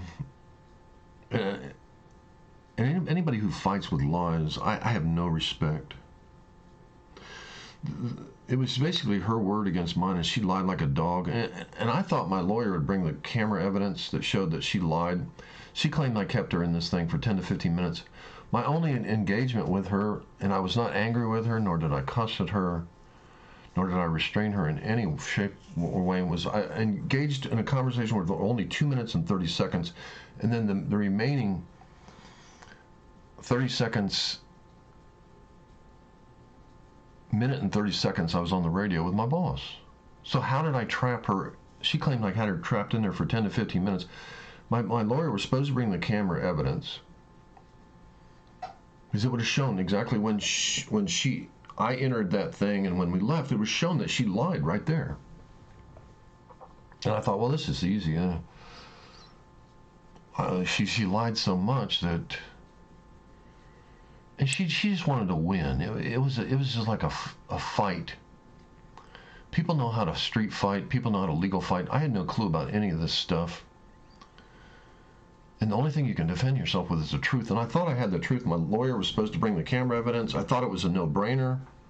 He didn't bring it. I got my ass owned in court, because that was all it took to show she was a liar. Just 10 to 15 minutes. My only encounter with her was 2 minutes and 30 seconds, and I did not cuss at her. I was intense that I wanted these sheets that she said to go back, which had never, ever. I worked there 6 days a week. I was the one that the white guy in court testified against me. I was the one that trained him, because he had to write a book on how the job worked, so he had to come to me on how that post worked to write the book on how the post works. And he's saying he lied in court and said that those sheets were going over there when I don't think he ever worked more than a day in his entire career at that post. But he was one of these arrogant types that thinks he knows everything.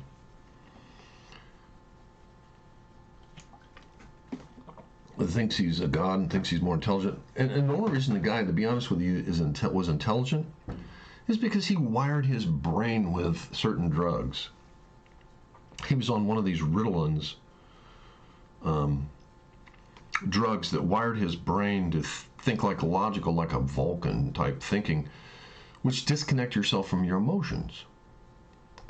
So everything was just like in the episode of Star Trek, Voyager.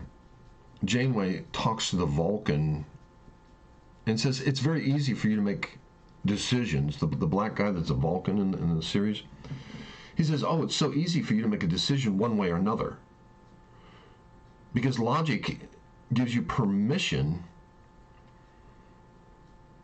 to make easy decisions. And that's how he thought. And because he was disconnected emotionally on everything, because of this drug he took when he was young that wired his brain in a certain way, he thought he was more intelligent than other people. But all he was aware connection. If you're aware all the time, you're kind of like a sociopath, like a Hannibal Lecter or a Raymond Reddington. Everything's easy for you to make decisions because your heart is disconnected from having a say. You've severed yourself from your conscience, you idiot. And yes, I call him an idiot because he doesn't even know he's that way. He's not intelligent enough to even know he's that way.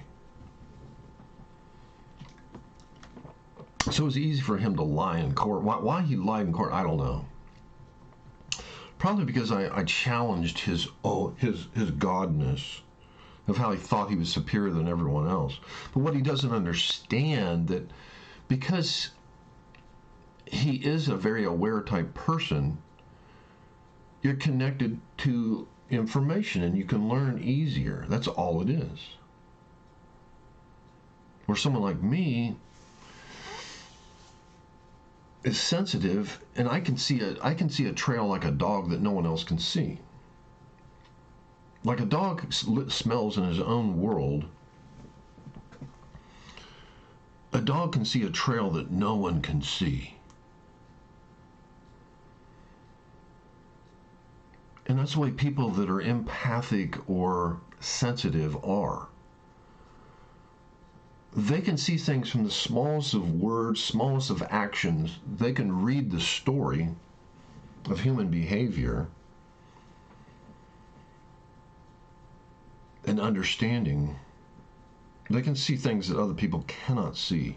Just like a dog can follow a trail where someone walked by three hours ago, or even a day. Now, people like Ian can't see stuff like that. Now, you do have a degree of insight being aware, but he doesn't have my type of intelligence. He has a type of intelligence, but not my type of intelligence. And my type of intelligence can be a disability. A dog can follow a trail and get lost. Like, for example, my dog, I had a Cocker Spaniel. If he ever would have got out of the house, his senses, he would have followed dog scent trails and just got lost and totally would not be able to find his way back home. Because he'd be so caught up in that matrix that he wouldn't be able to find his way back home. It'd be just a big blur to him. That was my greatest fear, a dog I had. If he ever got loose, he'd never find his way back home. And that's what it's like to live in my world. I might not be aware of certain things, having awareness like somebody that severed their conscience by being given drug as a child, and it severed their part of their brain, which I'm not going to give the secrets of what it is, because you don't know, Ian. You think you're intelligent, but you never shut your mouth long enough, Ian, to actually acknowledge somebody else as being intelligent. You wouldn't listen long enough. All you ever did, Ian, was proclaim your own intelligence, glorifying your own self all the time. You never shut your mouth. So the one time I did challenge him, that's what pissed him off, because I was intelligent, even more intelligent than him, is when it comes to understanding human nature and other things, way more intelligent than he could ever be.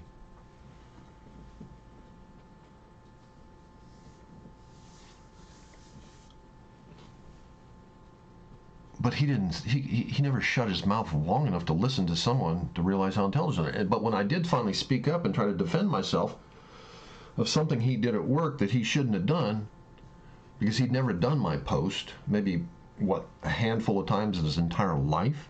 Then he's going to go to court and say he knows my post when he came to me to write the book. And you're going to lie to me? You're going to lie in court? You're going to lie in court because I stood up to you? That's why you did it. Because I held my ground, because I knew deep down inside you were a dumbass. And I'm not saying you're a dumbass as in you're dumb. Your dumbass is you don't have the understanding you think you have. You don't have the capability to write a New York Times bestseller list like someone like me. The only information you have is what you connect to being an aware person, because your consciousness was severed by drugs and your brain was rewired in that way. But I got through to you. I triggered you because I was intelligent, and I did take a stand against you, and that triggered you, and that's why you lied to me. You lied about me in court, you dumbass. You stupid. I even know your behavior and why you did what you did. So shut up. Shut your mouth. Stop talking so much. And see the other people that are intelligent. And you deserve that for lying to me in court on just what I just said.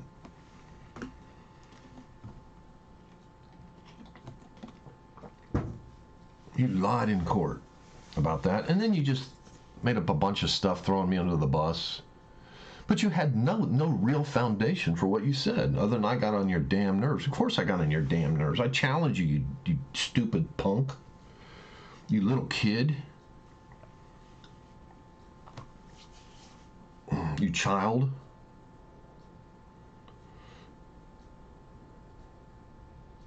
And yes, I acted like the child at times.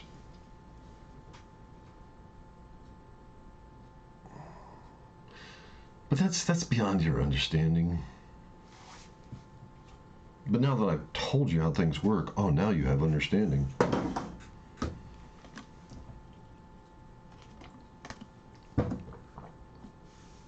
But the bottom is you lied. You lied. Because you didn't like me. And that's the only reason. You were not there. All you know is what I said on the radio, and what I said on the radio is I was going to quit. And rightfully so on that job. You have no clue what I was going through. Why? Because you never listen. And you didn't give a damn about other key people because your heart was disconnected from caring about other people.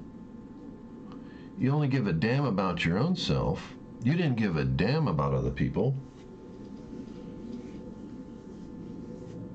You didn't give a damn about what I was going through down at that post. You had no clue what I was even going through down there. So don't sit there and act like you knew anything. You didn't know nothing. And the definition of wisdom is the power to judge and make the soundest judgment based on knowledge, experience, and understanding. Now, since you never worked at that post, you had no clue what was going on down there. And to lie in court and say those papers go over, that's a lie. Number two, you were emotionally disconnected and didn't even give a damn about anything I was going through down there. You didn't care about nothing. You knew nothing of the situation, of everything that was going on down there. So how can you judge? You can't. So don't judge me in court and throw me under the bus, because the real reason was I took a stand against you on some things and called you out, and you thought you were so superior to everybody else. Did you ever listen to yourself talk? When Mike used to work there, which was a like-minded person like you,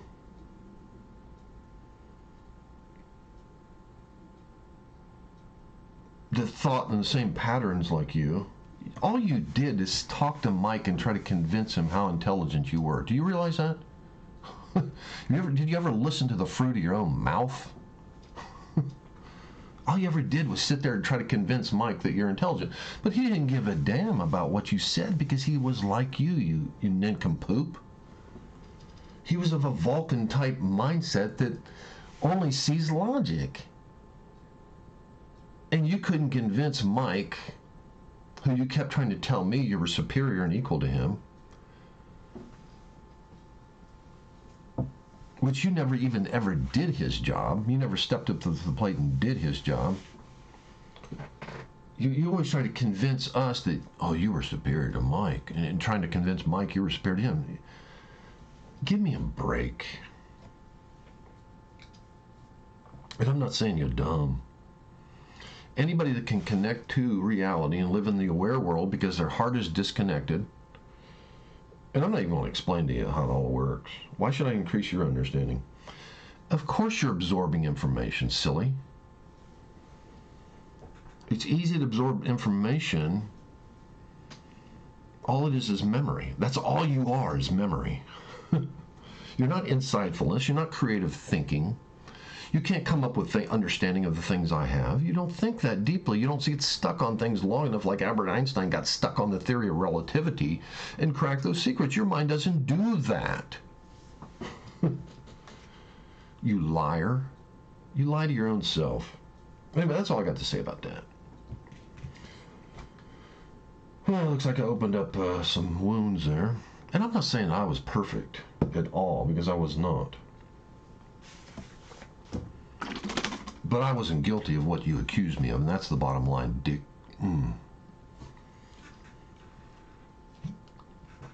You're a liar. That's all I got to say. You lied, and that's the bottom line. And you felt like you had a license to lie. Well, kiss my ass.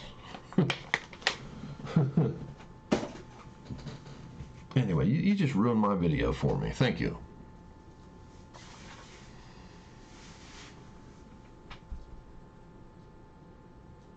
I shouldn't have went in that direction at all, but it's one of the most evil things anyone's ever done to me in my life. You almost killed me. I almost had a heart attack. Because I sat for 7 months until my chronic fatigue finally lifted from the stress of that incident.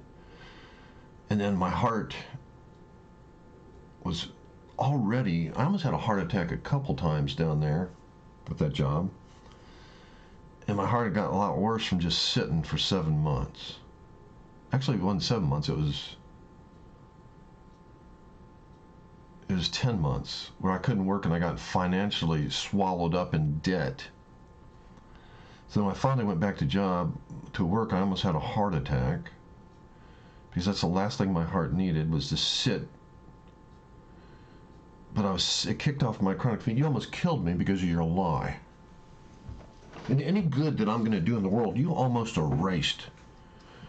Because you lied. So think about that, you liar. You lied in court. And got away with it clean. You're lucky I didn't have strength. Because if I'd had money and strength, I'd have got a lawyer. Another lawyer, and the second time we went to court, you guys already played your hand and your lying cards. I'd have got you, because I'd have got people to testify that what you did was lie, and I'd have had your ass, and I would have prosecuted you to the fullest of the law. I'd have come after your ass. So you got lucky, but it's still not over. Because you're going to reap what you sowed. You started reaping what you sowed even before you did the evil to me.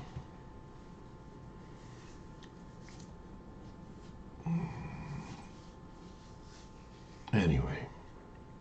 Yeah, I can see where God was starting to curse you even before you did the evil to me. You can't touch God's anointed and get away with it. So you're not going to get away with this.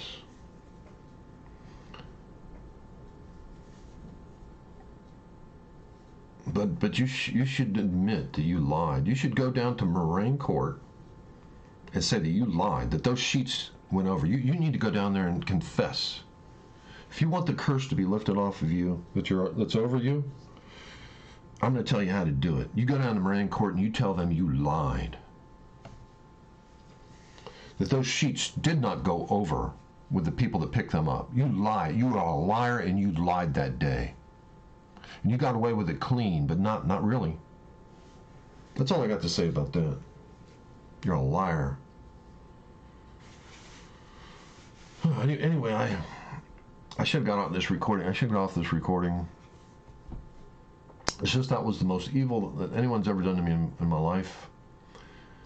And it came from a woman. And a person backed that lie. And I've had a lot of evil things done to me. But the guy that did that to me was a white guy that lied. But it was the black boss and the black girl. And this is culture. This has nothing to do with skin color. But I've encountered this culture. And it's a culture no different than the white culture that is down the neighborhood from where I lived.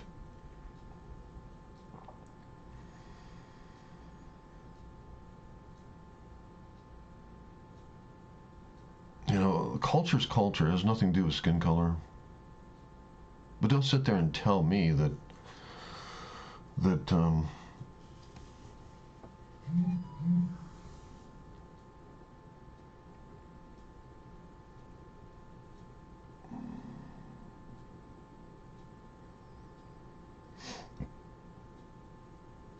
will sit there and tell me there ain't something wrong with that culture. Because I understand when a cop has 1,000, 2,000, 3,000 encounters with the same type of behavior in a culture, and then when he finally loses it, I can understand that. Because I dealt with it. And I saw the behavior. The fearlessness of authority, the defiance of authority. That's what I had to deal with. Just a defiance of authority. You know, if you have a problem with someone, you can always take them to court.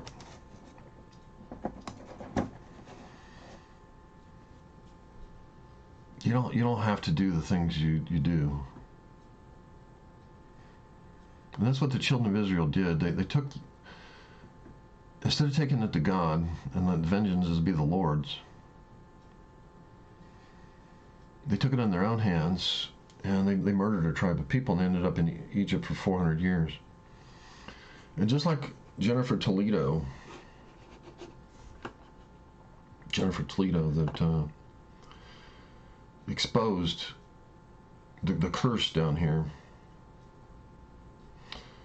that's how it works.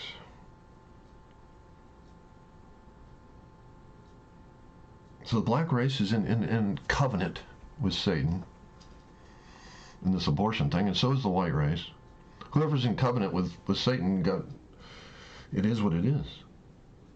Whether you believe in Satan or not, it don't matter. Whether you're Howard Stern that does the will of Satan on the earth, or whether you're, no matter who you are, God does not care. Your skin color doesn't mean a damn thing.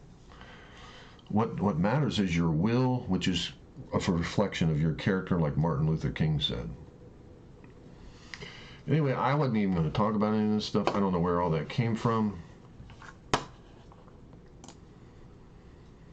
But God says, if anyone hears my voice, he opens the door, and he doesn't give a damn what color you are. That doesn't mean a damn thing. No different than a person that buys a Cocker Spaniel. One's black, one's white. Or one's black, one's blonde. What the hell's the difference? All this skin color stuff is horse crap.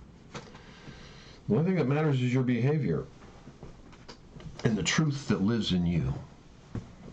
It's either truth or it's not. Knocking on the door of the unbeliever's heart. Take me in, to be your Savior. That's what I thought. That's what I thought. But that's not what it is.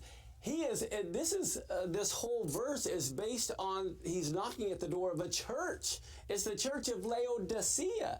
God is outside of the church, knocking on the door, professing believers, and they don't even know he's gone. They're inside having church, and they're saying, leave us alone, we're having church, and God left. Well, that's the same thing that happened in the book of Jeremiah. In Jeremiah, here they are. And Ezekiel, if you remember, Jeremiah's in Jerusalem. Ezekiel's in Babylon. And in Ezekiel 8, God takes Ezekiel by the hair of his head and hangs him between heaven and earth, and he sees in the temple what's happening in Jeremiah's day. Yes. And oh my goodness, what do we find? We find that they had drew idols on the walls of the house of the Lord. The women are weeping for Tammuz. And guess what? They even said, well, the Lord doesn't even see us. The Lord is forsaken. So here they're having church. They don't even know. And Jeremiah says, the priests don't even know me. The priests don't even ask, where is the Lord? He had left, and the people don't ask, where is the Lord? And so that is the condition so often of the church. He's outside knocking, saying, hey, come out and work the harvest. Come out and help me. Have a relationship outside. But they're too busy having church. They don't even know God's left. You know what? I think when people see this program, they're going to say, oh, you know what? I think I'm going to start digging into the book of Revelation. I think I want to know more. What do But anyway, that's those people that almost killed me didn't know that I was that person. But they changed me into their image by all the evil that they did to me. But that's all I want to talk about that for now. They changed me. for someone that fought for a race of people, and now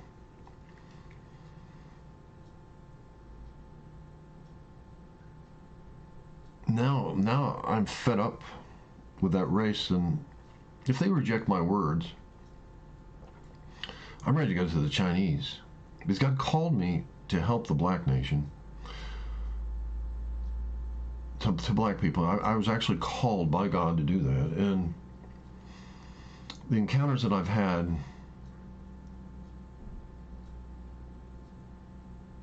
I'm ready at this point that like Paul that was called to the Jews. You know, God goes where God sends people to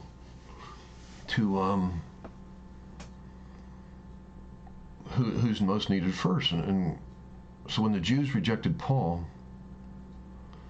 then Paul went to the Gentiles.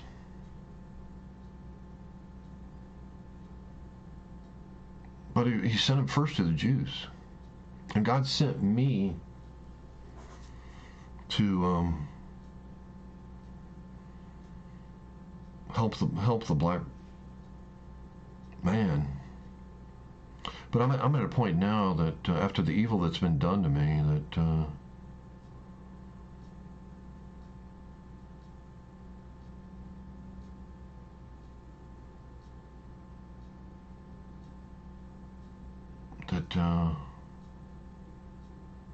there's been so much evil done to me. It's been unreal. And those people that put that gun to my head, they didn't know who I was. That I was the person that saved that young black man's life, the 8-year-old boy. They didn't know I was the person that gave $15,000 to Africa. They didn't know who I was.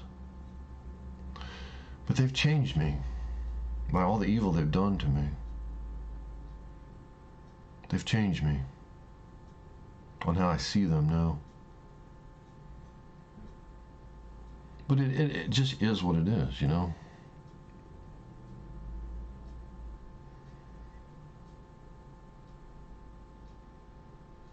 Because they changed me by the evil that they did to me.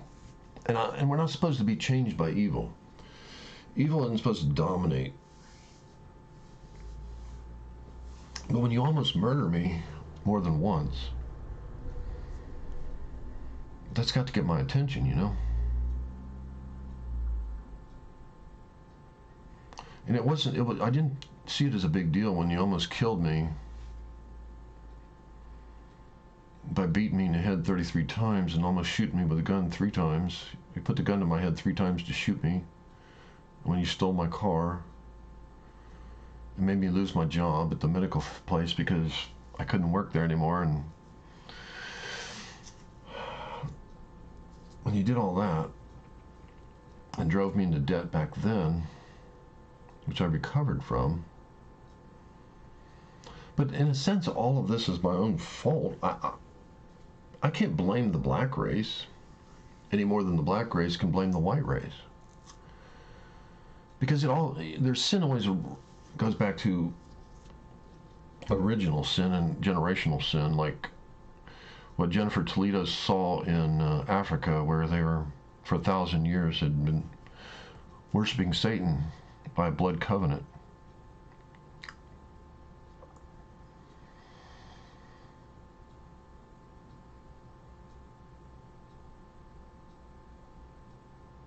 You know, we all get judged based on what we do in this world, and you can't blame anyone.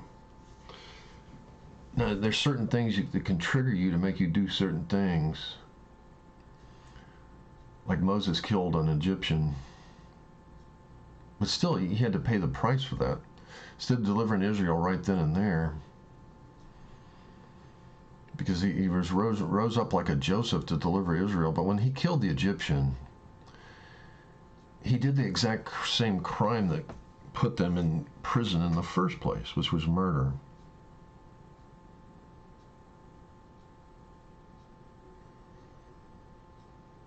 And that, in truth, is what has enslaved the black race, is the things that they do, the things they sow. They're enslaved. Satan has legal right to curse them. based on the things they do.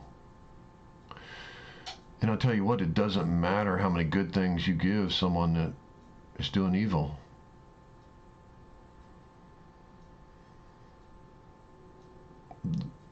Because God, you reap what you sow.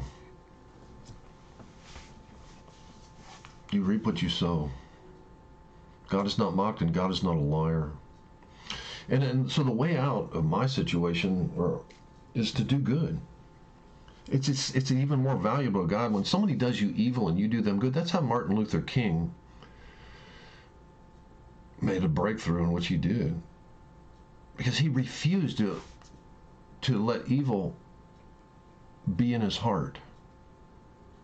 Now he stood firm against evil that was implanted in the white man. And you can't say all white men. You got to say the white men that had that seed in their heart, which had to be broken and destroyed, which he did do. There's people like me out there.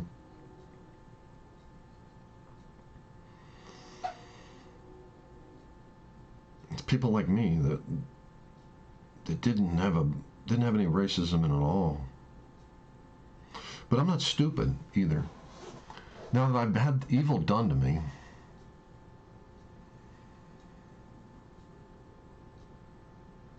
by the behavior of people, I do judge them by their character, like Martin Luther King said, and I judge correctly. I judge them by their character, and I took a stand at my job. And that was one of the reasons this black guy took a stand with me, because I was taking a stand against their character. I was judging them by their character, and their character was evil. I was cussed out by a guy that smacked a phone out of my hand. He cussed me out, and I forgot about it. I didn't know it was the guy that cussed me out. All I knew is that another person was defying to park at a certain place they were not supposed to park at. And I was tired of them. The guy wouldn't even listen to me. I said, you can't park there. He didn't even acknowledge that I was at any authority at all. So I finally got fed up. I finally had to take a stand. I had to take a stand, just like Martin Luther King had to take a stand against evil. Finally, I took a stand, and I thought, I'm going to get a picture of this guy. I'm tired of people disrespecting my authority, because I have the authority to do that job. And then even my boss was even undermining my authority, which he never should have done. Now, if they had any problem with not parking there, they could have went to my boss, and my boss could have came to me and said that they can't park there.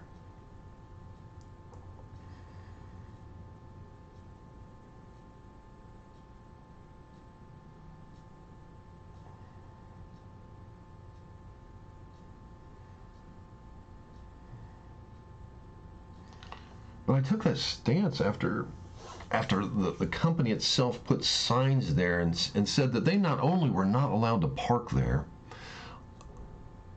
they weren't even supposed to drop people off there. And that's when I started taking a firmer stand, because I had the authority of the company itself. They didn't want people not only not even parking there, but even pulling up and dropping people off there. And of course, my boss didn't back that authority of what the company wanted. He undermined me. And finally, they let it go. And the entire parking lot filled with cars, to the point that they were even blocking the vendors that were coming in. Then, all of a sudden, he thought, well, I can't let them park there. And it wasn't even their property for them to park there in the first place. They were told by another company that owned the property that they were not allowed to park there. And there was a black man who came over and harassed me constantly, telling me that you can't let them park there. So the company next door that owned the property would harass me with a black man that constantly came to me and said to me, They're not allowed to park there. And he harassed me all the time, telling me not to let them park there. So, anyway, this guy took it on his authority to smack. He not only didn't listen to me when he walked by me, acted like I had no authority at all. Like I said, if he had any problem with my authority, could have went to my boss and got authority to park there, and he could have took it. He could have just said, "Look, are we allowed to not park there or not?" But he didn't. He did not want the truth. He just wanted to do what he wanted to do, and he wanted to disrespect my job and my authority. And if I was wrong, well, and I wasn't, but my boss would lie and twist it and say that he would, if you talked to him to this very day, he would lie and find a way that I would not be right because he didn't like me. He didn't like anything about me having authority. Now, why that is, I don't know. But he would find a way to lie. And that's why I never wanted him to be boss. But anyway, I'm digging up a lot of stuff that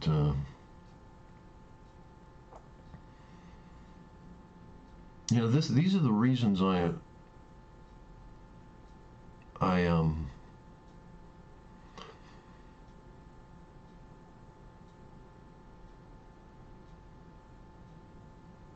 can see, this is how I can know a police officer can have these problems with certain people, because they totally disregard your authority. And when you deal with that 1,000 times, and that's what I dealt with 1,000 times, and the Chinese people that were at this company, at least into your face, they would say, they learned, that was a culture that respected authority. Because they came to a place where the people that were in my position, that did my job, they knew better than to mess with authority, because all hell would break loose. But here in the United States, authority is being undermined in every way, shape, and form. And God says you're not supposed to do that. Now, I believe in challenging authority when the authority is in the wrong. But there's a way to do things that pleases God, right? So this person, if they had a problem with me, they could have went to the proper authorities, and not my boss, because obviously he was corrupt. And I knew he was corrupt before he ever got into power. But he actually got in that position of power because I sinned. God was backing me. Anybody that messed with me at the job was getting fired left and right. But once I lost my authority, once I sinned and I lost my authority, and then this is what happened. So I can't even blame my black boss that lied.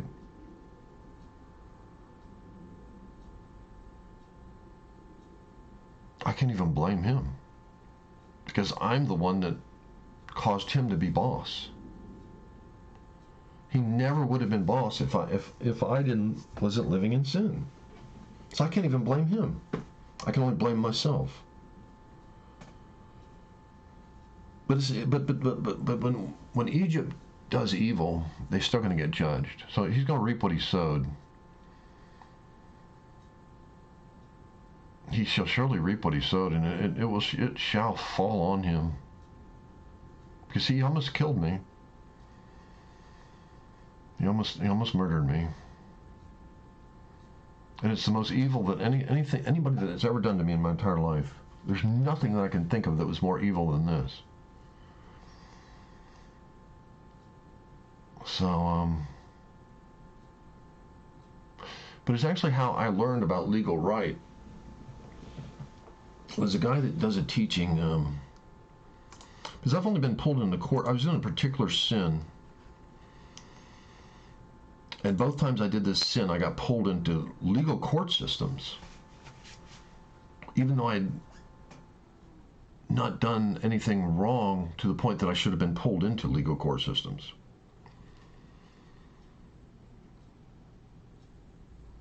And I learned about legal court systems by a guy named Henderson. So it actually taught me.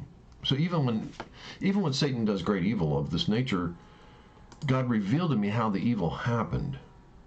And this is how the evil happened. This guy's named Henderson, I think. What's this guy's name? I should know it. I'm horrible when it comes to names. See, let's try typing Henderson and see if I get it. There it is, Robert Henderson. At the same time that I got dragged into court, this guy was releasing this tape about, because I think this happened in 2018, I think. So at the same time that I got dragged into court, God wanted to teach me about legal right. And it was this episode, April 22nd,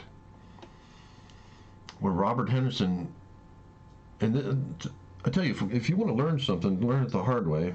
Sin, and then have Satan have legal authority over you, like he did drag me. I've only been dragged in the legal system twice in my life, and it was both from a particular sin I was involved in. So I know for a fact that Satan had legal right. So it really had nothing to do with this guy, because Satan uses whoever he can use.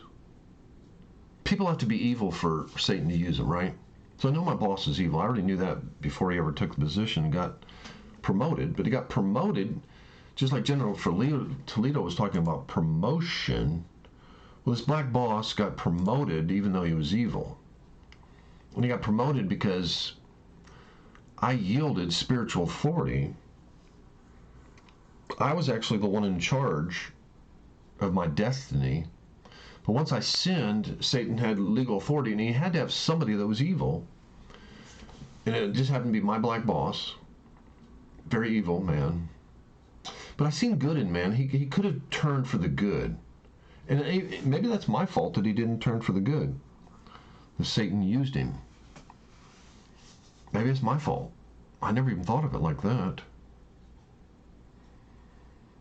Because if I would have been living for God better, well, I never even thought of it like that.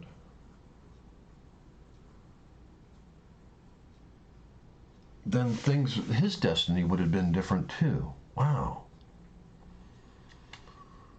And Satan would have rose him up, and he wouldn't have done evil to me, and he wouldn't be reaping the curse I'm sure he's reaping to this day. He has to be under a curse. So I guess I have to repent for the evil that I did, because it was, in my sense, my own fault. So if I would have done right and been a light, evil wouldn't have rose up. And he would have saw good in me instead of evil. Now, I wasn't doing evil. I was just battling against evil. He thinks I was doing evil, but I wasn't. Everyone I wrote up, he said in court that I wrote up all these people, and justifiably so. And I wrote them up to protect myself so that there would be no question on the issue of why I wrote these people up. These people were doing evil, and they were disrespecting my authority, which I had a job to do. They're blatantly disrespecting my authority, blatantly. And to be honest with you, most of the people that were doing that were of the black culture. Not black people, black culture. Because it's a culture that makes you do things, not skin color. Skin color doesn't make you do a damn thing. Culture makes you do something. And one of the DNA that I see in black culture is a total disrespect for authority and cops. They have no fear. And that's an absolute fact. They're fearless of authority. So they disrespected my authority 110%. And that is evil. That is evil in the Bible. That is evil with God. Now, I got too passionate about the whole thing, but that's the type of person that I was at the time. The Bible says, if you answer a fool, you become like him. They infected me they treated me evil, so I was infected to evil, just like the children of Israel. They did evil to the daughter of the children of Israel. They defiled them. So they defiled my authority, and I came back at them. But I didn't do evil to them. Even when the guy smacked the phone out of my hand, it was not me that called the cops. It was another guard. And the guard did the right thing. I wasn't going to make a big deal about it. I didn't call the cops. I just said the guy smacked the phone out of my hand. Now, he kind of set his own destiny when he did that, but my boss thought that I put the phone up in his face to take a picture of him, but I just got tired of people disrespecting my authority. He must have been the 2000th person that disrespected my authority out there of the black culture. And not black people, black culture. But that is in the culture of the black man, to disrespect cops and authority. It's something wired into them, just like it's wired into cops after a while of starting to disrespect black people. But in the cops' defense, the black people program that into the cops. So the very thing they hate, they've actually put that into the cops. By disrespecting the cops, they built that resentment, and that they actually built and formed it their own self by their constant disrespect to authority, their constant fearlessness of the cops and all authority as far as murder and everything else. They have no respect for the cops, and they actually created that behavior of the cops, their own self. Do you see that? So the thing that they hate, they actually created.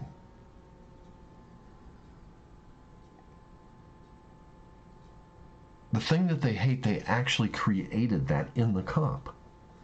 Now, the cops would never act that way if they treated them with respect. If they said, yes, sir, no, sir. But they don't do that. And then the cops, they wonder why the cops become the way they become. But they created that in them themselves. And that's a fact. That's the truth. Now, cops back in the day used to be really evil. Back in the day, I think I hear some stories about cops. They really did some evil things. The cops are not clean. Weren't clean, you know. Remember that one movie? I gotta believe it's true. What was that movie? I think it was called L.A. Confidential, where the cops used to be a crazy power in their self. And you see, they want to pin a crime on. They want to pin a crime on somebody. Somebody's got to swing, so the media and everyone else is happy. The governor's happy. The media's happy. So they actually find this.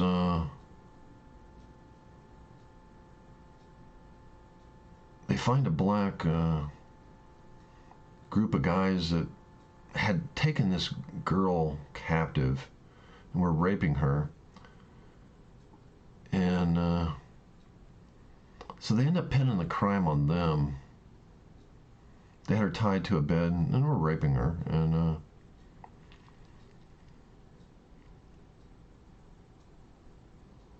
so they pinned this crime that I think was committed by other cops. I forget how the story went. But they pinned it on them and beat him up. And all of the cops beat him up in prison. But then the cops, it got videotaped, and the cops got busted, which was great. Because anyone that does evil needs to be busted, right? Because evil's evil. The cops got busted, and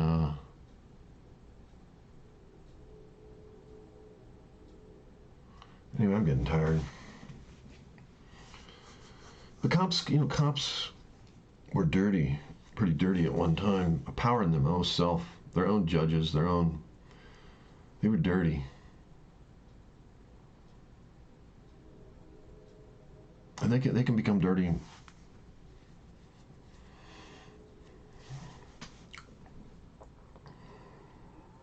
But anyway, I learned about legal right by this guy. It happened that I got pulled into court. In a sense, I guess I can't even blame my black boss that lied and got me pulled into court because I was sinning. Now he rose up. He wasn't a good man.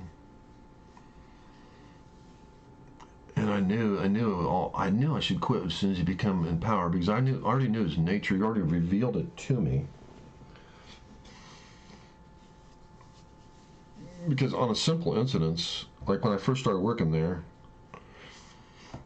he wanted my boss, which was just happened to be black. He wasn't my boss when I started working there, but I should have quit as soon as he got in any type of power. But that's my own fault. He would have never gotten power if I wouldn't have sinned. It never would have happened. But Satan, like a chess game, moved him up. But this is how I knew from the beginning, and everyone knew it. It had any sense at all. But the first encounter with him is I locked up the vehicles. Because I thought if anything, he gets stole all the vehicles. So the first encounter with this guy, and he manifested who he really was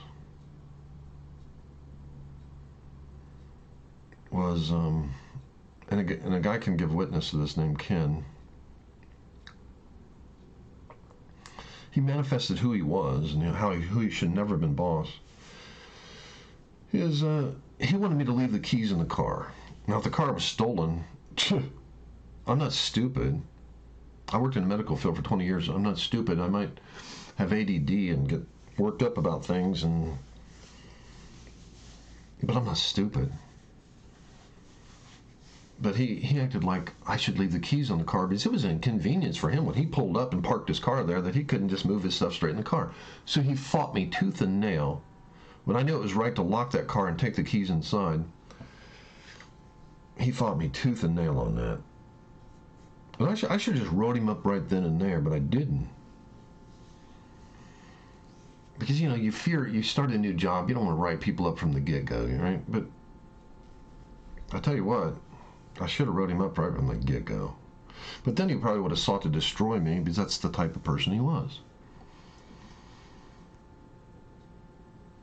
He would have sought to destroy me from that henceforth. But he tried to pull that, and I didn't budge, and that's what really pissed him off about me because I resisted his authority. He was in the wrong, and he wouldn't admit it. So then he really manifested himself one day when a virus going around. Right now we're dealing with COVID. What we were dealing with back then was something very similar called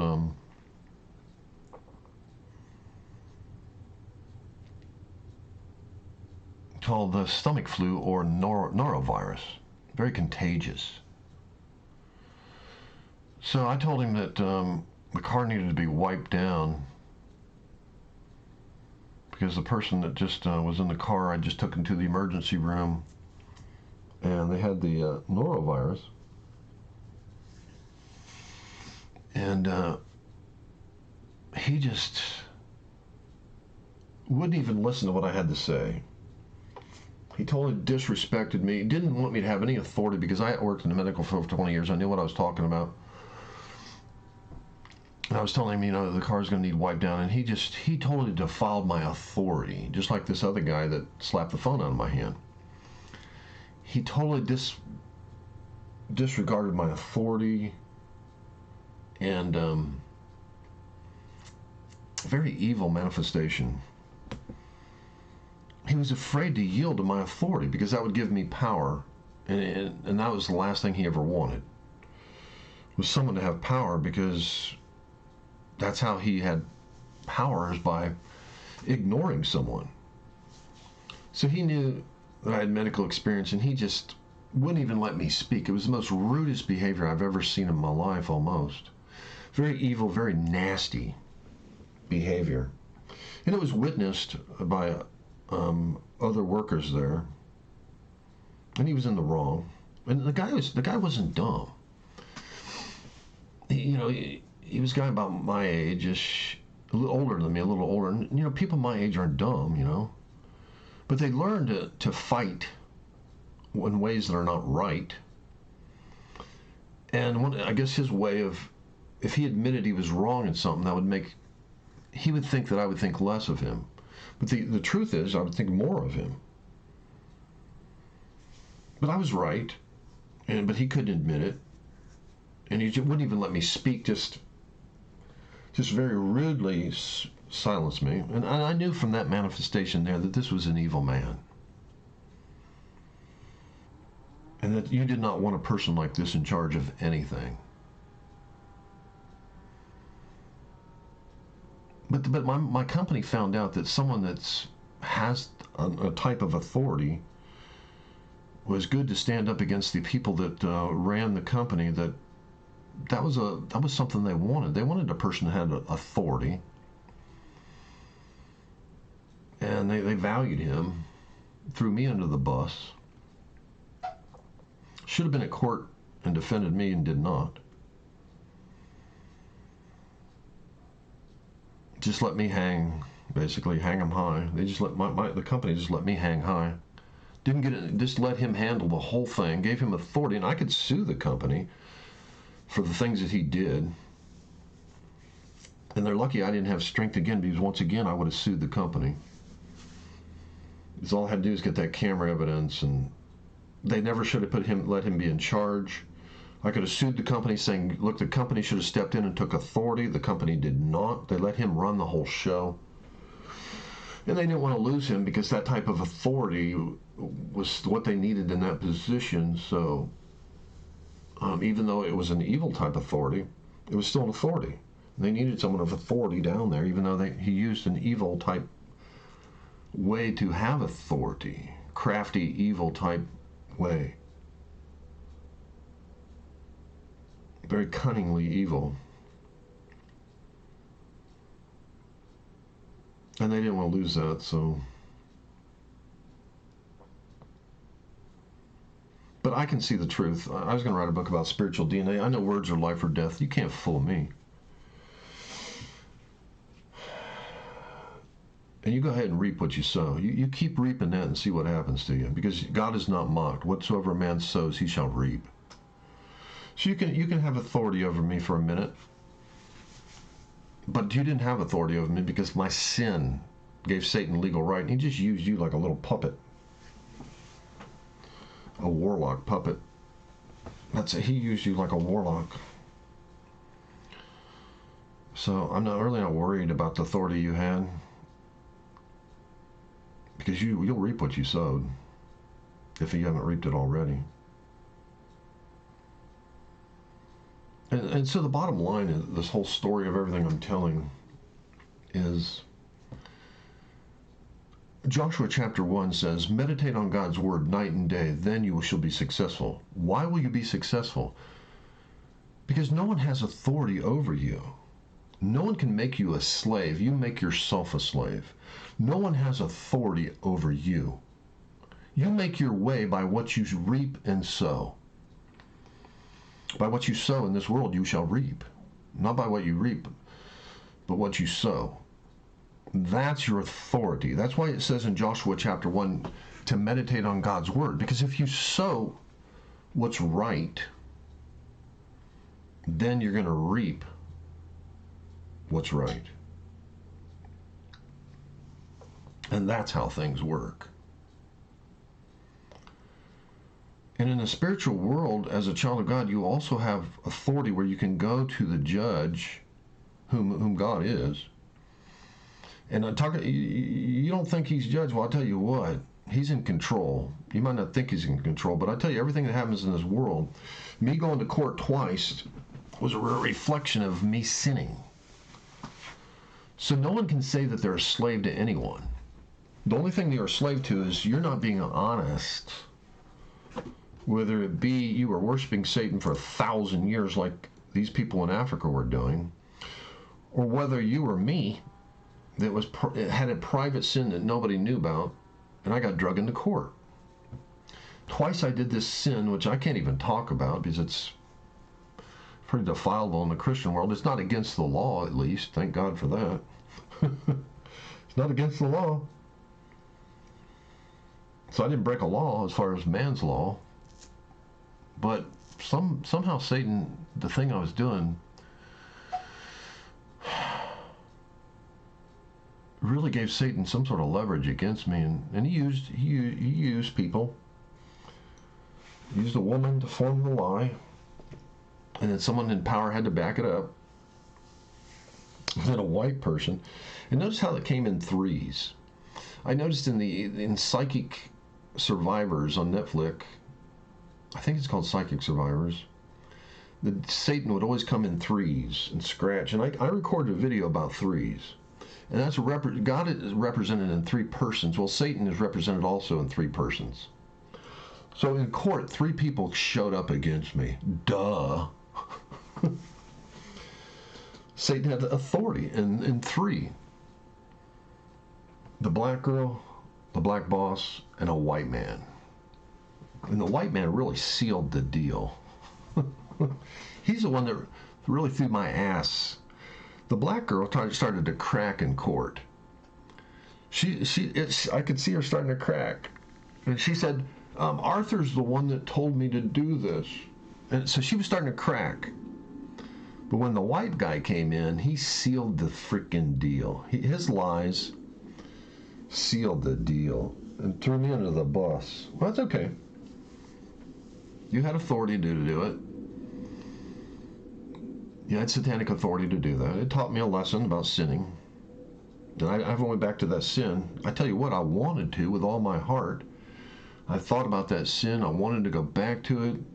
Because Satan, when he downloads part of his character in you, you love those things with all your heart and all your mind and all your soul. Just like you're supposed to love God and the commandments with all your mind, heart, and soul.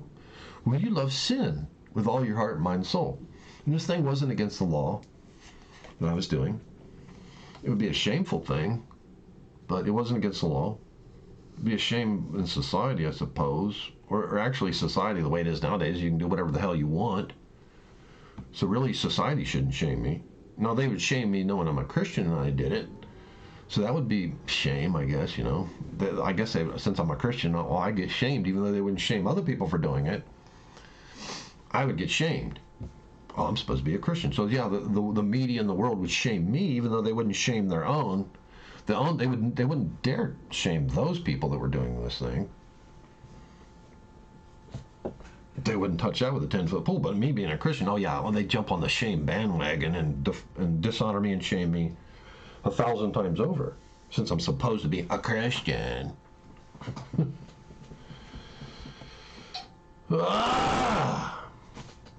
How long is this video? I think I'm over the 4-hour mark. 5 hours. Oh my goodness.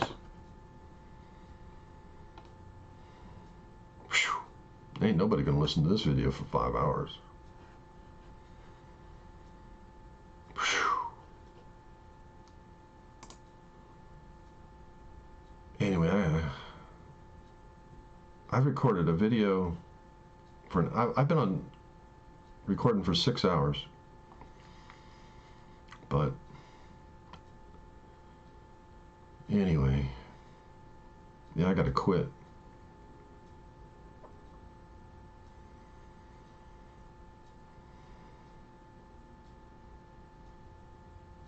But the bottom line is, the whole video, if you want to get anything out of it, nobody has power over you. It don't matter if you're black, it don't matter if you're white, it don't matter if you're half the Jewish Muslim and you're, or not Muslim, but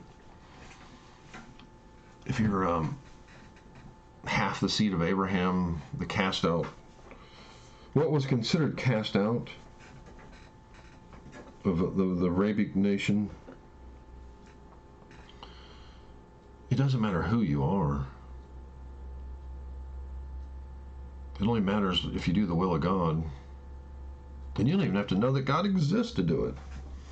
You can do God's will and be blessed, following his commandments and be blessed. You don't even have to acknowledge God. Just like you don't have to acknowledge Satan, like Howard Stern didn't realize he was doing Satan's will.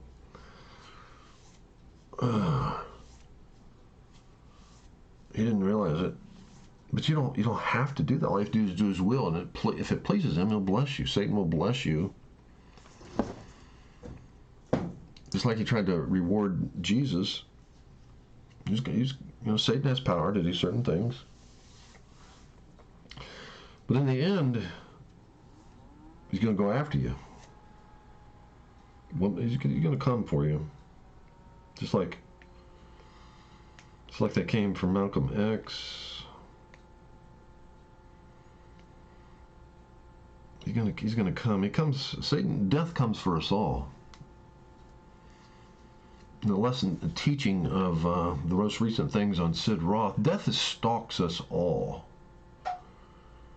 In the most recent teaching of Sid Roth, if you want to see how death is seeking us all. And as a Christian, we don't want to, even my boss that almost destroyed me, I've got to forgive him. Because if I don't, Satan will use my words as a stance against him. And this is really part of the healing process for me. But I've just spoke against him, and my words have authority. My words have authority, and Satan can use that as legal right to go against him. So I have to, but I did admit that it was my fault. But Satan did use him. You see where you're cursed? If Satan uses you, you're at fault.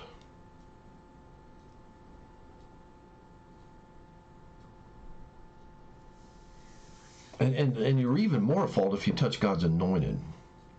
So he's at double fault. He's in deep, deep trouble. Every one person that stood against me that Satan used is in deep, deep trouble.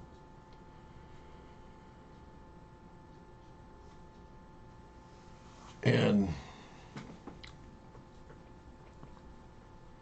even though I was doing a private sin and Satan was manifested, got authority over me,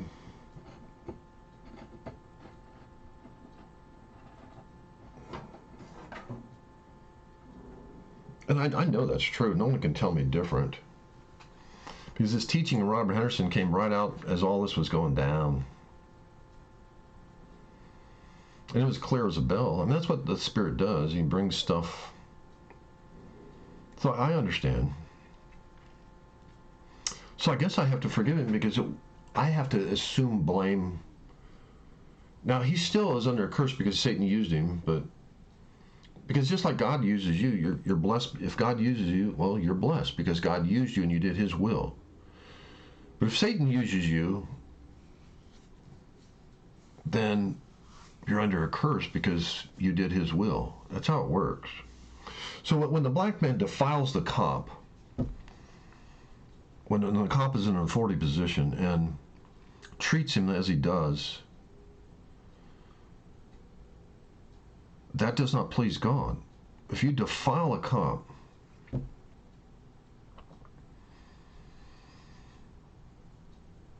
you're not only going to create a cop. If 1,000 people defile a cop,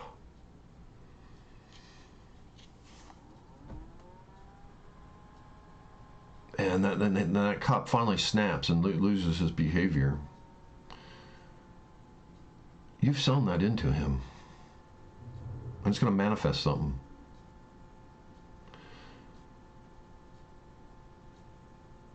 It shall surely manifest. Whatever you sow, you're going to reap. You sowed that into him. Every time you disrespected that cop and disrespected his authority because you wanted to do, let's be honest, you wanted to do whatever the hell you wanted to do. If you wanted to smoke pot, you wanted to do it. If you wanted to sell drugs, that's something you wanted to do. If you want to do prostitution, that's something you want to do. If you wanted to kill someone, that's something you wanted to do. These are all things that you made a choice to do, and you won't admit that they're wrong. From abortion, which is child sacrifice to Satan, even though you don't know you're worshiping Satan, you're still doing it. All of these things that you do, if it's not based on truth,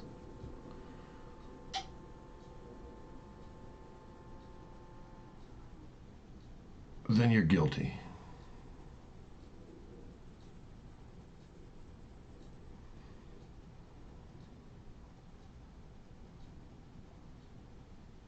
So everyone reaps whatever they sow. And the best time to be honest with you, the best time to sow, Oral Roberts became successful because anytime someone did evil to him, he looked at it as an opportunity. Like the Chinese or certain Asian cultures, when something bad happens to them, they view that as an opportunity. Crisis is actually, to some Asian cultures, when a crisis happens, the word they have is opportunity. When spirituality, in real spirituality, when someone does evil, that's actually an opportunity for you to sow good. And that's the opposite of what you're actually doing in the black culture of today. And not only in the black culture, but in every culture that does evil. But I see it very prevalent in the black culture. Very prevalent.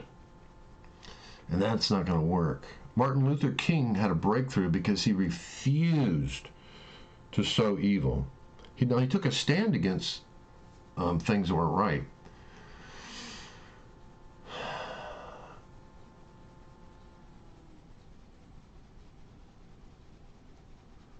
And Satan finally quieted him. But we, finally got him. Finally got him.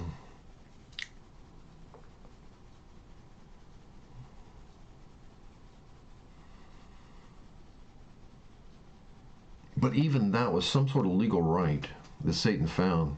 He can't destroy you, not unless that's God's plan. Like a Jesus of types to be a martyr.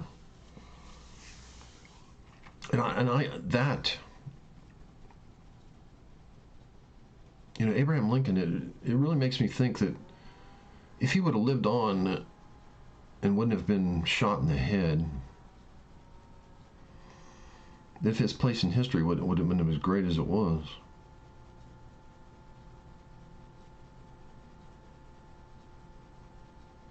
Because that changed the tone of it. Everybody, the way they saw him, they no longer were in opposition to him. A lot of people had a change of heart, and then could actually see the good that he actually did, right?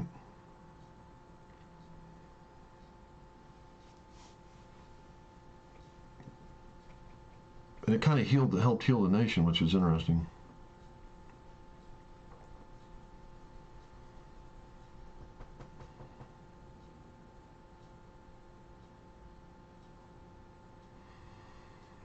But soldiers have laid down their life for this country, like in the movie Private Ryan, where he said, "Earn it."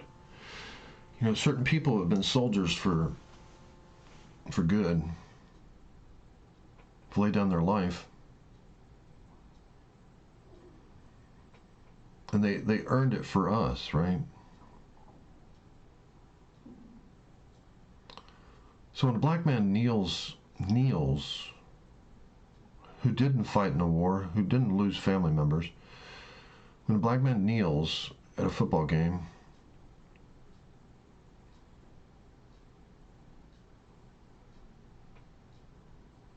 and he's kneeling against the flag of freedom where people earned it and died, and he's not seeing the big picture of what really is going on,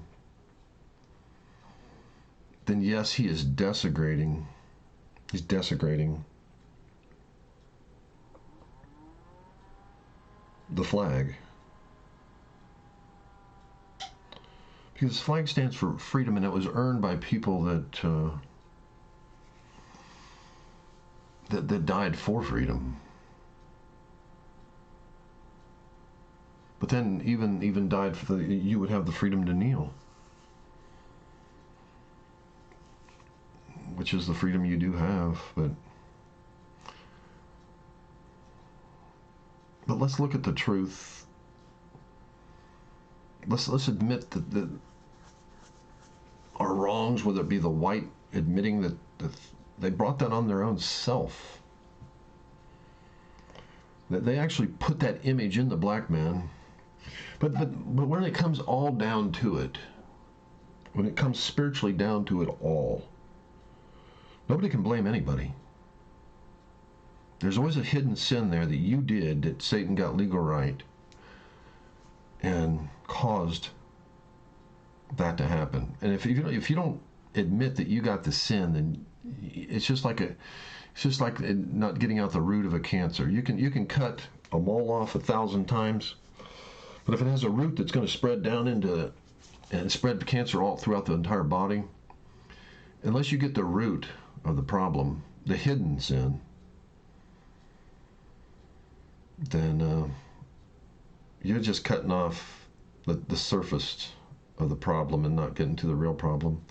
If you say that the cop who's 1,000 times been disrespected by a culture that has no respect or authority, and then finally the cop snaps, and you say that it's the cop's fault, but you're believing a lie. You're not seeing the truth. You're not seeing the truth. But the other truth is, yes, the white culture created that by not giving people jobs. They cause these people to find a way to make a living, and by oppressing them, by not giving them jobs, and that's something that the white culture is responsible, that has to admit that they did that.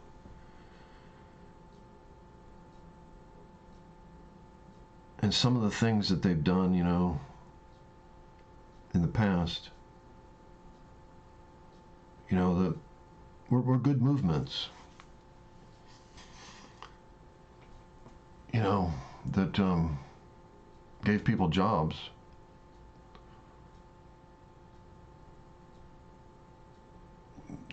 Based on that, based on the fact that they weren't giving people jobs, because at a time they weren't. We did have a time where people were not getting jobs based on their skin color.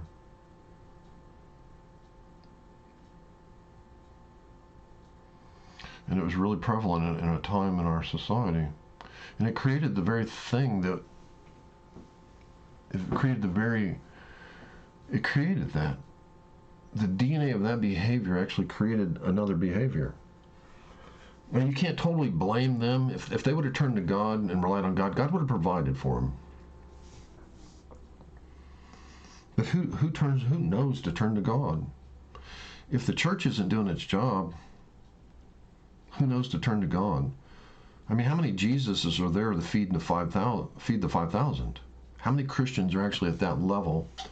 Like even Jennifer Toledo here, if you read her story fully, you'll find that God, the Father, cared, and in Africa He provided clothing for these young black kids.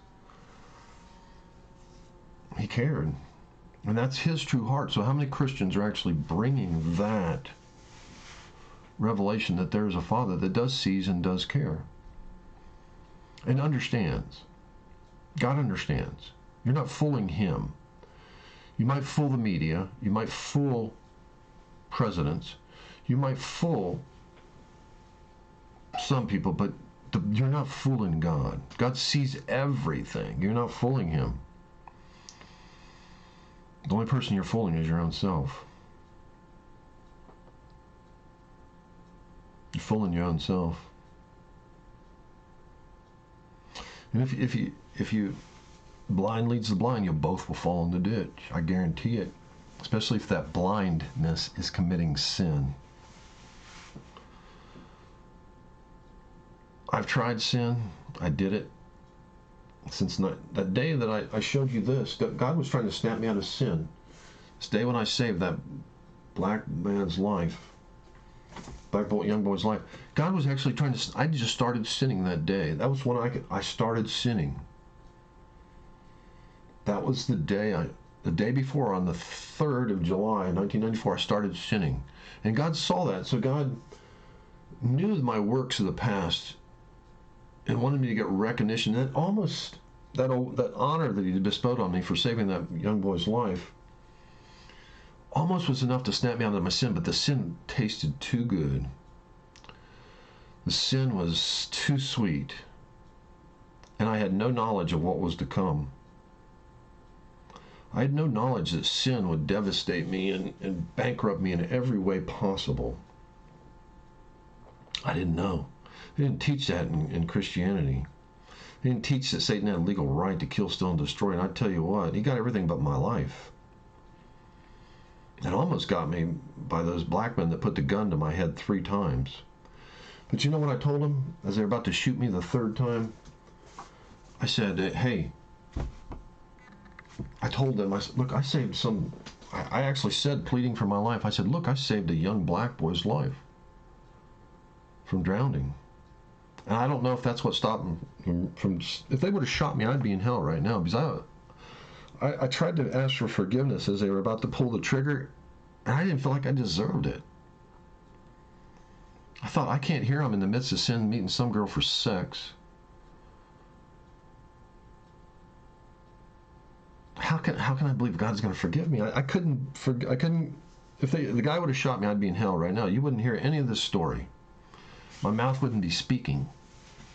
I'd never known everything I know. But if he would have pulled the trigger, I'd be dead. You never would have heard me speak.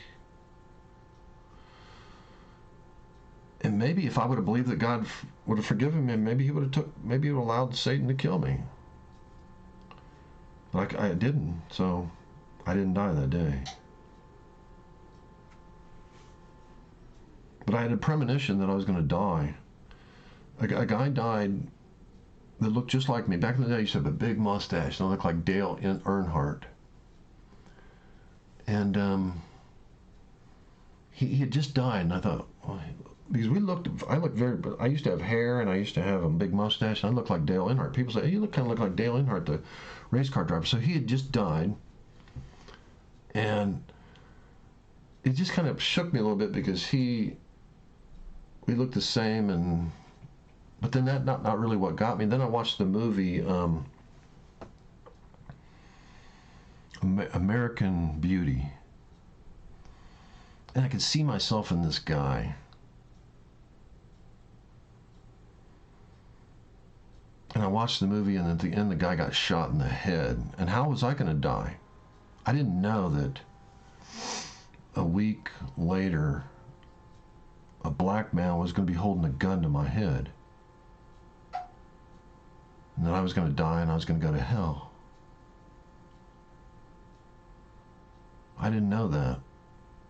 But I had a premonition, when I watched that movie. There's something about it when I watched the movie American Beauty, I had a premonition that I just thought, something. I identified with Dale Earnhardt because I looked just like him at the time. Had a big mustache, had hair just like him, and when I saw American Pie, I kind of identified with that guy. Very much so. He got shot in the head, and little did I know that it might have been a week, that I was going to die.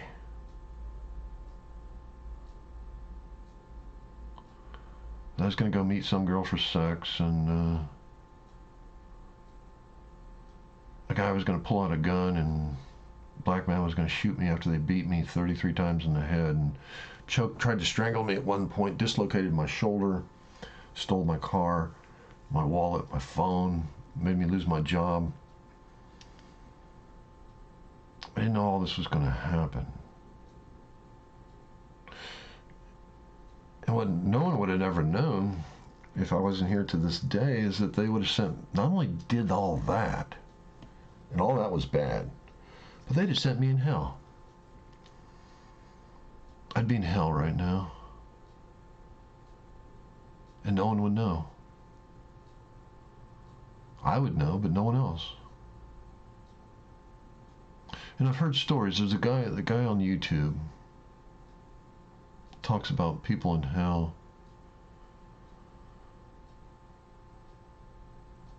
He says that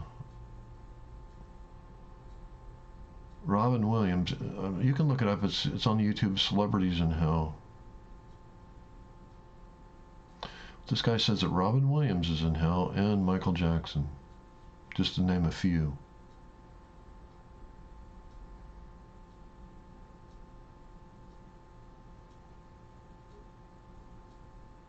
And the things he described,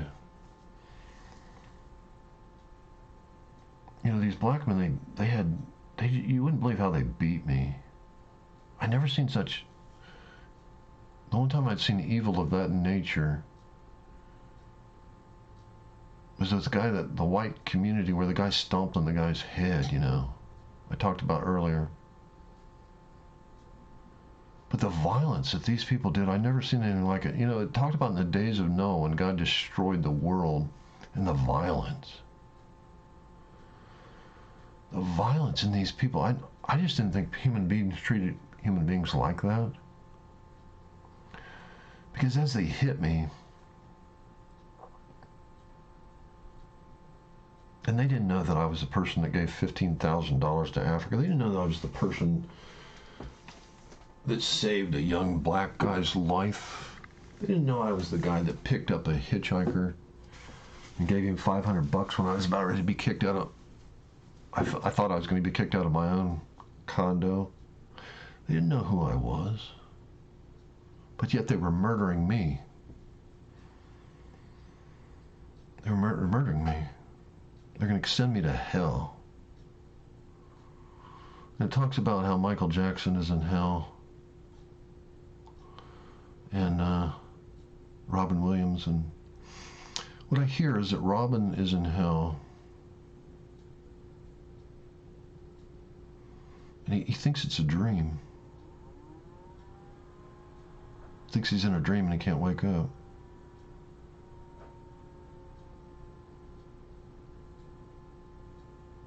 You see, people can live in a state, in a matrix of their own mind, creating their own reality like Robin did. Robin put on a facade of humor. And that was the reality he lived in. He felt superior to everyone because he had that ability that I have to be able to see like a dog can see and read people. See, I can read people from the smallest of things they do. Like my boss at work right now. I knew 3 weeks ahead of advance that he was going to fix the copy machine before he even knew himself he was going to fix it. Remember in the movie Sharon Stone where she knew the behavior of everybody and how everyone was going to act and predicted their behaviors based on their character? Well, that's a Robin Williams type. Or a person like me that had to learn to read, that had a childhood that was unsafe on the parents. And they learned to read things. They can read things in the smallest things, just like a little animal out in the wild is totally aware, and they know an earthquake's going to hit before an earthquake comes. You see, the animals are all running first. Well, people like me can read things. We can see things that only a dog can see. A dog can smell things, a trail that somebody left, but we can see things prior to what they're going to happen. Based on just reading the behaviors, we can predict the future and what we know what people will do, which can be dangerous. You can cause a thing called self-fulfilling prophecy where you actually create the future. which in a sense is what Sharon Stone did in the movie Basic Instincts. You can use this power to create the future if you wanted to, based on knowing the character of people and reading them and knowing what they'll do and knowing what they'll be triggered by based on knowing human character. But I have the ability to sense people and to read them, and so I knew 3 weeks before my boss was going to fix the copy machine that I knew based on his behavior that he was lazy, and he had to change his smaller copy machine at work. And I knew he would become weary of doing that, so that would give him motivation to fix the big copy machine. So I had an idea, he's probably going to fix the big copy machine because he's tired of changing the small copy machine has a smaller ink reservoir. And so I knew based on just laziness of human nature and knowing his character, well, this guy actually isn't my boss, but he's in a superior position because he's not really my boss, but he's a boss over an area I'm at, which is for a different company. But I knew he was going to probably fix the other copy machine because he's going to become tired of changing that. And sure enough, after I was using the copy machine that he had already fixed for 3 weeks, finally he sends me a message and says, tell Dave not to use that copy machine. But I was already using the copy machine that I knew he had fixed 3 weeks before he ever sent me the message. And I don't use my powers to predict the future, but I do use it as a defense. Now, if I was offensive, like an offensive type chess player, I could control the game based on the understanding of people's character. I could plant seeds and play games, but I don't do that. But sometimes I do play a defensive game. And Robin Williams was the same type, and I don't want to go too much into detail on how all this works. But Robin Williams, and that's why I should have quit my job with the other boss, because I knew what he would do before he knew he would do it, by his nature. That's why I wrote up everybody at work, because I knew I had to defend myself against his evil. Even court, he said, well, he writes up everybody on this incident. He didn't write it up. Oh, no, I wrote this incident up. He lied. He didn't communicate with my boss. I'd written up this person, but I didn't send it to him because I wasn't stupid. I knew he was a liar, and I knew what he would do before he knew what he would do. And I knew I should have quit the job, but I didn't. But I didn't know about this legal right about my sin and how now my sin would get me in trouble. And give Satan legal right and use someone like him. Because at first he seemed cool. And he was cool. And he could have been cool. I could have controlled the future by not sinning. That's why it says in Joshua chapter 1 to meditate on God's word night and day. Because no one can touch you. Even in the Bible, they put Joseph in a prison, right? But he didn't sin. He didn't sleep with Potiphar's wife. So he got promoted. Just like Jennifer Toledo is talking about spiritual promotion in this. None of this is new. Jennifer Toledo, if you continue to listen to her, you'll see her talk about spiritual promotion. Go ahead and watch the video for yourself. It's on Sid Roth. Just type in Jennifer down here where it says search by topic, and you'll find out she got promoted. She did miracles like Jesus, where Jesus fed the 5,000 with bread. Well, she did the same miracle, except with clothing for people in Africa. And you don't do these things without spiritual promotion. Now, Satan can promote you if you want to go down that route, and you can have power if you want to. But I'm telling you, your house is going to fall, like Jesus said. If you don't listen to Jesus' words and you build your house on that foundation, it will fall. That's why I got to pray for my boss that did the worst thing that anyone's ever done to me, I gotta say a prayer for him right now. And actually, he's going to be cursed when I say the prayer, maybe even more. Because then I'll be justified and he'll be guilty. So he's going to lose any way it goes. Well, I'm not sure what to do on this now. Because if I pray and ask God to help him, God might actually reveal the truth to him that he did evil. That's the only way he can really be helped in some ways. Either that or maybe I can pray for a free pass. I'm not sure what to do.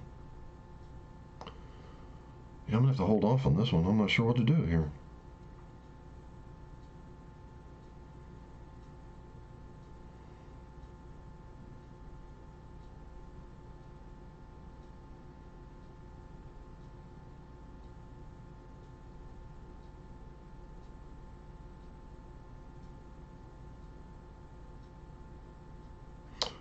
Anyway, I got to get off here.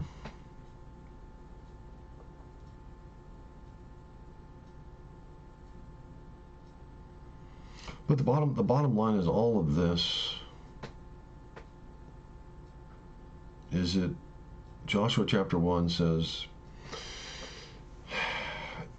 meditate on God's word night and day. You follow God's word and his will. It says in the Lord's Prayer, thy will be done on earth as it is in heaven. You do that, you're going to create heaven on earth. And that's what she did for this tribe of people. That's what you can do in the ghetto. When someone does evil to you, if you do good, you reap what you sow. They don't have power over you.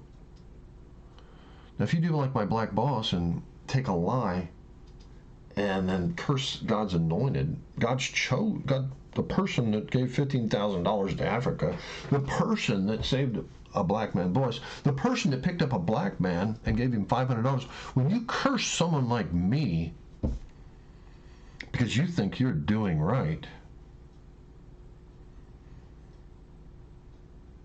you just shot yourself in the foot.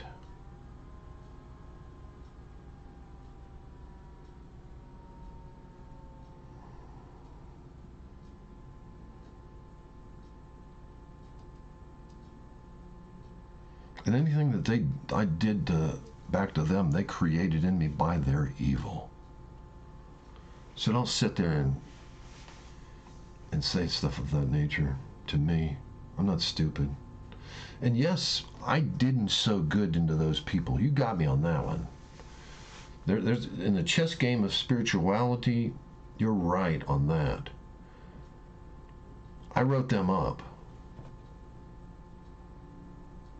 for the evil that they did. I wrote everyone up. Chinese. I wrote up anybody up that did evil. It didn't matter who it was. It was Chinese. I wrote them up. I wasn't afraid of working for a Chinese place, writing up someone that's Chinese. I wasn't afraid of working for a Chinese company and writing up the Chinese. The Chinese like authority. I have to respect that. They didn't give me no blowback because that's a part of their communist system of how they control people is you must respect authority. Now, the authority that they have isn't always good. They don't believe in freedom for their people. I've heard horror stories that people that worked in China, if their arm got ripped off, they just got another person to take the job and they didn't give any compensation for them. And they tried to pull the same stuff in our country and it didn't fly. We have a thing called JACO. And they ended up with hundreds of thousands of dollars in fines because they weren't following safety precautions, which is required in the United States. And I'm sure they learned their lesson, and you know, at least they respect authority. So I would much rather go to the Chinese people and be minister to them than what I've dealt with where God has called me. And I might. I'd much rather go to China. I'd much rather go to China and speak the word of God and be thrown in prison or tempted or tested to be killed down there than I would. Because at least I respect those people. Maybe I wouldn't after I've dealt with them. and the evil that they do. I don't know. Maybe I dislike them as much. But I don't dislike a people based on skin color. I dislike behavior. And I can't say that I did perfect behavior, because I'm supposed to sow good when someone does me evil. And I didn't do that. So I'm guilty there too, in the spiritual game of how this is supposed to work.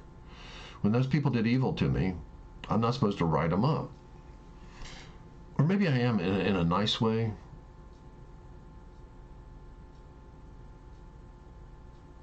And see, they did provoke me into anger when they disrespected me, just like a cop can be provoked to anger too. So I understand that. And I learned other skills since then. But that doesn't work. It doesn't work for them to capture your spirit, because they're dominating your spirit with their evil. And that's how Martin Luther King overcome and did what he did, by not being infected with their evil. And their evil is evil. Don't you sit there and say for a second that the evil that they did is not evil. It is evil. I know evil, and it is evil what they did. Don't you even say for 1 second, not even for a second, that they didn't do evil. When you're told not to park someplace and you park someplace, that is defiance to authority. And they did evil, and it is what it is. Total disregard for authority. Thinking they have some special privilege? You don't have no special privilege to park there.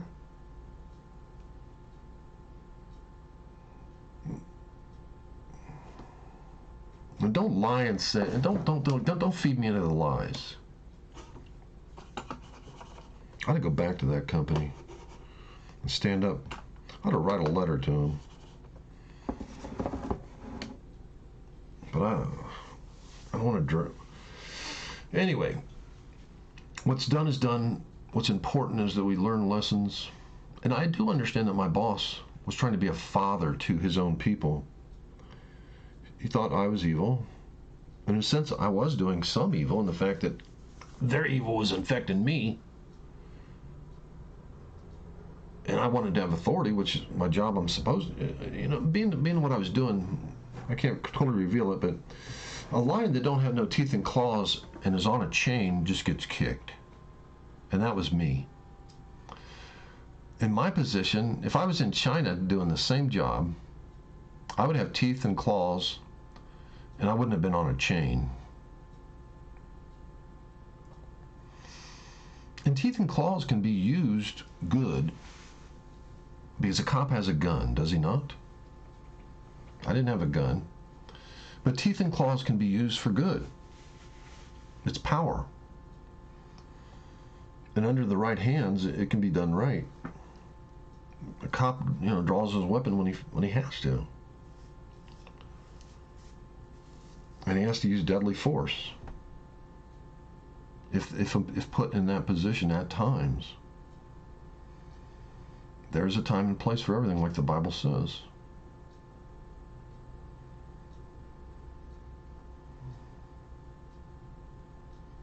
But I was a lion that was on a chain, that had no authority, playing the role of a lion. I was like a lion that was in a costume of a lion. I was like a human being.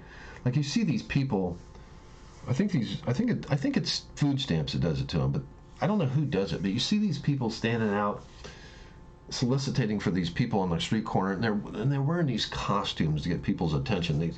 It can be a 90-degree day, and they're dressed in this hot costume, standing out there trying to get people to go to their store. So I was like the lion that there really wasn't a lion, but was in a costume, like a human dressed in a lion's. My job was like a lion. Me just wearing the costume of a lion. Not that I was even a lion, with no teeth, and I was just a kicking post. That these people would come by and cuss me up and down. I was cussed up and down, yes, by the black race. Cussed up and down, and nothing happened to them. Got away scot-free. One time I was being cussed out by a guy for a solid minute. And so I took my radio and let my boss hear what the guy was cussing me out. All I did was say the guy can't park at a certain, or his wife couldn't come into a certain area. And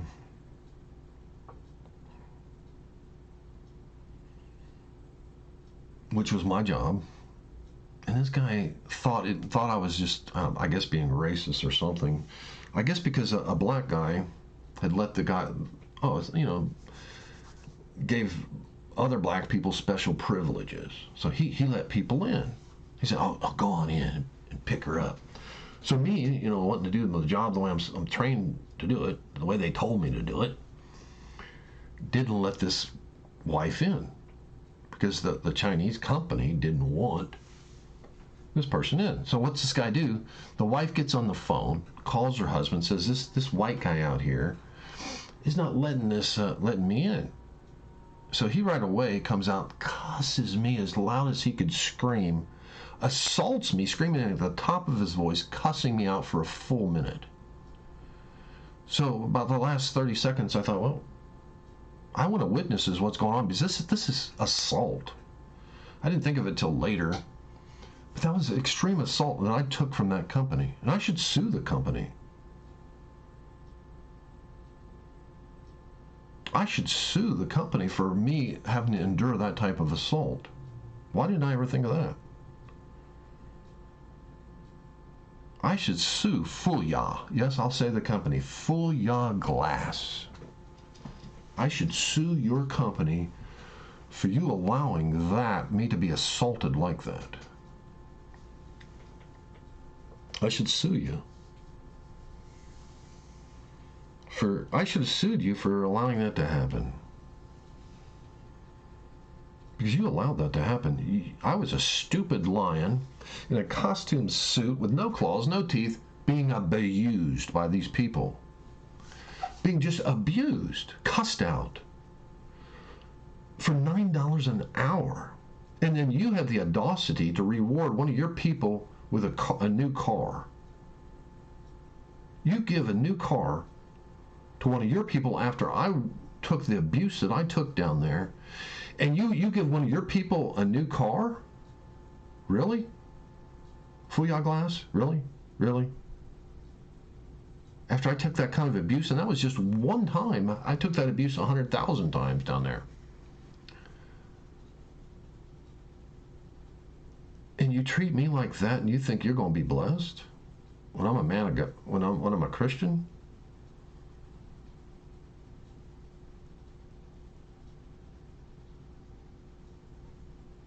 I mean, the whole thing was a joke. It's like the lion, like I'm dressed in a lion costume, supposed to play playing of a lion, with no teeth, no claws, on a chain, being kicked by your employees. And you don't know how to handle them any better than me. And you fired them like hotcakes. They'd come in, you'd fire them left and right. You fired them left and right. You did. You just fired them. One time I remember a guy that was innocent was accused by somebody of being on his phone, and I know the guy was innocent, and you fired him. It was a black guy. And I knew the guy was innocent. I just know it. But you fired that guy. Somebody said he was on his phone, and you fired him.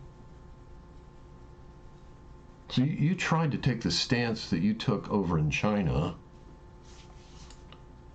You tried to take that stance, just firing people, and it didn't work, and you didn't know how to handle these people. But you threw a few innocent ones under the bus too as collateral damage, because I knew that one was innocent. I don't know about the others, but I know that one was.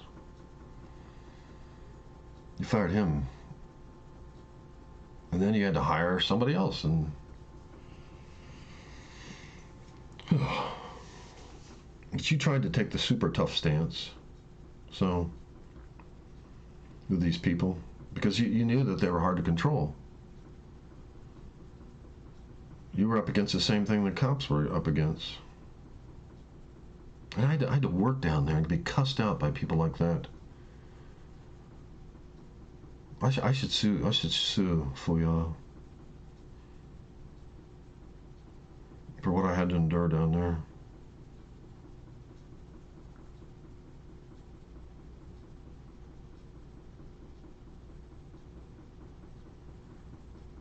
And I should sue my company for them not getting involved and letting that person down there, that my boss, have all that authority. And I should sue Moraine court system. But you know something? I'm not. You know why I'm not? Because it was my sin that put me in this Egypt type job. It was my sin that put me in an Egypt type job, where Moses even killed a man in his Egypt job, even though he was a prince.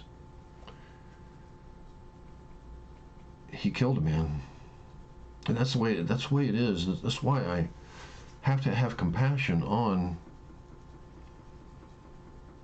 It's a crazy dynamic that we live in.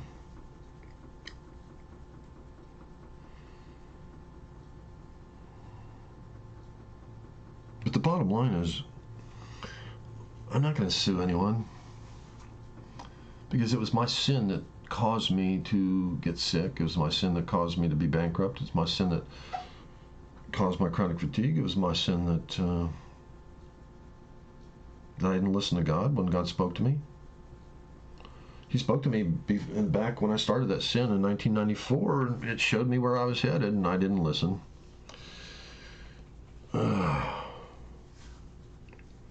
The first time I sinned, let me give you a little revelation on this one. This had to be an angel.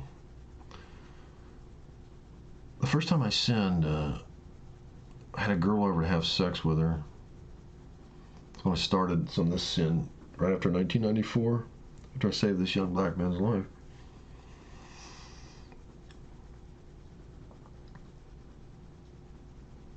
I had on my wall where God had spoke to me, "You shall lead these people." Before I ever knew any of this stuff was going to happen, or God was going to download all this information of legal right and everything He's taught me about the mind and everything He's taught me in the last 40 years. Back before I knew what my life was going to be about or what I was going to speak or say, God spoke to me, and He made Joshua chapter 1. He gave me the verse, Joshua chapter 1. He says, "You will lead these people." And He gave me Joshua chapter 1, the chapter, and He spoke to me everything that was in Joshua chapter 1. And I had no clue that I was going to fall into sin and learn all this stuff I learned from sinning, how I'd learn about legal right and learn about all of these things, from that you reap what you sow. And how Joshua chapter 1 says, if you meditate on the God's word, you'll be successful. Why? Because you're doing His will. Duh. So it's obvious to me, any community that has evil in it, the only way they can overthrow it, if you want to fix the United States of America, stop doing evil. When people does evil to you, so good. And that's not easy to do. It's the hardest thing to sow, and God will honor that, I believe. If after great evil has been done to you, that you sow good, because that's even more valuable to God. God sees that you sowed good when somebody did you evil.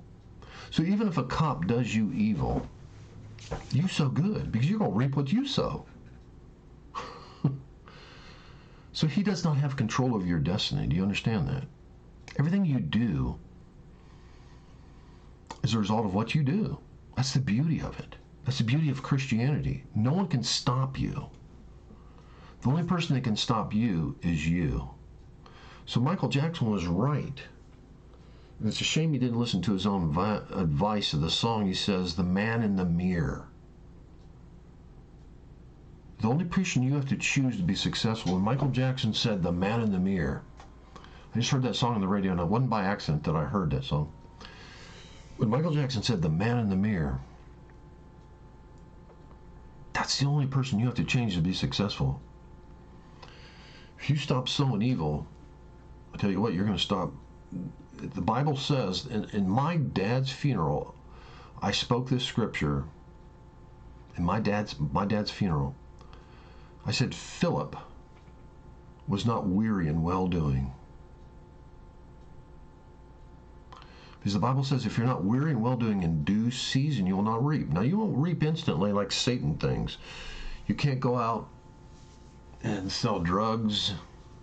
You can't do prostitution. You know, I liked Keanu West's video. It was an honest approach.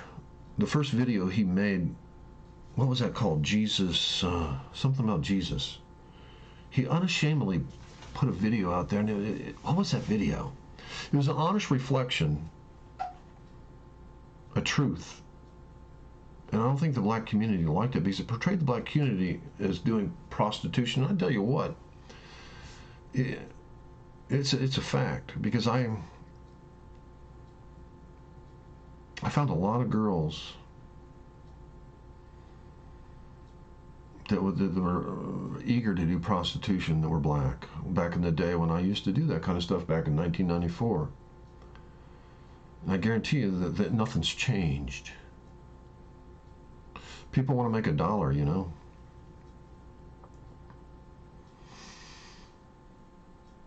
So Keanu West, what was that video? What was that video he made? And it's a shame you can't even find the real version of it today, which is a shame. It was an amazing video. I didn't pronounce his name right. I've had ADD for 40 years, so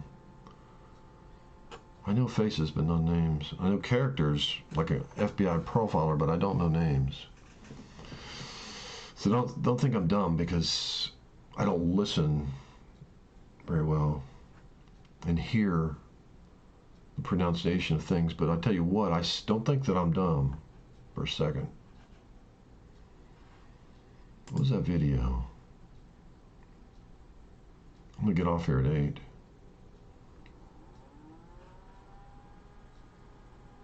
It's something about Jesus. Keanu West. I can't even spell his name.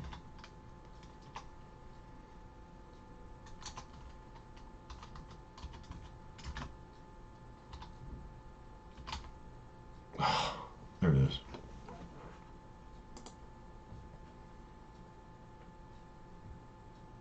What the heck's that? What is that all about? Oh, that's from 10 years ago.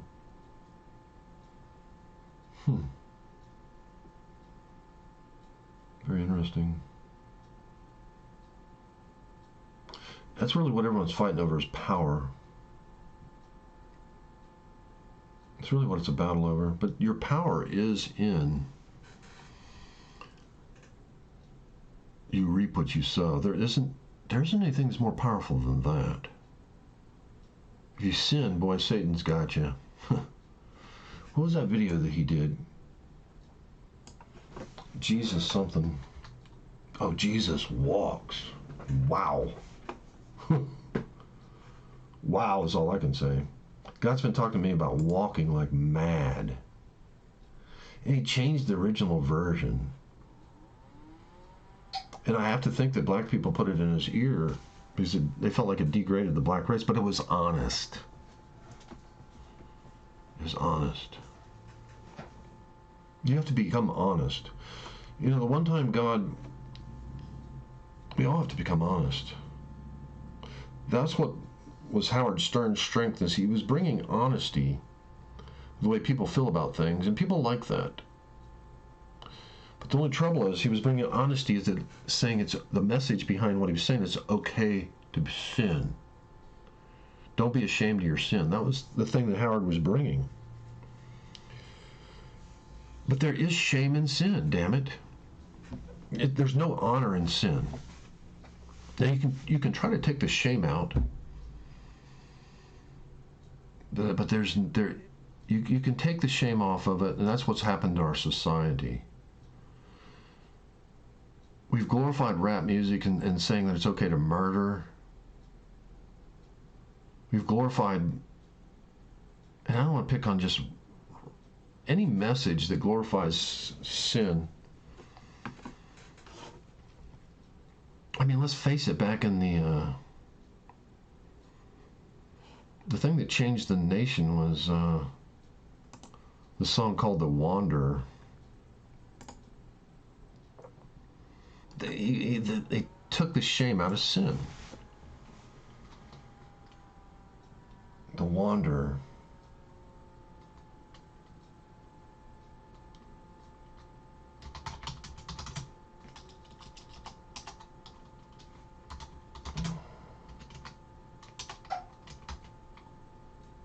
There it is. It's this song right here. Watch this song by Dion called The Wanderer. Just watch that song.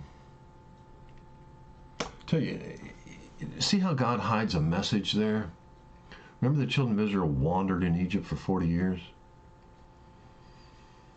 He says he's the wanderer, right? So he made it okay. He made it okay to be a wanderer as far as jumping from female to female. You know, he talks about in the song how, you know, he would just jump from woman to woman. So he was propagating the will of Satan as far as premarital sex, which led to Roe versus Wade, that validated satanic blood offering to Satan. And look how he's called the Wanderer. He put that image, you got to understand, radio came out in 1920, and it spoke, and it changed the image of the nation. It was messages like this that took the shame out of sin, and we got the same thing happening right now. And I'm not saying you should shame people for sin, because that's what Christians do also. Because you don't see Jesus shaming the woman at the well that had 5 husbands. He did the complete opposite. So that's not the message that you want to... Jesus doesn't shame people, right? But Christians do, right? And that's why the church, why darkness has increased and the church has become what it was, because the church did shame people. But the bottom line is God's not into the shame business. God understands how people got transformed into an image. And this image that radio spoke in 1920, by 1930, all of the United States was formed in an image because every house had a radio in it. And images like the song The Wanderer, even though this came later, I think, they called it the Roaring Twenties. But this image was spoken. All things are... Faith comes by hearing, but so does everything else. This was spoken to the household. Satan got the ear. And Jesus says, if any man has the ear, let him hear. So songs like this popped up that said it was okay to sin. We're in Joshua chapter 1, which God gave me. And I never did finish the message of that. When I started sin in 1994,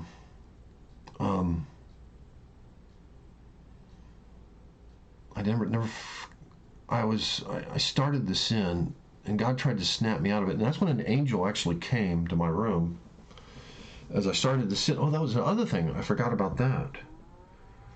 I totally forgot about that. The first thing God was, I saved a young black boy's life, which God tried to give me some honor and snap me out of the sin, and that didn't work. So then the next thing happened is an angel showed up as I was half asleep and half awake in my bedroom, and an angel showed up on my left side, and he said, now is the appointed time. And I knew he was talking about a wife. So I go into church the next day, and there's a girl that's perfect for me, like my Eve.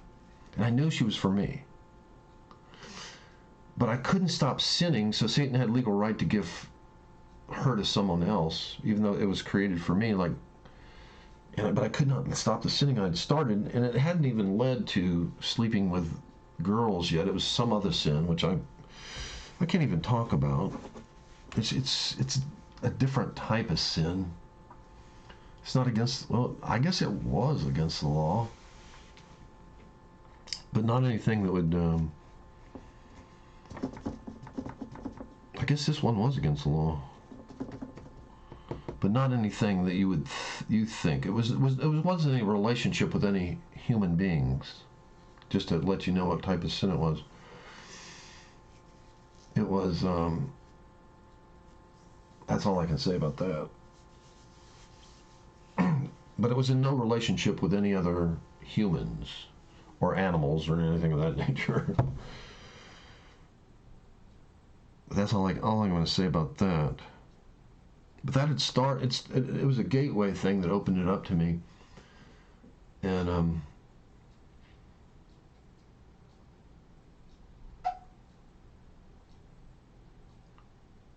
I don't even understand it to this day.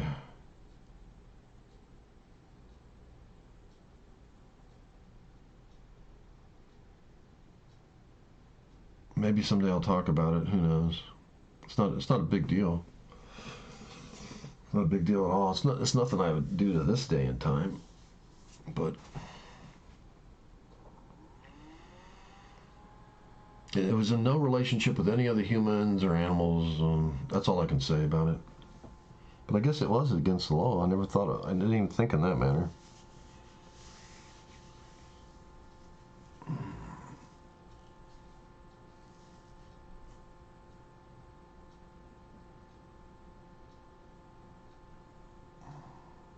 But I'm not even going to say what it was, but anyway, as I went on, then since I was already sinning, the next thing I did, I think, was there was a strip club called the Total Exposure. It was in Troy, Ohio, and girls were completely nude there. And what was crazy is the day I went in there was a church service totally around the whole place. A church was protesting the strip club, and somehow I went in there, even with the church service there. The church people surrounded the place almost.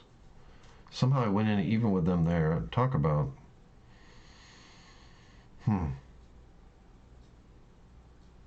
But even when I went in there, I was so programmed to living the Christian life for 30-some years that I didn't even think about sex with the girls while I was watching them. It was just, and I know there's Christians out there, people that don't believe me, but they don't know how my mind became as a Christian. I wouldn't even think about sex, but I still enjoyed looking at them, even though I didn't think about having sex with them. I know that sounds crazy to you, but I don't want to. It is what it is. I know people won't believe that, but I don't really care what they believe, because God knows the truth. So I don't really I don't care what you believe. Don't tell me that I don't know my own thoughts, because I do. So you're the liar, not me, if you think I don't know my thoughts in my own heart. So, but still, it did lead. What was crazy is that even though I wouldn't think it, it did finally lead to starting having sex. And it just opened up Pandora's box. I mean, it really opened up Pandora's box. And see, I didn't know at the time that my ADD, my ADD, which sounds like a simple thing. You got to understand, kids.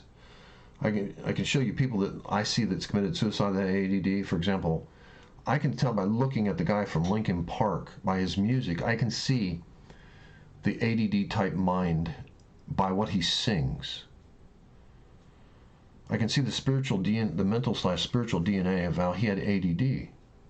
I can see it in his music, how he wrestled in his mind, and I don't want to get into the secrets of how all this works, but I can see it on that personal teletype. And there was a young girl named Megan Myers that committed suicide that had ADD, and her mom thought it was about people bullying kids, but everyone bullies kids. But the trick that they pulled was very vicious that they did to her.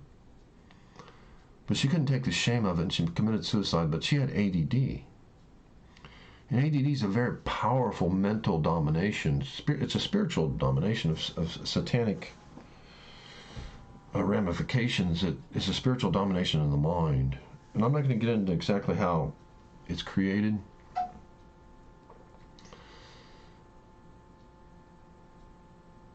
I don't want to get into all that. That's too deep. But it's very powerful. Very powerful. The only thing I can say about it is like the boy in the bubble. The boy in the bubble in the hospital has no immune system. They have to keep in a bubble, protective bubble, to keep from getting any disease. Because if he gets a cold, it might kill him. He has no immune system. That's how, all I can say about that is that's how an ADD type mind thinks. Any evil satanic thing that Satan does to you, small things, infects your world, and then you get emotionally sick by it. So you're very vulnerable. And that's basically why a lot of people commit suicide, because they have no defense. A lot of people are in that spiritual state. And I'm going to write a book to try to help people of that nature. But that's all I'm going to say about that. But that's the spiritual state I was in. And that's what made me, after being dominated, I didn't get electric shock therapy like a Carrie Fisher type, or take drugs, or drink. So I needed something to make me forget about, just like Joe Rogan became successful by smoking pot. Pot has a receptor that makes you forget. So you're able to let go of things, because I could see Joe Rogan had the ADD mind. He was so afraid, he couldn't even go in the bank. When Joe Rogan was young, he was too afraid to go into a teller in a bank to make a deposit, because he was that introverted. Introversion and ADD is very similar. There is a difference, but I'm not going to explain the differences, because why should I don't have time to give away all the secrets of everything and how things work.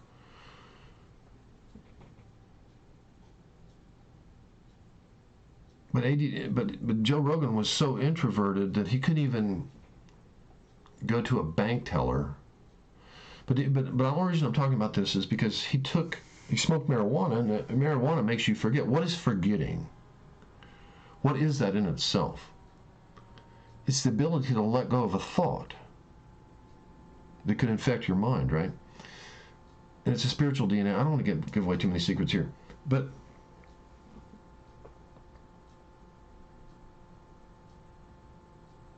just to tie that in with a gang mentality in, let's say, a group of where people have been programmed, let's say, in a ghetto type situation. Somebody bumps into you, you feel like, or somebody can, and even in the mafia, which is another highly organized crime of spirituality. It's not just organized crimes, it's organized spiritual forces of domination. Just like when Satan molested Adam and Eve in Genesis. It's a type of domination and molesting, or no different than in the Shawshank Redemption, where the guys weren't gay, they were rapists. They liked to rape. It's about domination, about spiritual domination. The mind is dominated in the ADD state of mind, and very powerful domination, very powerful. But if somebody bumps you, then you, or even looks at you cross-sided, you're ready to kick their ass and even kill them, right?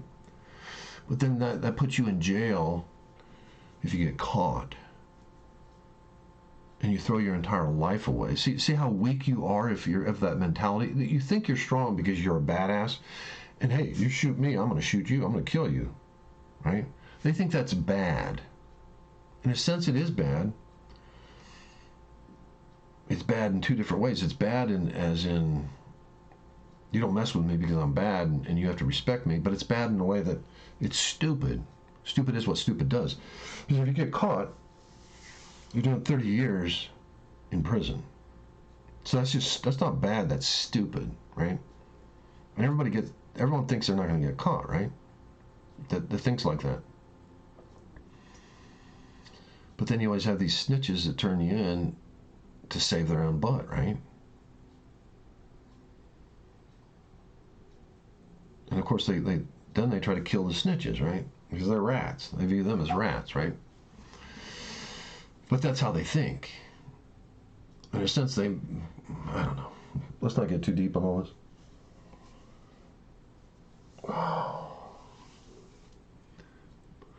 But Joshua chapter 1 says to meditate on God's word night and day, because you reap what you sow. You're not going to get away with anything.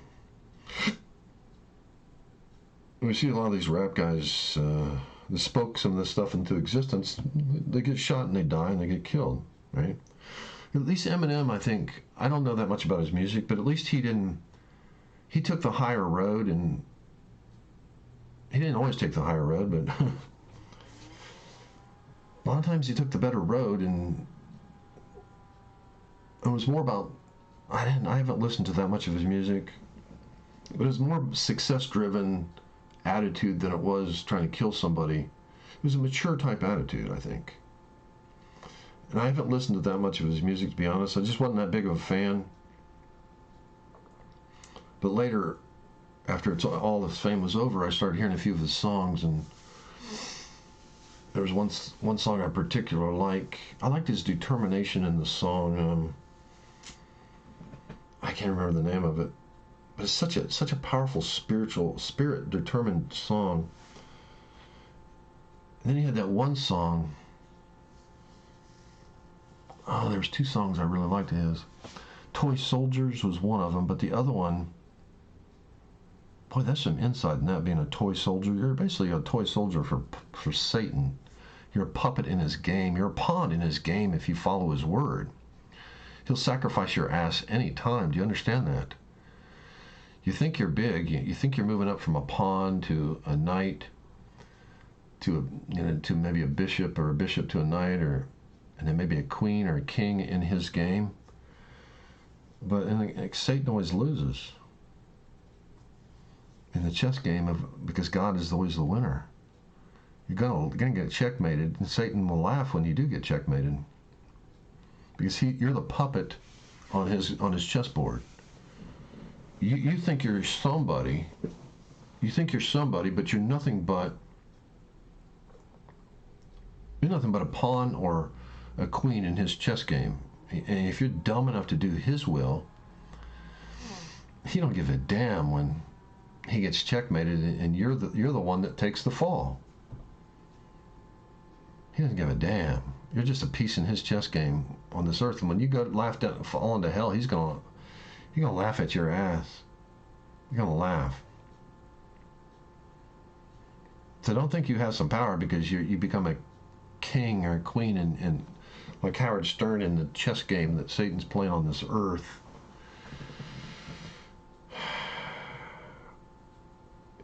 You're a fool. Do you think you're going to win? I don't care if you end up with $200 million and you think you've won. If you've done it by doing the will of Satan, all you did was propagate his game. Anyway.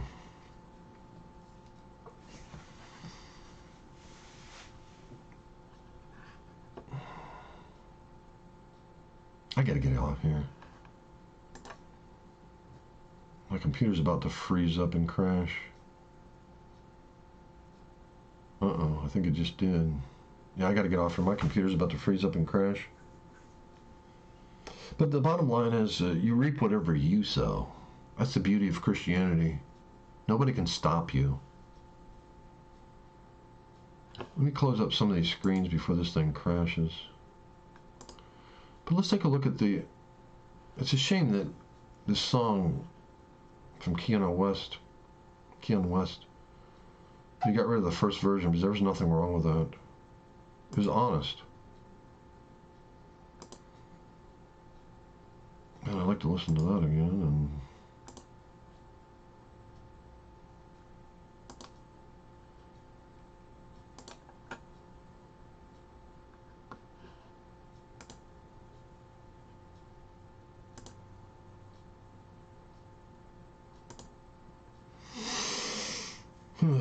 what is that song by Eminem?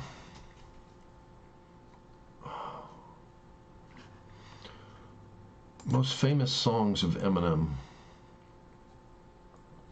I don't know that many songs of him, to be honest. Lose Yourself. It's right on the top of the list. That's the song I really know of Eminem. And Toy Soldiers.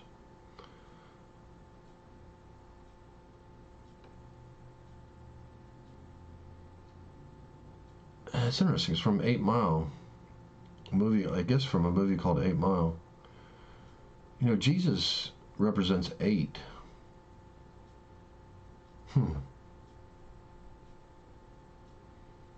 Interesting.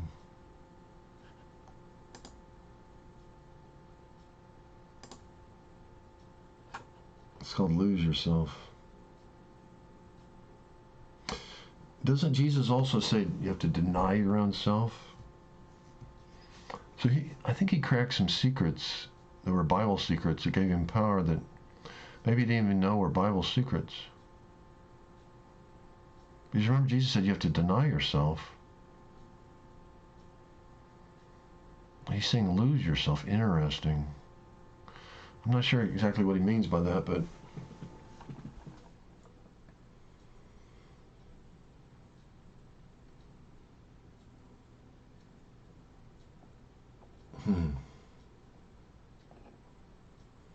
anyway, I'm going to get off here before my computer crashes. I already spent 6 hours recording this. That's unreal. Wow. I got to get off here. I spent my entire day off from work recording on here. That's insane. But it's going to take a while to download this on YouTube. Yeah, I'm going to stop this.